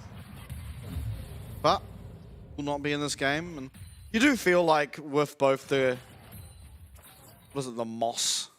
The Moss something? Moss Stomper, I think. Yeah, Moss Stomper, as well as the Aftershock. He's likely to be going tank this game. Yeah. But right now it is Impunity with 3 lanes of priority. As kind of to be expected from the matchups they've drafted. They do prefer the scaling Helpigs, and that's going to mean that Arashi can invade this bot side. Bot tone. He's picking assistance, but I'm not sure if anyone can actually come. I mean, Anivia really does not want to fight here early. Maybe he can catch Arashi out here, though. He has to know. Oh, it is picked up already. But does Arashi pay no, I for think it he's with his fine. life? Yeah, has the bot lane around. Is he going to go for more, though? That seems pretty greedy. Nice little takeaway, though. It is, I think, pretty difficult as Godtone to jungle with 3 lanes of no priority. But all you really need to do is stay somewhat even. And then once you hit the mid game, I think your comp is pretty solid. And Scorch Fiora here, so oof, really specking into lane. Scorch Fiora. That's big. Okay, really want to play for this bot crab, but I think Arashi might be a bit too low. He's used the W and the Q, so there's no way to proc Aftershock. There is definitely a stronger mid laner in one of these teams, but it's going to be Adiogs picking up first blood here, and is pretty low on mana, but very high on health bar. In fact, he still has 2. Godtone gets away there from Shira's Tristana, and it's going to be Felia going down. Can they give this one to Adiogs too? They will. It's an early double kill here. What a dream start. Yeah. 2 kills on your Anivia, and Godtone limping away a sliver of health. And I think it was really greedy by Arashi to play for this. And Shera died. Oh my 11 health. God, that is, if that's not karma, I don't know what is. Yeah, that's pretty crazy. Both Shira and Godtone escaping the engagements on the absolute minimal amount of health. But Lost Chapter picked up, as we saw from Adiogs. I'm really surprised that Arashi played so much for this. I guess he was thinking, like, should have mid and bot prio. But I think now that he's used W and Q already, he doesn't have a way to proc the Aftershock. So he just kind of goes in and dies. And now it's a 3v4, so while your Anivia is a little weak here, Tristana didn't actually end up finding anything because Godtone got out, and suddenly it's a hard losing fight. Felt very unnecessary, honestly, from Arashi, who's getting very greedy for that scuttle, and that is a just amazing position to be in here for Anivia. Look at the mid lane items. A Lost Chapter to some very basic components. LJW, he did spot Godtown out on the ward here. Should be able to just queue out. Yeah. Oh, mid lane, yeah. I don't think there's that much Shera can do, honestly. I mean, he's down so many items and he's laning into a double buffs. And it's a bad matchup. So I think at this point, yeah, there really isn't much you can do with Shera. I wouldn't be surprised. I wonder if he realizes Flash is available for Anivia. Yeah, I wouldn't be surprised if he gets solo killed at level 6 or even before then. Arashi in the area. I think 1 WQE probably does it. Yeah. Oh, and level 6 lower. now. There is a Maokai around, but Adiogs might be able to 1v2 this. Yeah, wall goes up, delays that, and then will the stun come through onto Shira? It does, and doesn't hit it with the fadeaway. It will go into that egg. But I don't think they can have the damage to find this. In fact, Shira's going to have to back out, and Adiogs comes out of that egg. Wow. Feeling pretty good about himself. That's still so good, though. Shira forced to recall once again. And Anivia can even swap to Ignite at level 6, or maybe even Ghost if she wants it, and just chase this Tristana down. So mid is getting out of control really fast, and I do feel a bit bad for Shira, because I don't think it's 100% his fault. But that is a massively strong Anivia. Yeah. Things going a little bit better here now for Taco in the top lane. Picking up that early Bramble Vest. And now we see it against the Renekton's, but here it actually is a good item. Yeah. Because Fiora doesn't get to heal unless she auto-attacks you. Does have himself a lead, although it's small. 2 Shivs are going to come through here for Impunity. Arashi is looking to counter gank bot. I'm not even sure if they win this, though. Yeah, cleanse available for both AD carries, but importantly, neither of them will have flash. And this should work now. IC8 going to be the target. In fact, kind of glitches across our screen, but now it's Felia. The return damage is so high, and Tide still running forward. The Brambles smash will force him to run away now. As Godtone in the area, looks like he might just be starting up the Dragon. Taco almost finds it, but he is going to go all out. Importantly, is matched here, ult for ult, but Taco finding that solo kill in what should be a losing matchup. Yeah, very big pickup. Kind of feels like Hellpigs are winning early with a comp that probably shouldn't. And they're going to feel so good about this. Picking up that first drag with Taco's lead on top side, we'll probably be able to look at that first Herald as well. And I think you're very worried here as Impunity. You need to be getting leads with these lanes, and you're getting anything but. We'll see how Taco picked up this solo kill in the top side. Xante is one of those champs that feels like can just kill you at pretty much any moment. Oh, yeah, that was so close. Yeah, it was. LJW, he had the flash, but it was just a really early flash comes out from Taco, and this champ just has such low cooldowns. I wonder, does Adiox have the Leandry? Ooh. He might. See? Oh, okay. No. Oh, okay. So he buys a tier now. I think that... Oh, how okay, did Tide, that hit? yeah. Is going to have to cleanse. Featherstorm's still available, but pretty low. Will likely just recall off of that. So Wooly does have IC8 coming down. It does feel like you pretty much cannot lane at the moment. Herald is pulled by Arashi, which feels kind of illegal. I don't think he's going to be able to get this. Wow, they're actually trying. I feel like Anivia is so much stronger than the Tristana. Yeah, Cassante coming down as well. Let's see. I feel like Helpix just destroyed this. Healed pretty low. See where this Glacial Storm goes down. That is the Nature's Grasp, and all engagements coming here onto Adiox, who's trying to get away. The heal is going to help, but Rocket Jump forward should secure at least that one kill there. Is in fact going to, and with Ophelia turning up as well, will secure themselves another. So 2 kills there found for the side of Impunity. Not sure who got the Herald just there. It is Helpix, so Godtone did secure that one, but important fight. Yeah. Gold back onto Tristana, and I feel like a pretty big misplay. Adiox walking definitely. the road less traveled. That is the big one. I mean, Arashi does not have flash, so there should be no way really to get on Adiox. All he needs to do is hold the wall, hold the Q, and Maokai can't do anything except sit in the storm. But I mean, he walked so close that he can just get W'd over the wall, and that just feels impossible. I don't think that should ever really be realistic. And obviously, Sheriff with the reset is able to chase him down there. I think heal as well might not have been the best sum. I think something like Ghost makes a fight like this a lot better. So rare misposition from Adiox on a control mage. Does cost them 2 kills. They still got that Herald though. And I think importantly, Fiora didn't pick up any of those kills. So the side lane win con still very delayed. That's something we don't see as often anymore, but second blue buff going over to the mid laner. How do you feel about that one, Shot? Feel warm and fuzzy. It has been a long time. Most mid laners just have so much mana now between the mana flow and the chapter, but Anivia is very mana hungry. Yeah. Another ult comes out. Does go wide. And there is Nature's Grasp almost up here. Godtones is around. This is a 3v3 that I think could probably go anyone's way. Arashi really is trying to force this, or maybe just trying to counter gank for when this Herald comes down. I think they probably suspect that Godtone is around.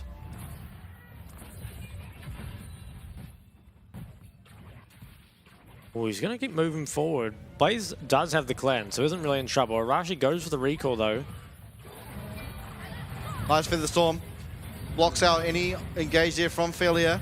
There's a lot of feathers down there. Comes the Blade Caller, but because of that ult, isn't going to find him. The Ignite also will not tick down for that last set onto Felia, who gets away with murder there, thanks to that Alistair ult. Yeah, just barely. And this Herald will be used bot.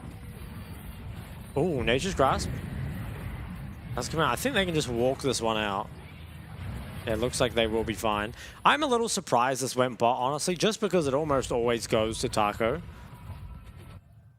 And as you can see, I mean, 3 plates taken topside purely 1v1. Feels like that might have been a better place to put it. Ooh, okay. Arashi walking up is going to get stunned up here by Godtone with that Permafrost. And IC8 going forward, but he might not want this. He's down to 1 HP.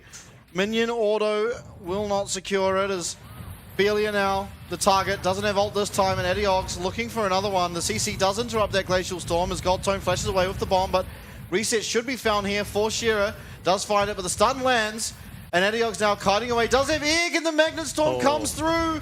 Taco as well with that teleport. Comes down, secures himself a kill, and keeps Adiox alive.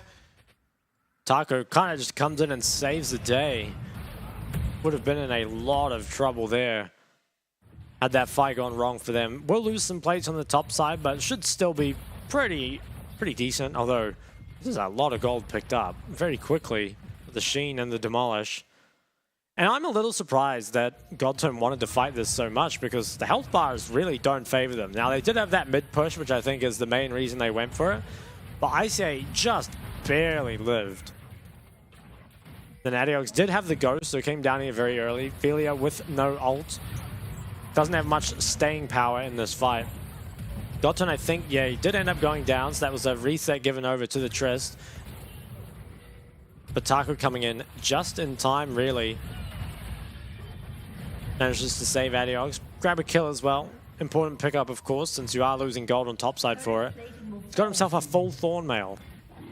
Yeah. Wow. Divine Sunder versus Thorn Mail. Now, Dragon has been started, should be picked up here for Hellpigs. Giving themselves the second. And Taco takes an entire bomb, as well as roughly 6 auto attacks from Tristana, and barely feels it.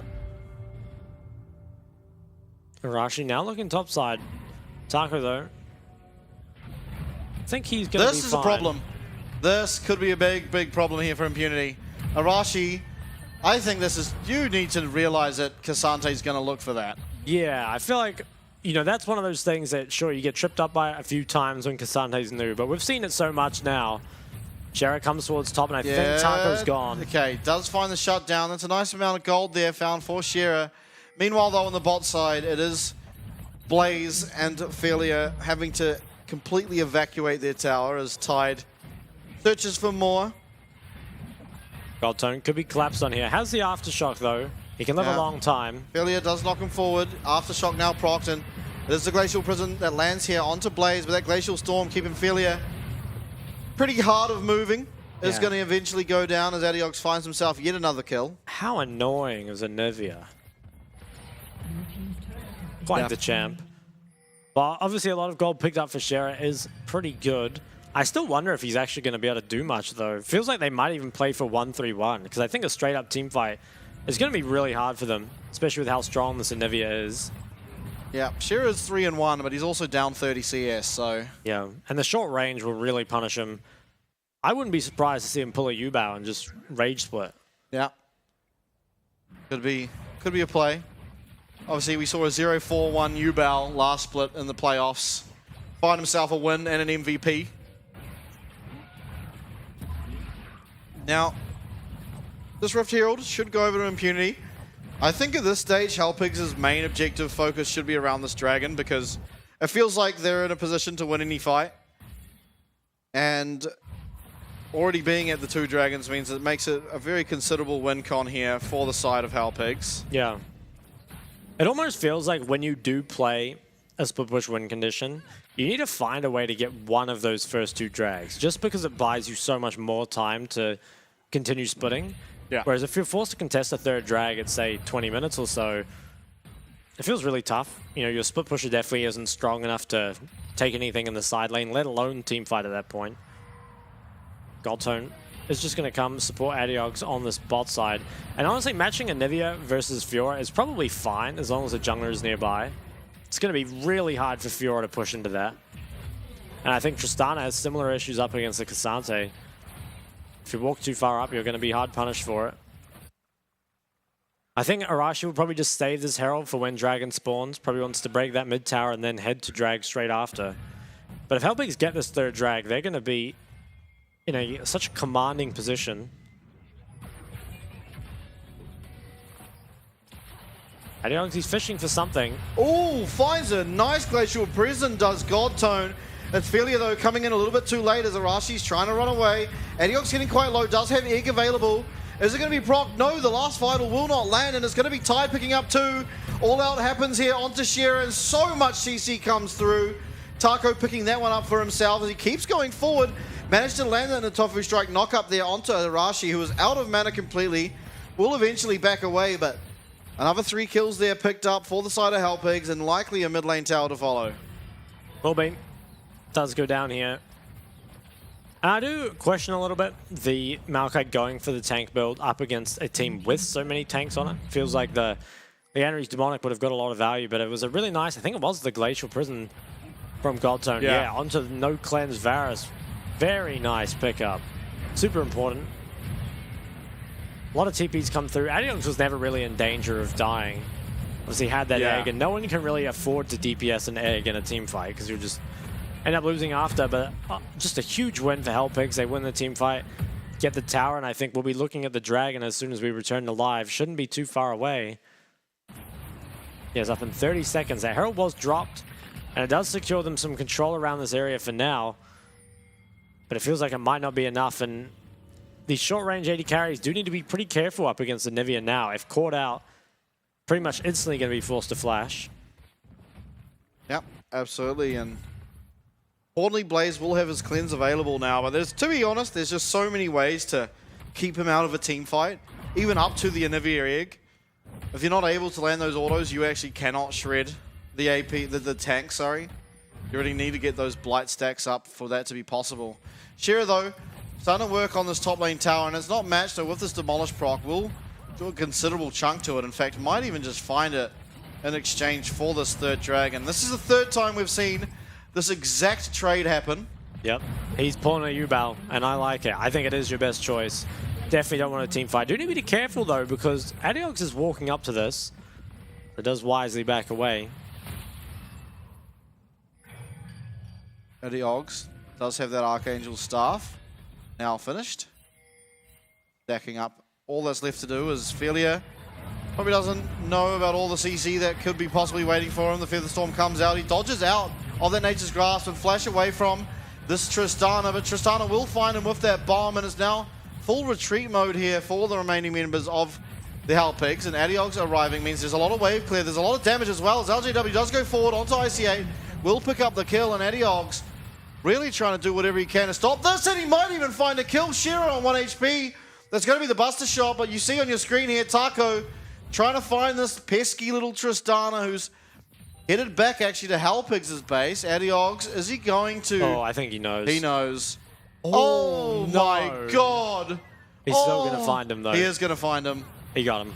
Oh. That would have been tragic, though. That's insane. That is insane how close that was. Well, another kill on this Anivia is stronger and stronger.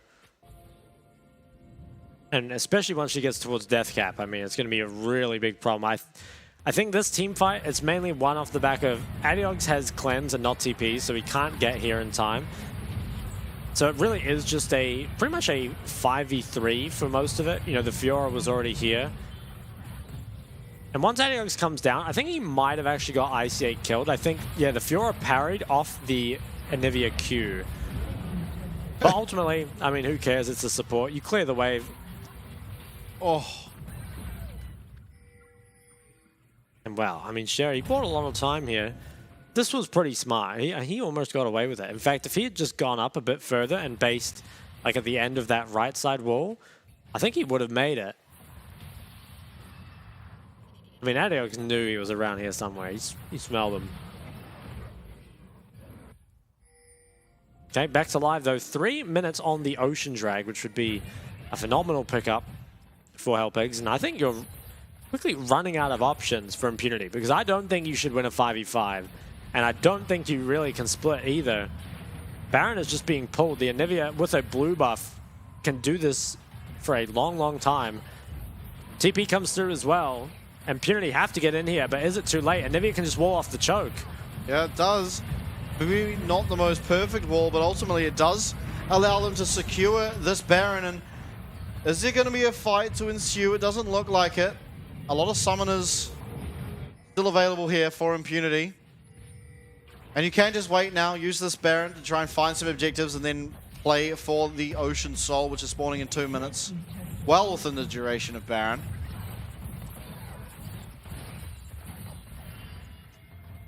They did trade back one tower, so better than nothing, but Sherry being looked at now. Is forced to use the ult and might not be done. Yeah, Magnet Storm comes through. Adiox also teleporting in. Trying to zone off Blaze from the fight with that Glacial Storm. Will get CC'd, so it does go down onto cooldown, but won't be long until that's back up. And the stun will land onto Felia, forces out that ult. Isn't going to be in range to land the slow. Eventually will, but now it's all focused towards this tower. And LJW Taco still battling at it. Wet Noodle fight a bit up here. I wonder how much they can get just by pushing mid now. There is that shiv for wave clear, but I think this inhib is just gone pretty much. And Adiogs wisely goes towards top, so they're going to try and break 2. Just getting nice and set up on that early. Looks like this mid inhib will eventually fall. And now it should just rotate straight to top, I would think. Yeah, 1 minute on Dragon. It might be nice to just get the resets in. Yeah, it looks like that's what they're going to do. That's a bit unlucky. That's a pretty important cooldown too. He has a stopwatch. I think he'll be fine without it, but you're right. Oh, he got flashed on. Yeah, okay, up top. Oh my god, Adiogs is absolutely going to be dead. Oh, is he? One vital proc will secure that he goes into the egg, and Godtone maybe not realizing that's what's going to happen. No, Godtone did not have the ulti either, so I'm not... I mean... Adiogs! Okay, the parry does confirm it, but there's a lot used there. Flash from this Fiora, as well as ult and the Nature's Grasp coming out of Arashi. Importantly though, Hellpigs do not have teleport there on Adiogs, so maybe this Dragon is going to be able to be looked at by Impunity. Shera waiting there in the bush.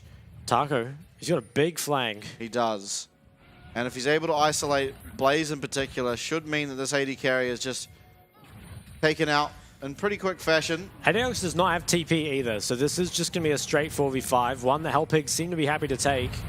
Yeah, okay, Tide Cleanse is used for that Chain of Corruption. Feather Storm is very nice, and the Magnet Storm will eventually find 4. But LJW, oh my god, the Blade Caller almost one-shots the Fioras. Now Taco is in the middle of everyone. It's Tide and it's Taco finding all the damage they needed despite the 4v5. It'll be Hellpigs who find 4.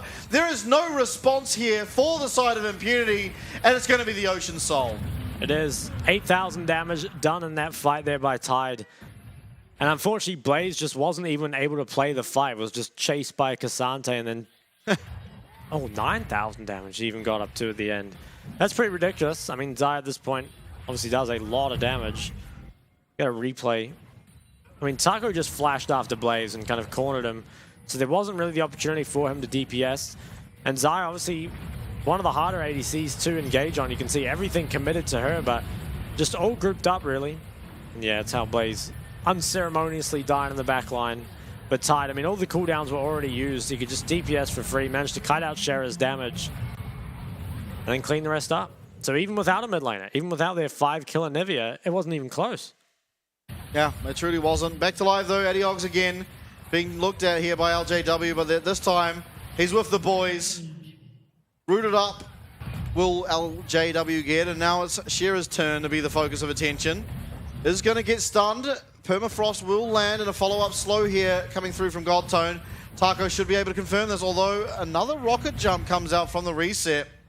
Taco's not done though. Oh, meanwhile, Tide. Wow. He's in the base. He doesn't have ult, he doesn't have cleanse, but he does have damage. He does have Ocean Soul. Another one found. Looking now for this triple here onto Felia, and just look at the damage output despite the unbreakable will. Tide has the damage, takes out this Alistair, and takes out Impunity's hopes here for winning this game and for any chance of a playoffs berth. Oh, the wall even cancels the Triss jump at the end there. And I think this game was lost for Impunity relatively early on. They should have been able to be winning at least in the first 10 minutes. Getting those, at least that first Dragon would have been a really nice pickup, but Anivia getting so many kills so early made it really tough, and of course Tide, he's the one who can bring it home here. Just, I want to see the damage dealt at the end, because I swear he must have done, you know, close to 15,000 damage in those last 3 or 4 minutes there. Was really, really impressive. I think the Nivea pick ended up looking pretty solid. Definitely a good choice. Obviously was helped by picking up 2 kills very early, which you definitely don't expect to get. To be fair, I think those kills, if you were the Victor, you're less likely to pick them up, because I feel like Victor's damage in those instances is probably lower. Yeah, just because you really have to be, CC either. and you have to be closer to land. Like, Anivia lands the Q, and then you just get this massive E damage, even early game. The hard part is landing the Q, but then if you do land that, your E just decimates people, and we saw it there. 2 very, very early kills, and made good use of it. He did. And who would you look at for MVP for this game? I actually think Tide. Yeah, I'm thinking that as well. I think I would have given it to Adiogs after maybe 20 minutes or so, but some mistakes towards the end I think did cost him. I want to say shout out Godtone for that 1 ult on the mid wave, because that was very crucial. Just came in, drifted on in. Yeah. Pulled up, Hit it. So many times you see the Sejuani go for the advanced drift mechanic and just, you know, it just goes in outer space. Goes to Narnia. Back to Twisted Tree Line. But yeah, I think Godtone, this is probably the highest level of mechanics we've seen out of him, honestly. And he looked good. Sejuani looked fine this game. I think he was helped, of course, by Taco picking up a solo kill up in the top lane, as well as Adiog's early 2 kills. Yeah. But ultimately, he didn't do anything to lose his team the game, and that oftentimes is enough. No, I mean, he played a solid enough game for Yeah. himself. I don't really have any problems, and I guess you can see why the Sedge is banned away from him. Yeah. It's tough, because I think while there are some glaring weaknesses for Godzone, they're not the easiest to punish in terms of draft, because there are so many other champs that have to be banned. You know, the Adiog's Control Mage, the Azir, and the Taco Renekton, of course.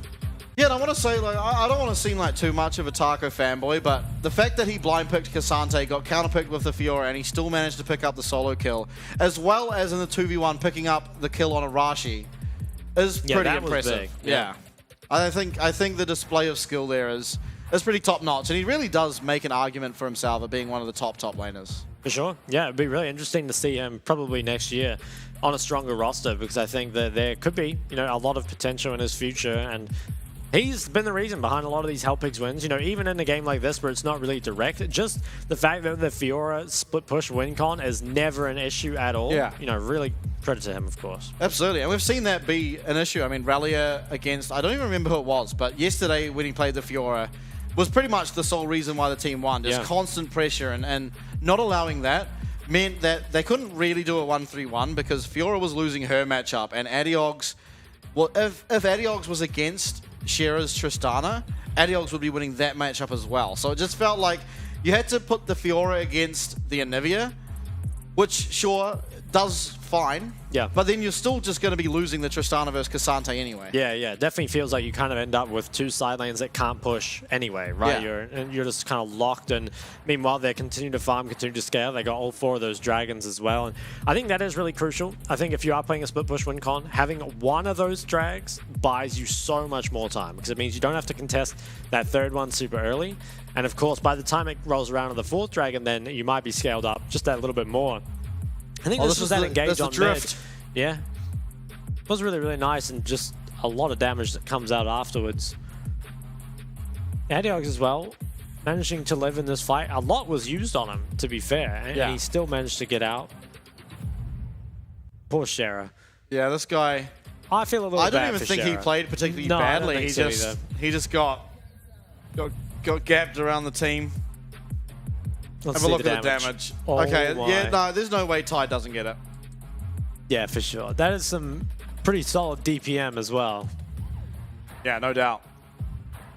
Over 1,000 DPM here.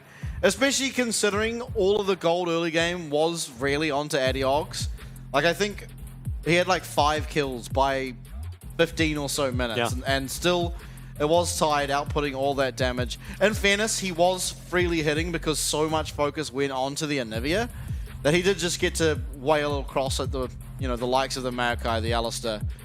But to be able to do it, position well, not die in these team fights is impressive, and yeah, he's definitely my pick for MVP. He has to be, right? Unless there's some insane gold tone bias, which there might be. Nah, they like damage here in the PCS. They also like God Tone here in the PCS. They do, but God Tone does not deal damage, so it's a bit of a paradox, you see. I see. Yeah. He did all right damage this game, though. No, he actually had a good game. I think this was one of his better games for sure. I still think the Nautilus game was better. Maybe I'm biased. Okay, good. It is tied. I think very well deserving. 70% KP, 41% of his team's damage. Yeah, that's pretty absurd. Really wish they had a DPM stat for games like this where it does just go above 1k, you know, because whenever you're doing above 1k DPM, you're always thinking it's like ultra late game fights where, you know, the ADCs are just dealing, you know, 10k damage apiece. But, I mean, he actually found 9k in a relatively early fight here. And poor LJW, I mean, he can parry one, but there's just so much damage that even without CC, they're going to take him out. Where do we go from here? Did he just walk forward and kill Blaze? Yeah, we were watching bot lane here, and so it's interesting to see. Okay, he just Fear the Storms, and oh my! He just, oh yeah, and the stopwatch. We don't even need Zed anymore. We have Xayah. We do. Oh, with the Ocean Soul as well. It's so nice because you just sustain all that back and can build full damage, don't need any lifesteal whatsoever. Constantly auto attacking, not cancelling a single auto, just really going off at it. And here we go. This is the really nice blade caller. So much was used onto him, and like, look how grouped up they are here. I mean, he just gets the... I wonder how much damage the single E did. It must have been pretty insane. Yeah, the entirety of LJW's health bar. Yeah. Does manage to survive from this bomb as well, and this was where the game pretty much ended, because this was the soul. But I don't know, Tide played so well. I mean, to find that much damage, I said it before, I'll say it again, just Ediog's picking up all the kills on the Anivia, obviously can offer so much damage, but to do that much as the Zaya in the picture is very, very impressive. Yeah, I think so. And it's a good look for Hellpigs, of course. They now tie up that 6th place position. Yeah. At least for now. That's right. Yeah, at least for now. It might not stand, of course. We have Frank and J-Team coming up next. And I mean, that is exciting. I love these kind of games because last split, the most exciting games were Impunity versus Frank. I swear there was nothing more exciting than seeing those guys go against each other. And that was because you got to see solo kill against Driver. And now we're getting to do it again here.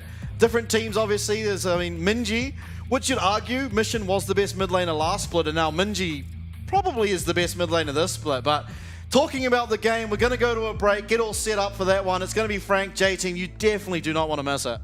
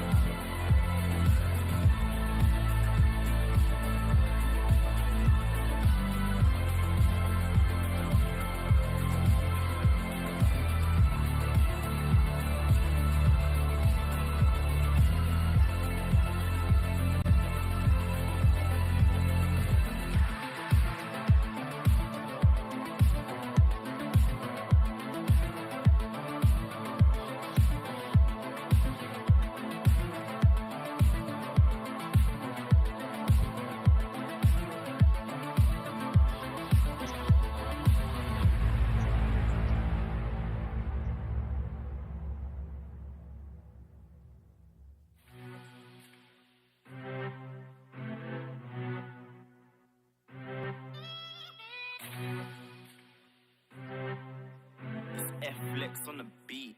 F Flex on the beat.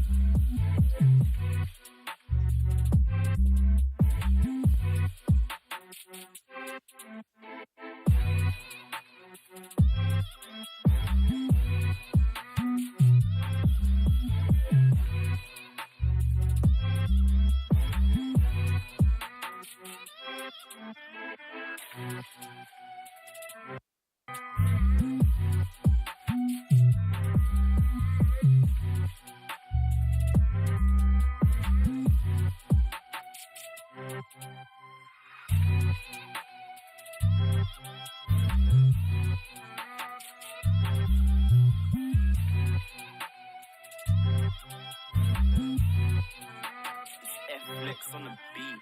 F Flex on the beat.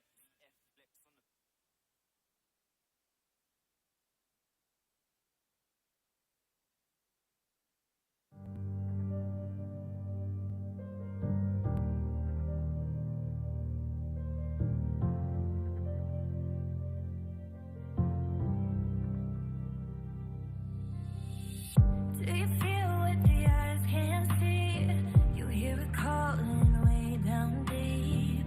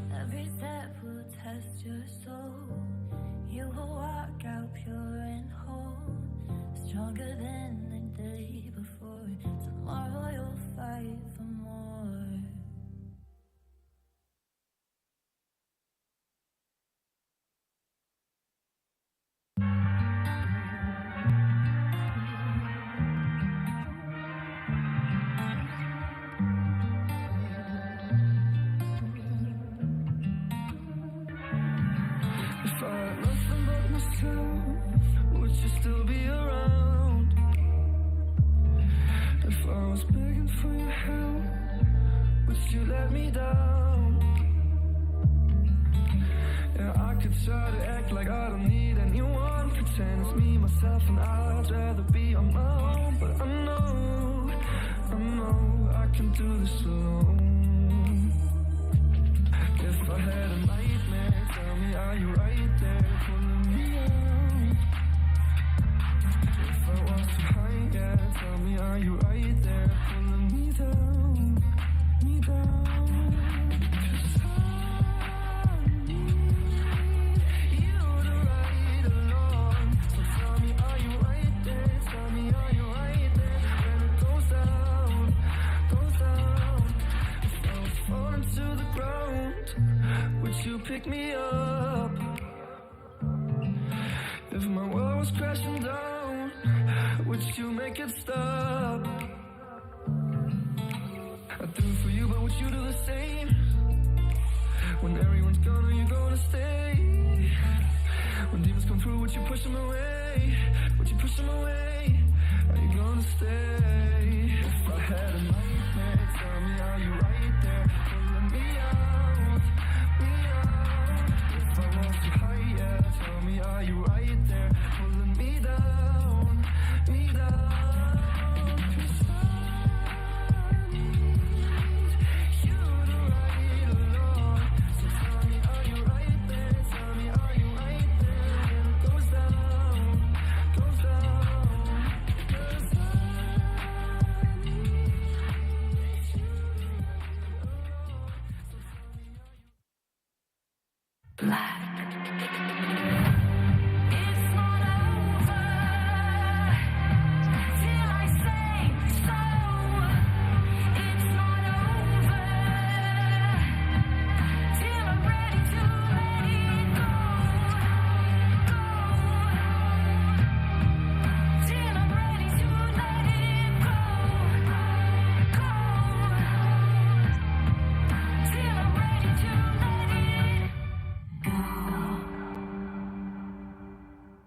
We've saved the best for last here on day number 2 here of the PCS.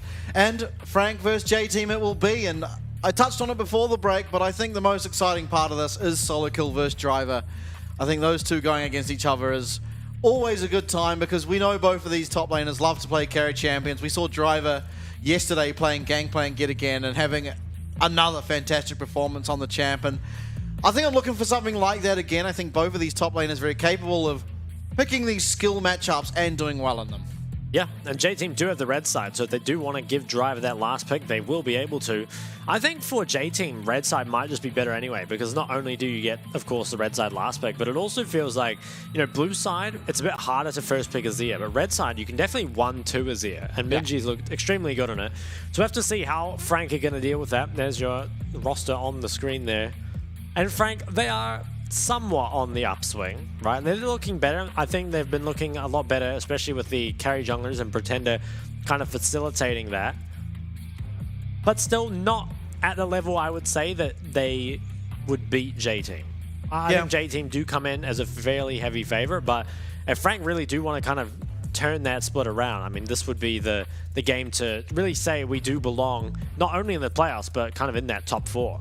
Yeah, I definitely agree with that. And importantly, if they do manage to pick up a win here, it will mean they are sole holders of that 6th position, which is oh so important, really, especially now after this game, only having 4 games remaining.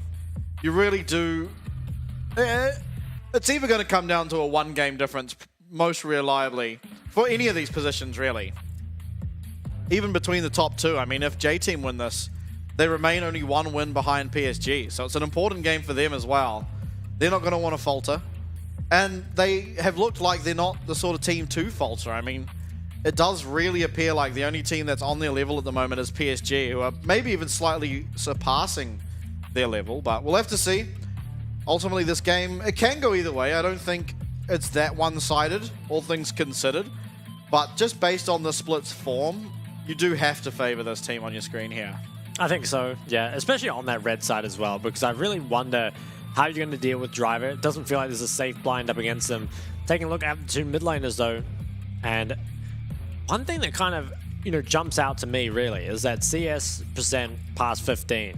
Minji is taking a lot of the resources, as he should. He's playing a lot of these carry champs, but it's clearly represented, right? The Annie and the Ahri don't need as much CS, and maybe the forward percentage kind of weighs on into that. Those are champs that are kind of just like waiting for their jungler, whereas Minji, I mean, he has been playing well on just about everything, but I think particularly his Azir and Tristana have been a cut above the rest of the league, at least this split. Yeah, I'm definitely inclined to agree. You see both mid laners here on your screen, and I think a lot will come down to how these two performed. Immediately in, we do see the Tristana taken away from Minji. Viego banned away from Kenny Chan, makes a lot of sense. Kenny Chan looking pretty strong on that champion himself. Now Sejuani, so far Azir left up. Yeah, I want to see what is done about the Azir. They could play the Annie into it. I think it's a decent matchup. It allows you to skirmish a lot early. And it kind of does force Azir into some itemization choices that he might not want, like the Merc Treads.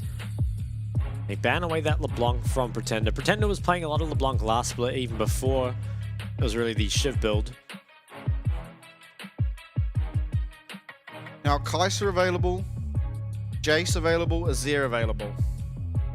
Yeah. Definitely going to be some OPs making it through. Jace is the ban.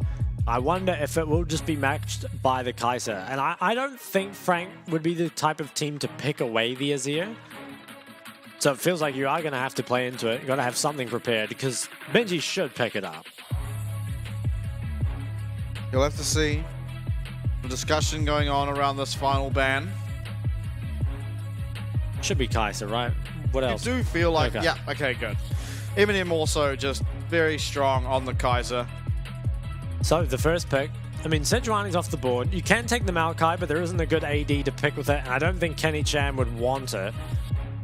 Could take Poppy. Nico. Ooh, I mean, I like that for Pretender. And I also think it does have a pretty good matchup early into Azir. After level 6, it definitely starts getting a bit harder, but I feel like this might be the first time that Minji has to think twice about picking Azir. The question is, what else would you go for anyway? Because not many champs do have a winning early game into the Nico. In fact, pretty much no champs do. Yeah. Definitely agree. I expect this to be locked in. It does seem the most likely. I mean, there really isn't much else you can get matchup-wise. And I think it is just probably the other strongest mid laner left up. And of course, Minji looks incredible on it, so they are going to lock it in. And I feel like you take the Poppy alongside it. I think you do. I'm not sure if you pick it right now, though. Well, I think Kenny Chan's going to likely take it, so... You think so? Well, I mean, this is pretty nice too.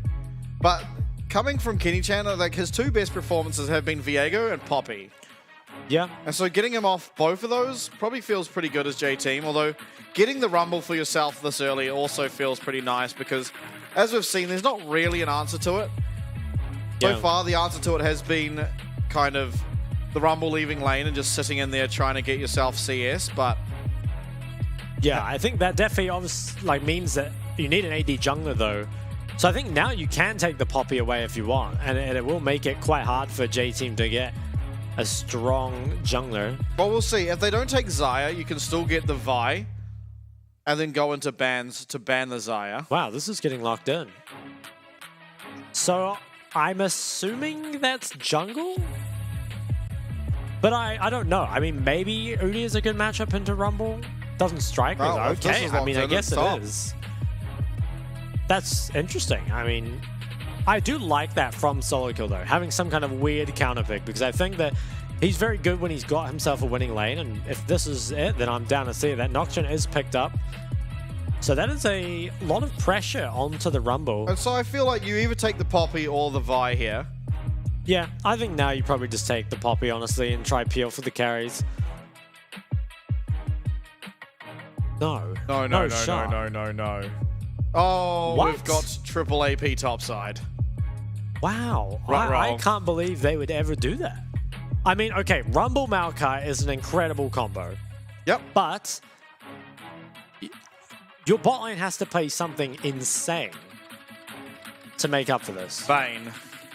I'm thinking like a Pyke support, maybe. No way Enso playing Pyke support, surely.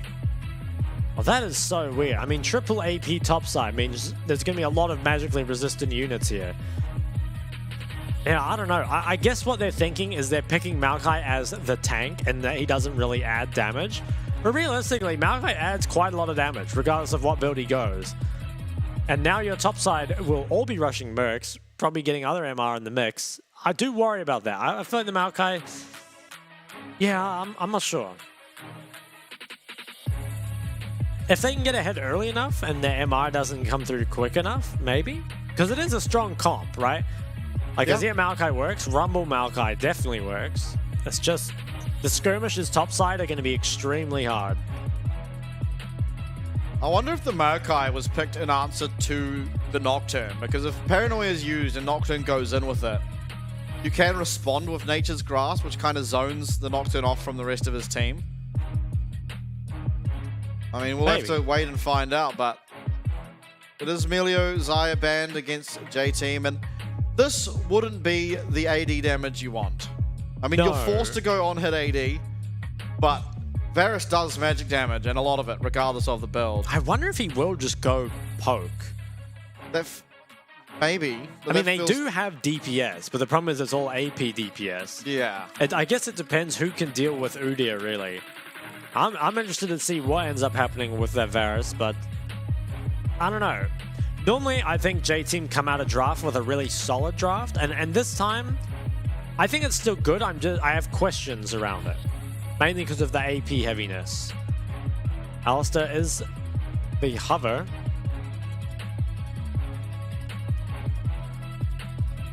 Kaiwing's frozen. Cam, what AD do you pick along with it?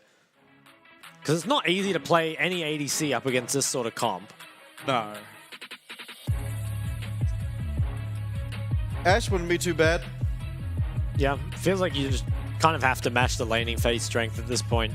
Don't think there's any AD that you can really pick for comp that functions well into that. Looks like it will get locked in. Now, what do we go for our last pick support? The Rel is still up, and that would give them even more AoE. Galio. Oh my god, we are actually just specking all into the magic damage tree. Surely we don't do this. I mean, Dragon support used to be picked into Alistair, but this is even more magic damage. I think they're going to do it, aren't they? Oh my god. Wow. Okay, look, they've got... I feel like all their champs isolated, you know, like in their 2v2s and 1v1s are really good. But this is so much magic damage, it's crazy. I feel like if Bruce falls behind, and to be fair, Bruce is very killable by the Nocturne. There is just not a lot of AD coming through. There are a lot of question marks, though. I feel like kind of across the board. You know, can the triple AP topside function? How is the Udyr versus Rumble matchup? Not one that I would have thought I'd be seeing today. No. I'm pretty perplexed. Yeah. Perplexed is a good way of putting it. I want to see how the mid matchup goes as well, because I think good Nikos do generally punish the Azir pretty hard early. But I think Pretender, he's been struggling in lane a little bit this split. So maybe he won't be able to put on that same pressure. And Minji, of course, he's very good on Azir, as we've said many times. Man, I feel like there's a lot of, you know, there's a lot on Bruce's shoulders this game. Yeah, mate, I feel like while it won't help you later on in the game, I think that the team comp here for J-Team, even though it has the Azir, you kind of want to win at 25 minutes or magic resistance is going to lose you the game. I mean, if it goes ultra late game and you all have Void Staffs, I think it's probably fine. And Rumble also does have some Magic Pen in the kit. So there's probably ways to make it work. And I guess Abyssal Mask will also be coming out from Lava. I mean, I don't know. There are ways to make it work, but it does feel like, especially that first Herald fight, if everyone has Mercs, you're just going to deal no damage. Let's see, though. I want to see the Varus build. What if he builds Shiv and AP? The 5 AP team comp. Not so he's got the combo. Okay, he's gone lethality. Yeah, it is going to be lethality Varus. Phase Rush Rumble. Driver actually just cooks. He's got a nullifying orb. Do you feel like the other team should have that? I don't remember a time I've seen that in pro play. No, don't think so either. I mean, normally the Rumbles do just take the Nimbus, but that is with the Ignite. What if he accidentally took Mana Flow Band? Because I know if you take it, true, it swaps. It auto swaps you to Yeah, it could have nullifying. been. Actually, could have been. I always do that. When I do my runes, I always default to Mana Flow because you know, Pretty much basically always every take it, champ yeah. takes it, yeah. I mean, ironically, Rumble really, really good at using... What's the other one called? Nimbus. Nimbus Cloak. Yeah. I don't know what's happened here, but Driver's cooking. I mean, the fact that he has Phase Rush in the first place is also just quite interesting. Yeah, I guess he just wants to be able to kite away. Yeah. And this game is just pulling out all the stops. Yeah, this is a very exciting last game of the day. I mean, I want to see how this top matchup goes. Solico, he's walking in. Drive AV. Oh, he threw one into outer space. Oh, and he got punished for it. Yeah. Phase rushes away, though. Wow, Udia's broken. He's just walking him off the wave. Driver walks up to get some XP, but that nullifying orb. Oh, my. Wow. Okay, this is crazy. What am I watching? This is insane how much pressure Udia has at level 1. I mean, we did see Udia played last split top lane by Rest. It was into Cassante, I think it was. And it did actually perform really well. But man, that is pretty crazy. I have to see if it continues going like that or if it's just kind of a level 1 cheese sort of thing. The Olaf classic. Yeah. Oh, we'll see. I mean, at least for now, it looks like Solokill's pretty happy in his lane. Bot side, Eminem Kaiwing definitely getting the push. I imagine that probably stays fairly true for the remainder of lane as Kaiwing looks for a headbutt pulverize. Small amounts of poke, though, coming out from Enso here. Yep. And the wave will be pushing back in the very near future. Now, mid lane, though, Minji and Pretender staying reasonably even on health, which bodes well if you are the Azir. Although you are a lot more vulnerable than the Nico. Just being that Nico has a root. It might be out of potions as well, whereas Pretender is ticking back up. And that could be a problem because Minji does not have enough mana to ever push Pretender out of this lane now. And if he's forced to base, I don't even think he would have Darkseal money. So this could be really awkward here for Minji. Needs to be able to stay until he can at least get something like Darkseal refillable. Would be decent. Lava's coming towards top. Solokill, he's pretty low. Might be in trouble here. Flash forward will confirm the route as Solokill does pop the ghost. Driver, though, overheats. Tries to flash for the auto attacks. Maybe he thought he hadn't overheated yet, and Solokill will get away with it. It is 2 flashes used just for the ghost of Udyr, so definitely a trade in favor of Frank's solo laner. Yeah, really nice trades, of course. And look how much sustain the Udyr has. I mean, you just seem to always be full or pretty high HP. A zoom now, though, so... Yeah. So as a biscuit. Nice lead, though, for himself. And you do wonder if maybe the Comet would have been better. It's hard to say, because with the sustain, maybe Comet's useless. But at the same time, it feels like Phase Rush hasn't made the difference, really. Both mids have reset. Benji got... At least he managed to get something in refillable. So that's going to allow him to sustain back up quite a bit. Ooh. Wow.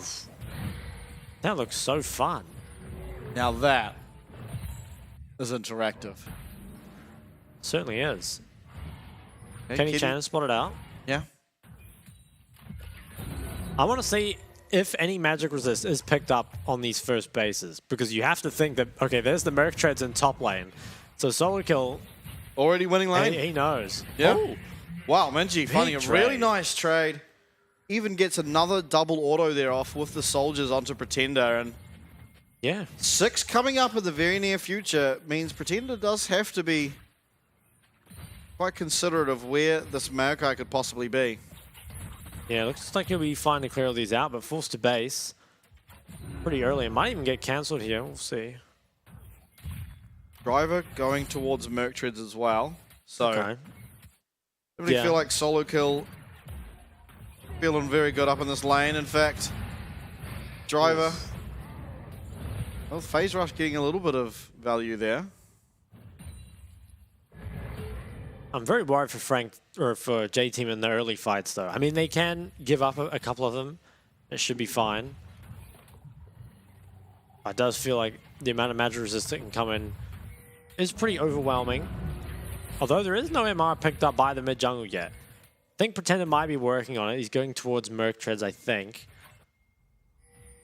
But Kenny Chan does obviously pick up the whip for the clear. Is he looking for a dive? I feel like Driver's too healthy to be dove here. Yeah. Would be a mistake, I think, to look for this. They're just trying to find any jungle camps that could perhaps be up. Will be out of luck, though, as all of them have been already cleared out by Maokai. Have just been gobbled up. Now clearing out this wave. And I think if J-Team can keep this game slow and probably get second item Void stuff, that's not too bad. I mean, they have a really good comp if you put the damage balance aside. And if Bruce does get fed, then even if they build all MR, they will be able to deal with it. Wow. This it gets more and more interactive. Yeah, it does. That's crazy. The driver, he has a pretty good trade there. I mean, the Harpoon's even the Magic Pen, I think, makes this a bit easier. Does complete a set of Merc Treads on his own. Oh, and look at Sonic's items now. Yeah. Oh, he knows. He really is unkillable. It has to be Bruce, and Lethality Varus not particularly good at dealing with this. No. The whole team is pretty hard to play Varus against. Ash, Nico, Nocturne. Not really sure about Udyr. We don't see him a whole lot. Kind of just runs at you. Feels like Chain of Corruption might be able to deal with it as long as it's not. Yeah. He doesn't have so much tenacity, though. Yeah. He might just run out of it. Will it be the Mercs on Pretender? No, okay, so he grabs the Alternator. Wants more of that early game pressure, which you can kind of understand. I mean, you've got the solo kill beefy tank well under control at this point. You know, he can be your front line. If you can just burst them down, would be nice. Now, Eminem is pathing out of base, so it looks like they're going to want to play for the Herald. I think this can be traded. I would assume the J-Team start up the Dragon. Getting a Dragon early game is pretty decent, I think, just allowing you guys some time to scale. But it's going to be a while, I think, before any sort of Magic Pen can come through. And even then, a second item Void Staff, while it might be a necessity, it doesn't feel very good. No. Herald goes to Kenny Chan. I think they're all plates up. I don't think... Or maybe there's one mid plate dropped by Pretender. But obviously, Kenny Chan can't herald his own tower. As his Dragon will eventually be traded away. Quite behind in tempo here, though, is Lava. And I wonder if that can cost Driver. They might look for a dive on top. Minji has TP soon, but not quite yet. Driver has the Equalizer as well, so maybe it's just a bit too difficult. Some jungle camps, though, could be snuck away here. And Eminem... Oh, that's Pretender. Never mind. Nico gets me every time. Will they go for the red? I don't think so. I think no, it feels a bit risky. Especially with Inso up in this area. I'm curious that Inso came up there. I guess he realized Kenny Chan invading the topside jungle, just going there to ensure if there was an overreach, it could be punished. There wasn't, though. 3 Merc Treads for J-Team as well. Bruce has his Dirk, so a little bit of damage will be able to come out of this Varus, but it's... I think ultimately, throughout the entirety of this game, it's never going to really be that much. No. Maybe a fight in the bot river. And so it's pretty hard to engage on. We've got a lot of Merc Treads here in this game. Yeah, we do, and I think more to come, honestly. I don't think it's done yet. Oh, okay. Ult comes out. Yeah, Driver's just tickling solo kill now. Weird what happens when you draft an entire team of AP champs. Yeah. Especially the Gragas coming through. I mean, I know it doesn't really add a whole lot. Oh, mid lane though, Minji. Oh, misses the Rue, but Minji misses the flash. Nature's Grasp though coming through. Paranoia is the response. Does come through. It's going to be onto Minji, who does not have the flash. But the Emperor's Divide will put Kenny Chan into that tower. And so many low health bars. Enzo comes, secures first blood. Nice explosive cast. Brings Pretender right back into the waiting arms of Minji on this Azir. And while they may have a pretty rough team comp, they have great execution and 2 kills found early. I did. It was traded back on bot side though as Bruce went down. Lost his cleanse too. Not sure what happened there. Oh, the double harpoon as well. It's a lot of magic pen lost or magic resist. Yeah, let's see take a how look. Bruce died. Oh, Nocturne's broken. Yeah, okay, so he just didn't know.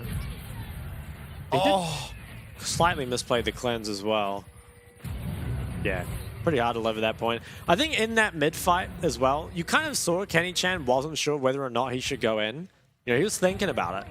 And then ultimately he thought about it a lot and still decided to do it. And didn't go that well. Abyssal Mask here for solo kill.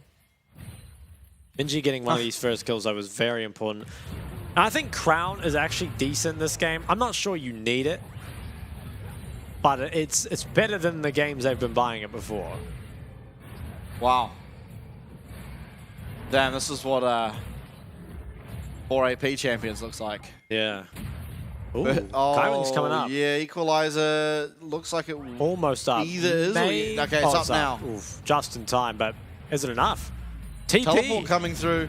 Oh, nice flash, but is it enough? No, it doesn't look like it. Who's going to pick up the kill, though? Oh, no. It is going to be solo kill. Minji here doesn't have Emperor's Divide. Actually, he does. He gets it off. He's so low. He goes in and actually gets himself one. And now Bruce is here. He picks up a kill for himself. Chain of Corruption comes through. And solo kill. You may have a lot of magic resist, but you don't have anything to deal with all of this AD damage coming out of Bruce. And Pretender limps away on 1 HP. Solo kill should be going down, but it's Eminem. Ghost is popped. That's one. And there's 2 low health members. Won't be able to find them. It's a 3 for 3. Crazy team fight. Oh my god, it continues. In comes Driver. Is going to miss the first harpoon. Eminem's going to flash away, and Driver, nothing more will come from it. Wow. Oh, Rift Maker first for Driver. Ooh, okay. Bit of true damage coming through. And I think this is pretty bold by Frank, but I like it. I mean, you've got tanky champs here. I think the real problem was Minji living for so long. There's a couple of skill shots that were missed here, and that meant that he could get this Emperor's Divide off and a lot of damage at the end because he just took so long to die. And then here, I think it's difficult for Pretender to really get in him with a good ult because he's just lost so much health already. He did try and he forced out Bruce's flash, which is good enough. Back to live. Who is this? Oh, this is Minji. Yeah, gonna go down. I could not nice even kill tell. Found. Gonna be Kenny Chan who picks that one up for himself, and Dragon spawning in 5 seconds should mean that's theirs to take. Yeah, nice pickup. Still no MR from the Frank mid jungle, which is a bit of a surprise. Neither of them do have the Mercs yet. It's 4 Mercs for the side of J-Team. Maybe they thought Frank picked their comp. Yeah. I guess it is just valuable for both sides. Merc Treads are, I think, the best boots in the game, for sure. If it's like a good game for them, you know? Moby boots. I wish. Alright, Dragon picked up. 1 apiece now. Dragon win con feels fairly unrealistic. Oh, some murky boys now for Kenny Chan. Will this be the 10 Merc Treads game? Ooh, I think Bruce might not buy it. I think also Eminem might not buy it. Sure. I think Lucidity and Berserkers are just too valuable. They both have cleanse as well, so. But I dare hazard a guess it might be an 8 Mercs game. Yeah, would not be surprised. Really, it all depends now on Pretender if that's going to be the case. He's the last one. Oh, he might be in a bit of trouble bot side. Yeah, he has the ult. He's very hard to dive. Yeah, especially with these missed. I think he's going to be relatively safe. And that should be the Herald traded for free. Driver completes that Rift Maker, which I think is a good choice, but you almost always see Rift Maker with Conqueror on Rumble. And to be honest, it hasn't been meta in a while. A lot of people used to play this mid lane, especially into Silas, I remember being a common matchup where if it was just Conk Rift Maker, you could just brawl him, and it actually wasn't that close.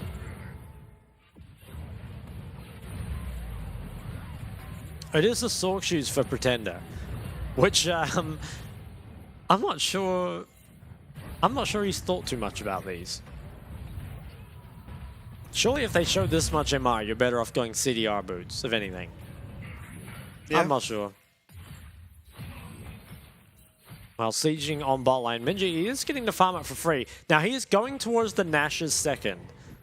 And the problem with that is that he's going to have no way of dealing with solo kill until he has that Void. Driver. Yeah, Driver walking up is going to be very fast, and the 3-man explosive cask will come down. Minji comes through, Empress Divide to get everyone out of there fairly safely. Chain of Corruption will miss, but the slow does come down through the rain of arrows. It's going to be the first tower, though, picked up here for Frank. And honestly, I feel like at this stage, J-Team are running out of options. Because you're so far from being scaled enough to purchase Void Staffs. And there's just so much magic resist coming through. Yeah, I think next fight especially is going to be so tough. I think you almost have to go Leandri's Void here as Azir to have a chance at killing Udyr. And with this current build, there's just no shot. I mean, he's going to deal 50 damage a Soldier Auto. It's really not going to be it. And also, like we said before, itemizing Void second kind of sucks. Like, Minji could be he has the crown up just in time. I think that is actually going to make the difference. Is he going to be able to get an escape here? It does look like he will. Very nice timing there on that Shattered Crown. Solo kill, he's taking a lot of damage. Yeah, this guy's getting low. Be careful, Solo kill. You're in danger. Oh, it's tragic. What is this draft, man? They cooked too hard. They did. It really is that. You know, they wanted that Rumble Maokai that badly. And I respect it. But I do think it kind of sucks. It's just MR items are too good, and Void Staff takes too long to get. You know, don't get me started on Serelda's versus Void Staff. We'll be here all night. 1 minute away, though, on next drag, and Ocean Drag, and later the Ocean Soul, I think would be really nice for Frank. I mean, if you can make it so that it's even harder for your tanks to die and that this poke from Bruce has no chance of sticking, you'd just be unkillable. I mean, if somehow this game goes long and Frank get an Ocean Soul on this Udyr, there's just no chance of dying ever. Pretender's even going Banshees, which I kind of like. I feel like there's not that many times where you go for Banshees over Zhonya's on Eco, but this is probably the game. Do you think Eminem goes for a Wit's End later on? Yeah. I think there's no reason not to.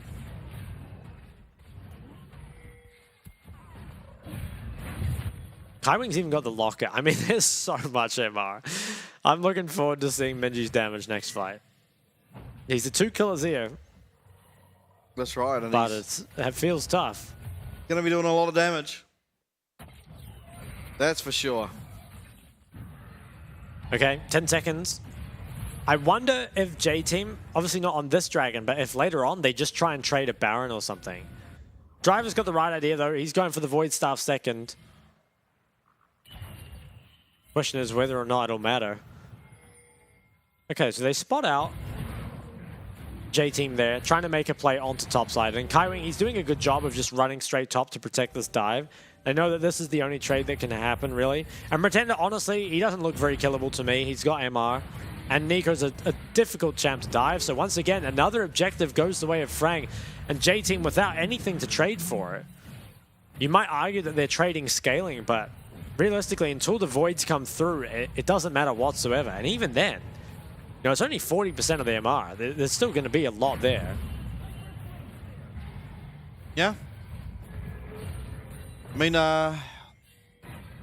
game feels like it's very comfortably in Frank's corner. I think so as well, yeah. Especially because the MR doesn't necessarily stop here. Yeah, I mean, Force of Nature got pretty considerably nerfed, but in a game like this, has immense value.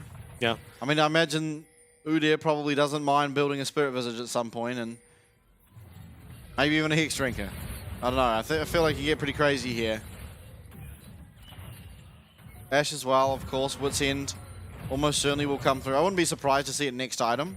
Yeah, I think that would be a good choice as well. I feel like once the that Ashe especially becomes unkillable, because that's kind of the target for your engage, right? You kind of Maokai rumble onto that Ashe, and then there's not much she can do. But even just with the Wit's End, even if she ends up going down, it'll buy her so much more time and so many more resources that have to be committed to end up finishing her off. Nash is now completed for the Azir. So Minji, he has DPS to objectives, but I think until the Void comes through, is really going to be lacking at dealing with this Udyr. And the problem is, you can't really hit anyone else as Azir here. Maybe you could look for the Ashe. But maybe, even if Ashe dies, I'm not sure if it would change the fight that much at the moment. So I think we're going to have a slow game here for a while. Frank, don't think they have enough damage to really look at starting up a Baron. And on the other side, J-Team really just want to delay until they get their Void staffs. Staves? Staffs. Staves. Must be staffs, right? Joy. I don't know. I don't know. I think it's... I definitely heard be staves. Yeah. I think it might sounds so weird. I can't do it. Oh no. Ghost popped. Misses the harpoon. Oh so my, the damage. Phase rush is coming out, but yeah, Driver, you're not getting away. This is disgusting. He's trying to get away, but does flash actually, and that is one counter. Is he out though? I'm not entirely. No, I don't think I'm he not is. sold. Oh, unless he gets the juke off. Okay, that was nice. Although solo kill it might not be done. Is privy to it. Does get away, but oh my goodness. And oh my god, it's everything. Oh, I would be so mad. That truly was the kitchen sink being thrown at Driver. Wow.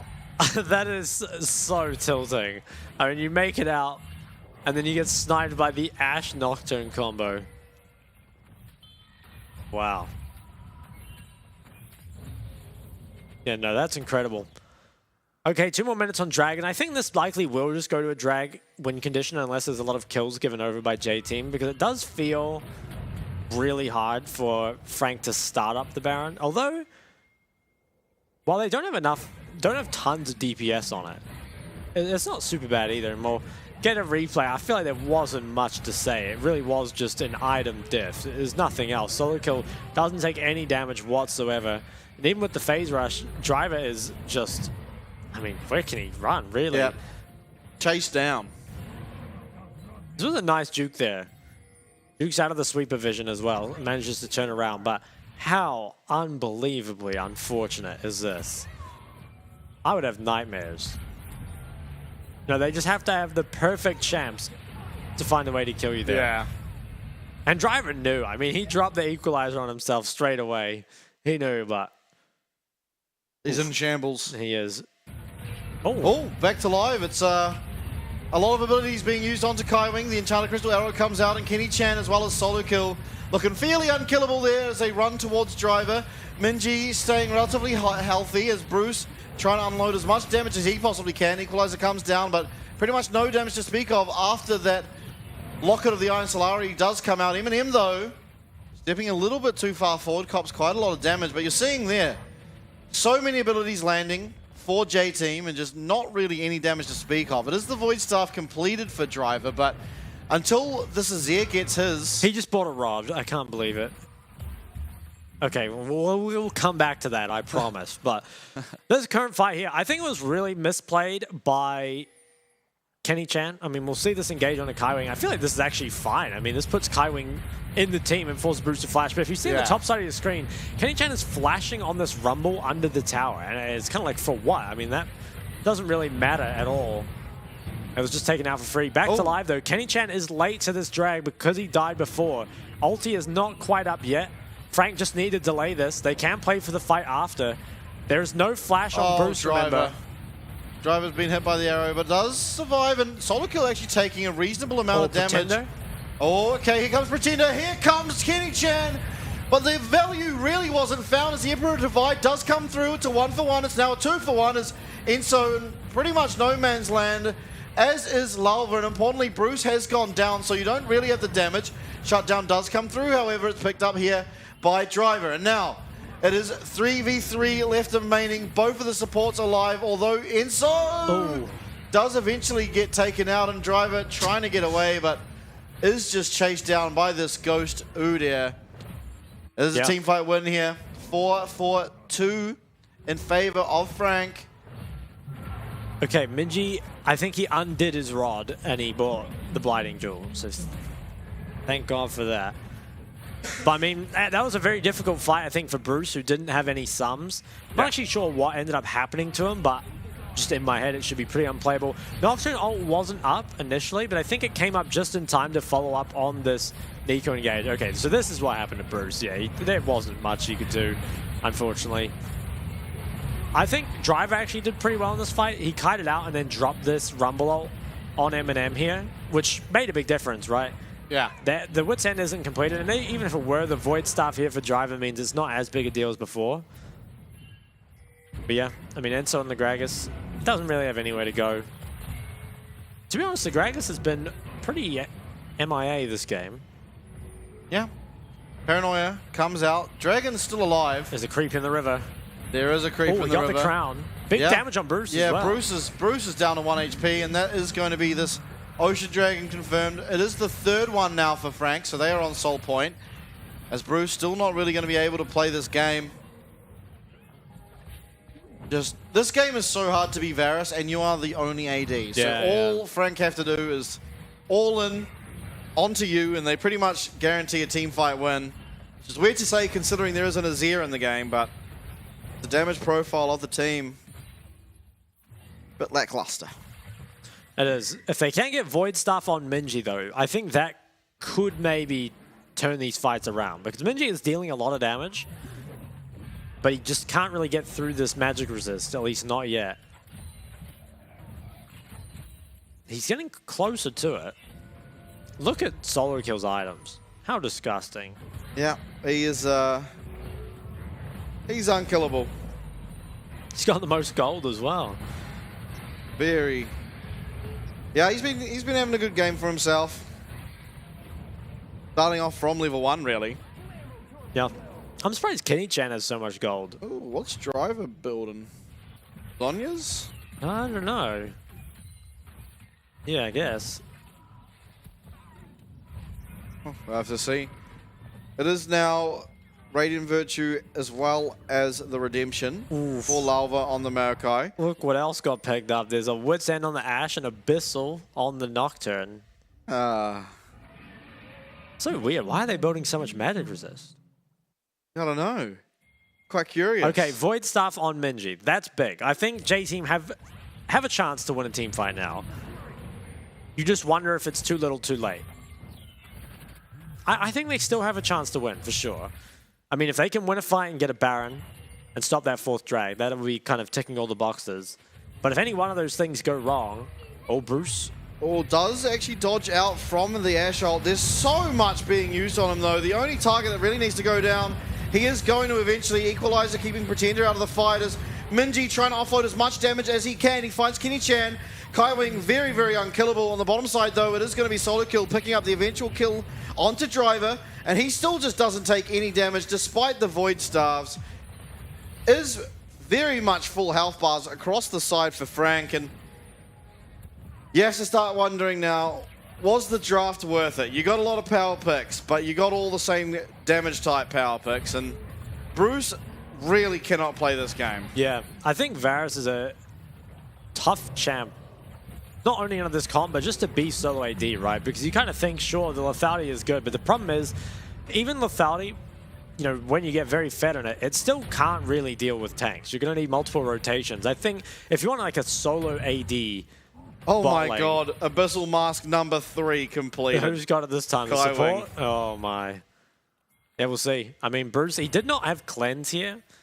And if this Ashe arrow had hit, it would have been just immediately lights out. So dodging this was really big, but I mean, you can see how much trouble he finds himself in, right? He flashes away, taken out pretty much immediately. And Kenny Chan, he did actually go down pretty quick to the amount of damage that Minji was putting out. But the problem is, you know, where's the damage after that, really? And back to life. Minji, he can't afford to die. Yeah, he's the main damage. He dodged out of that Enchanted Crystal Arrow as well as using the Emperor's Divide to keep himself from safety against the Nocturne. Now, Paranoia down as well as Emperor's Divide. Importantly, though, I think Paranoia being down means Bruce's time in a team fight is a little bit easier. Although, of course, at this stage of the game. Not that big of a cooldown. Driver's looking for something. Yeah, Holy- Eminem. I think he's fine. He is trapped in the corner, but my dodges God. out of that Enchanted Crystal Arrow. And the Flash Pop Blossom secures Bruce and Driver. Driver obviously inevitably going to go down, and that will be the Baron now. And I think Frank at this stage, really, I don't see a way for them to lose. No, I think if they just go Baron and then 4th Drag, I mean, this Ocean Soul on the Udyr is going to be just disgusting. I mean, he will be unkillable. Lava has to play for a steal here. He's going to get some vision. Kaiwing should just, yeah, okay. Good job. Yeah, that will be the Baron. Oh, Enchanted Crystal Arrow. This is going to be Lava maybe going down, although the Minji. Emperor's Divide. Minji now the target. Does not have any He can't even access to attack. his ult. Trying to attack, but absolutely does not have the damage. That's another one found. It's Baron. It's going to be Ocean Soul. And there's just not... You know what might have been good this game for What's J that? Team? AP Cogmore instead of the Varus. True. Yeah, no, it is crazy how much AP they've picked. I get how they got here. You know, they really wanted that Rumble Maokai and the Azir power pick, of course, but this is why you can't play heavy AP comps. It's much more punishing to play heavy AP than heavy AD, because most AD champs have at least a little bit of magic damage in their kit or their runes or their items. But if you think, what actual AD comes out of, you know, Rumble, Maokai, Azir? Virtually none. I mean, you know, like, what, 30 damage auto attacks? Yeah. That's pretty much it. Normally you want a solo AP champ, you know, and 4 ADs if possible. So having this completely reversed is definitely not the way you wanted to go. Now sieging onto the base. It is a little difficult, I think, for Frank to siege. There's a lot of long-range wave clear, and it's not super easy to dive into the base either. So might be waiting for a while, but I don't think it matters too much for Frank. Maybe they can find an engage with Nico. Just burning Bruce to half HP with that ultimate on the Udyr. Oh, they want to Yeah, dive, though. Kaiwing's gone forward, flashed up, and it's going to be the Pop Blossom, but it only lands here onto Enso's Gragas. Still, though, Frank are going forward, and look at how unkillable this Udyr is. Yeah. He's just constantly running forward. The Ghost is popped. Driver's trying to do some damage with the Flame Spitter, but it's immediately going to be healed up as Kenny Chan making work on the mid lane inhib, and it feels like game might just be done here. Solo kill now, running still up to full towers. health. Yeah, constantly. There's no way to get him off full health. Minji getting in 2 auto attacks there as Chain of Corruption comes out, but ultimately lands onto Kaiwing, who will just get out of it with that Unbreakable Will. And you're seeing it again. That's Phoenix done. Oh, Bruce is just going to die to it. Has to flash back into the fountain as solo kill, tanking up absolutely everything. He's having the game of his life. Is min-maxing his mechanics so crazy here, and he's just not going to die. This guy, he's been flashed on. He's been knocked back. He's half health, whilst being the entire target of J-Team. And Emperor's Divide is massive, but it's too little too late. Oh my. I wouldn't be surprised if Solo Kill also did the most damage in that game, because he was just AoEing everyone down, and hey. I think he did. Genuinely yeah, would I think think he did. might have as well. Let this be a lesson. Do not draft triple AP topside, and then pick a Gragas as well. I got a question for you. Yeah. You remember CFO versus PSG, first No. round robin? Well, it what was, Azure was Poppy top. Oh, and then, yes. Yeah, I do remember this game. Okay. Which draft was worse? Ooh. J-Team or CFO? I think CFOs, because I see what J-Team wanted, right? Like, the Rumble Maokai combo is really good. And I think Azir, it's strong with Maokai. It's just those 3 champs together. You know, now it's too much AP. And I think maybe you could salvage this if you had like a hyper carry AD and some kind of damage support. Maybe not even a damage support. I mean, if you did have just some 1v9 AD like a Jinx or something, right? Maybe. Aphelios? Maybe, yeah. It is hard though against Nocturne. True. Admittedly, everything that's not Xayah is hard. You could against also Nocturne. just pick Thresh with it. Yeah. Instead of Gragas. That works too. Yeah, I don't know. Add to the AP. That was really like the fact that they picked Gragas. A good matchup in Alistair, of course, but it just makes you wonder, like, were we not even thinking about the AP? Because Gragas would be the last pick on my list that I would go for there. And I think that's the kind of lesson that you learn that and you will never draft like that ever again, because you remember what happened last time. I definitely hope hope so, so. anyway. Yeah, I definitely hope so, considering this is our second place team. And I think after that, they are now tied I believe, second with Beyond. I'm pretty sure they're both sitting at 3 losses and however many wins it is at this stage. I can't keep count, but I'm pretty sure that is now the standings because of this. And Frank, importantly, remain 1 win above Halpix, so they are in the sole position of 6th place. And so I guess now we're starting to even further progress how the standings are starting to look, which seems to develop every single day in a different way. Yeah, I mean there's I don't know. Upsets every single day now. There's you can't come in and really predict much. The only things you can really predict is that PSG probably going to win, Duish team are going to lose, and that's about it.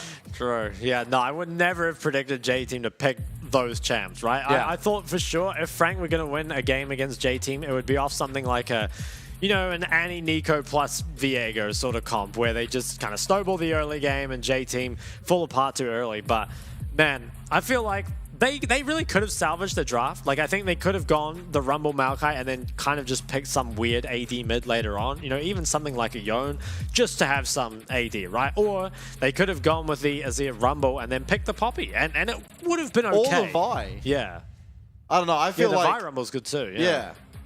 I don't know. The whole thing was really weird. I mean, Solo Kill should be MVP simply because he built 100%. MR items. This was a nice flank from Pretender though. I think he did have some misses with the ults, but he also had some good ones. But Solo Kill was just so unkillable the entire time. And I think, you know what, it makes it even worse is that Ashe is a Wit's End builder. You know, like not every ADC can build Wit's End, but you just happen to Ashe is probably the best Wit's End builder there unless is. it's like a Maybe Cog or Vayne something. Yeah. It's just insane, man. The absolute just worst possible game to play these champs. Unreal. Let's see Solo Kill damage.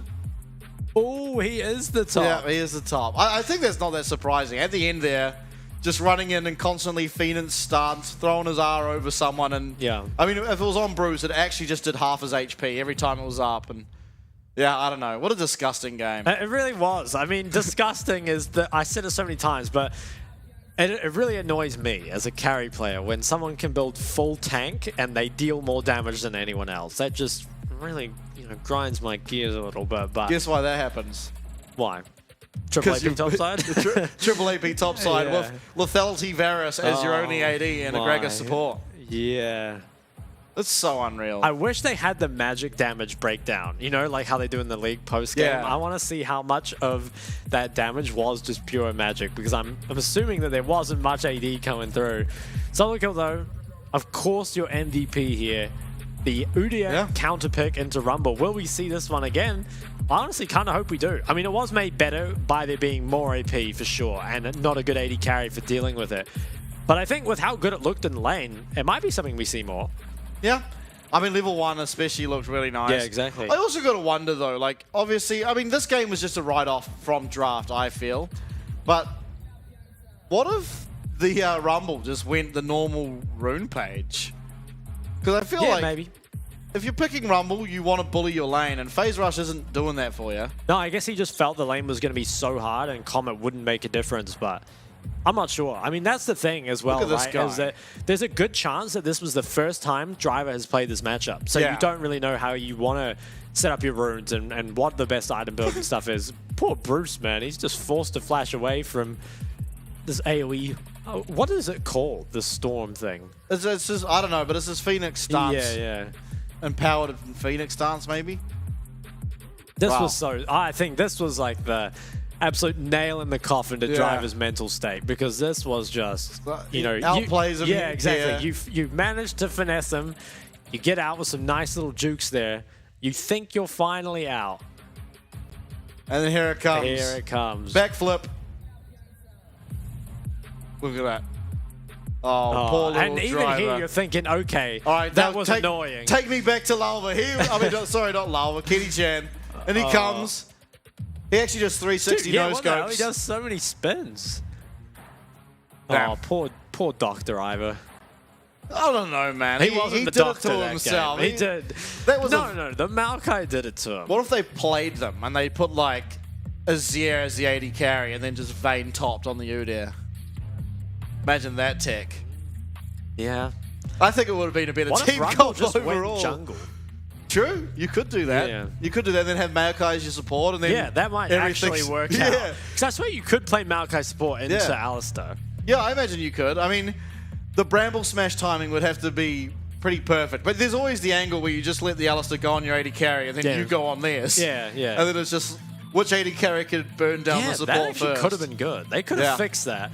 Yeah, I don't know. It was an absolute abysmal drafting phase, but... was. Oh, well. Today's results, though. So there were some pretty interesting results. You know, West Point taking out CFO. Yeah. That's the big one, I reckon. Yeah. And I think Frank beating J-Team, of course, matters because Hellpigs had to think, okay, you know, we're going to get our chance at the tiebreaker, and maybe now not looking as likely. And it's still only a 1-win lead for them, but it's getting close. We'll see that in the standings here. Yeah.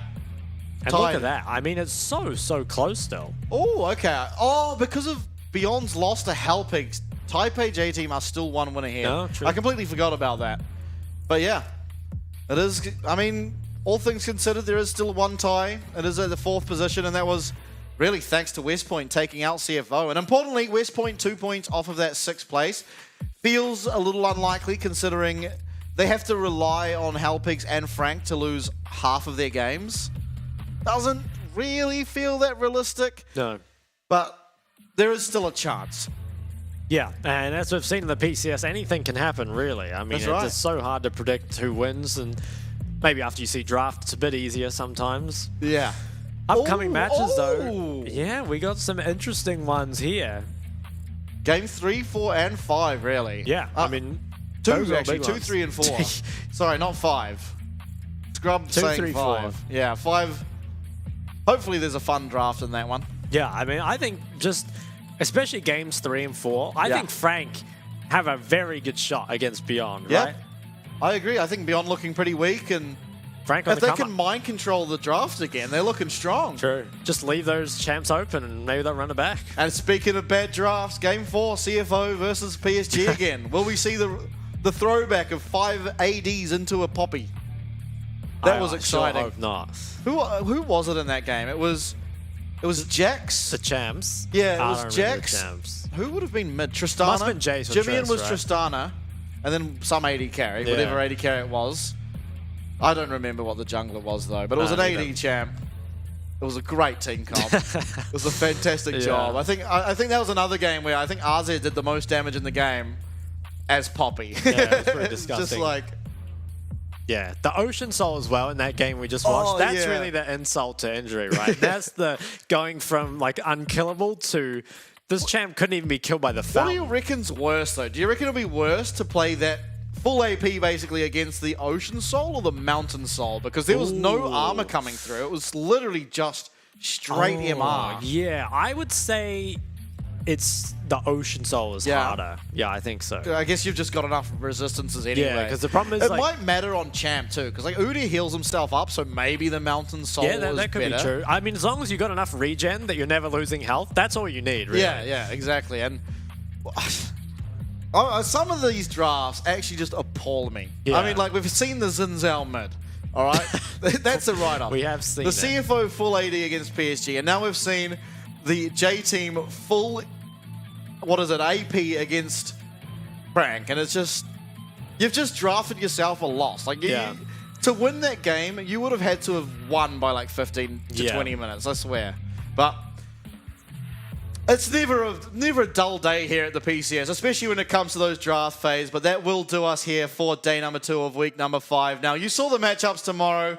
2 very, very exciting ones in there, so please do come back, and I'm looking forward to seeing you again.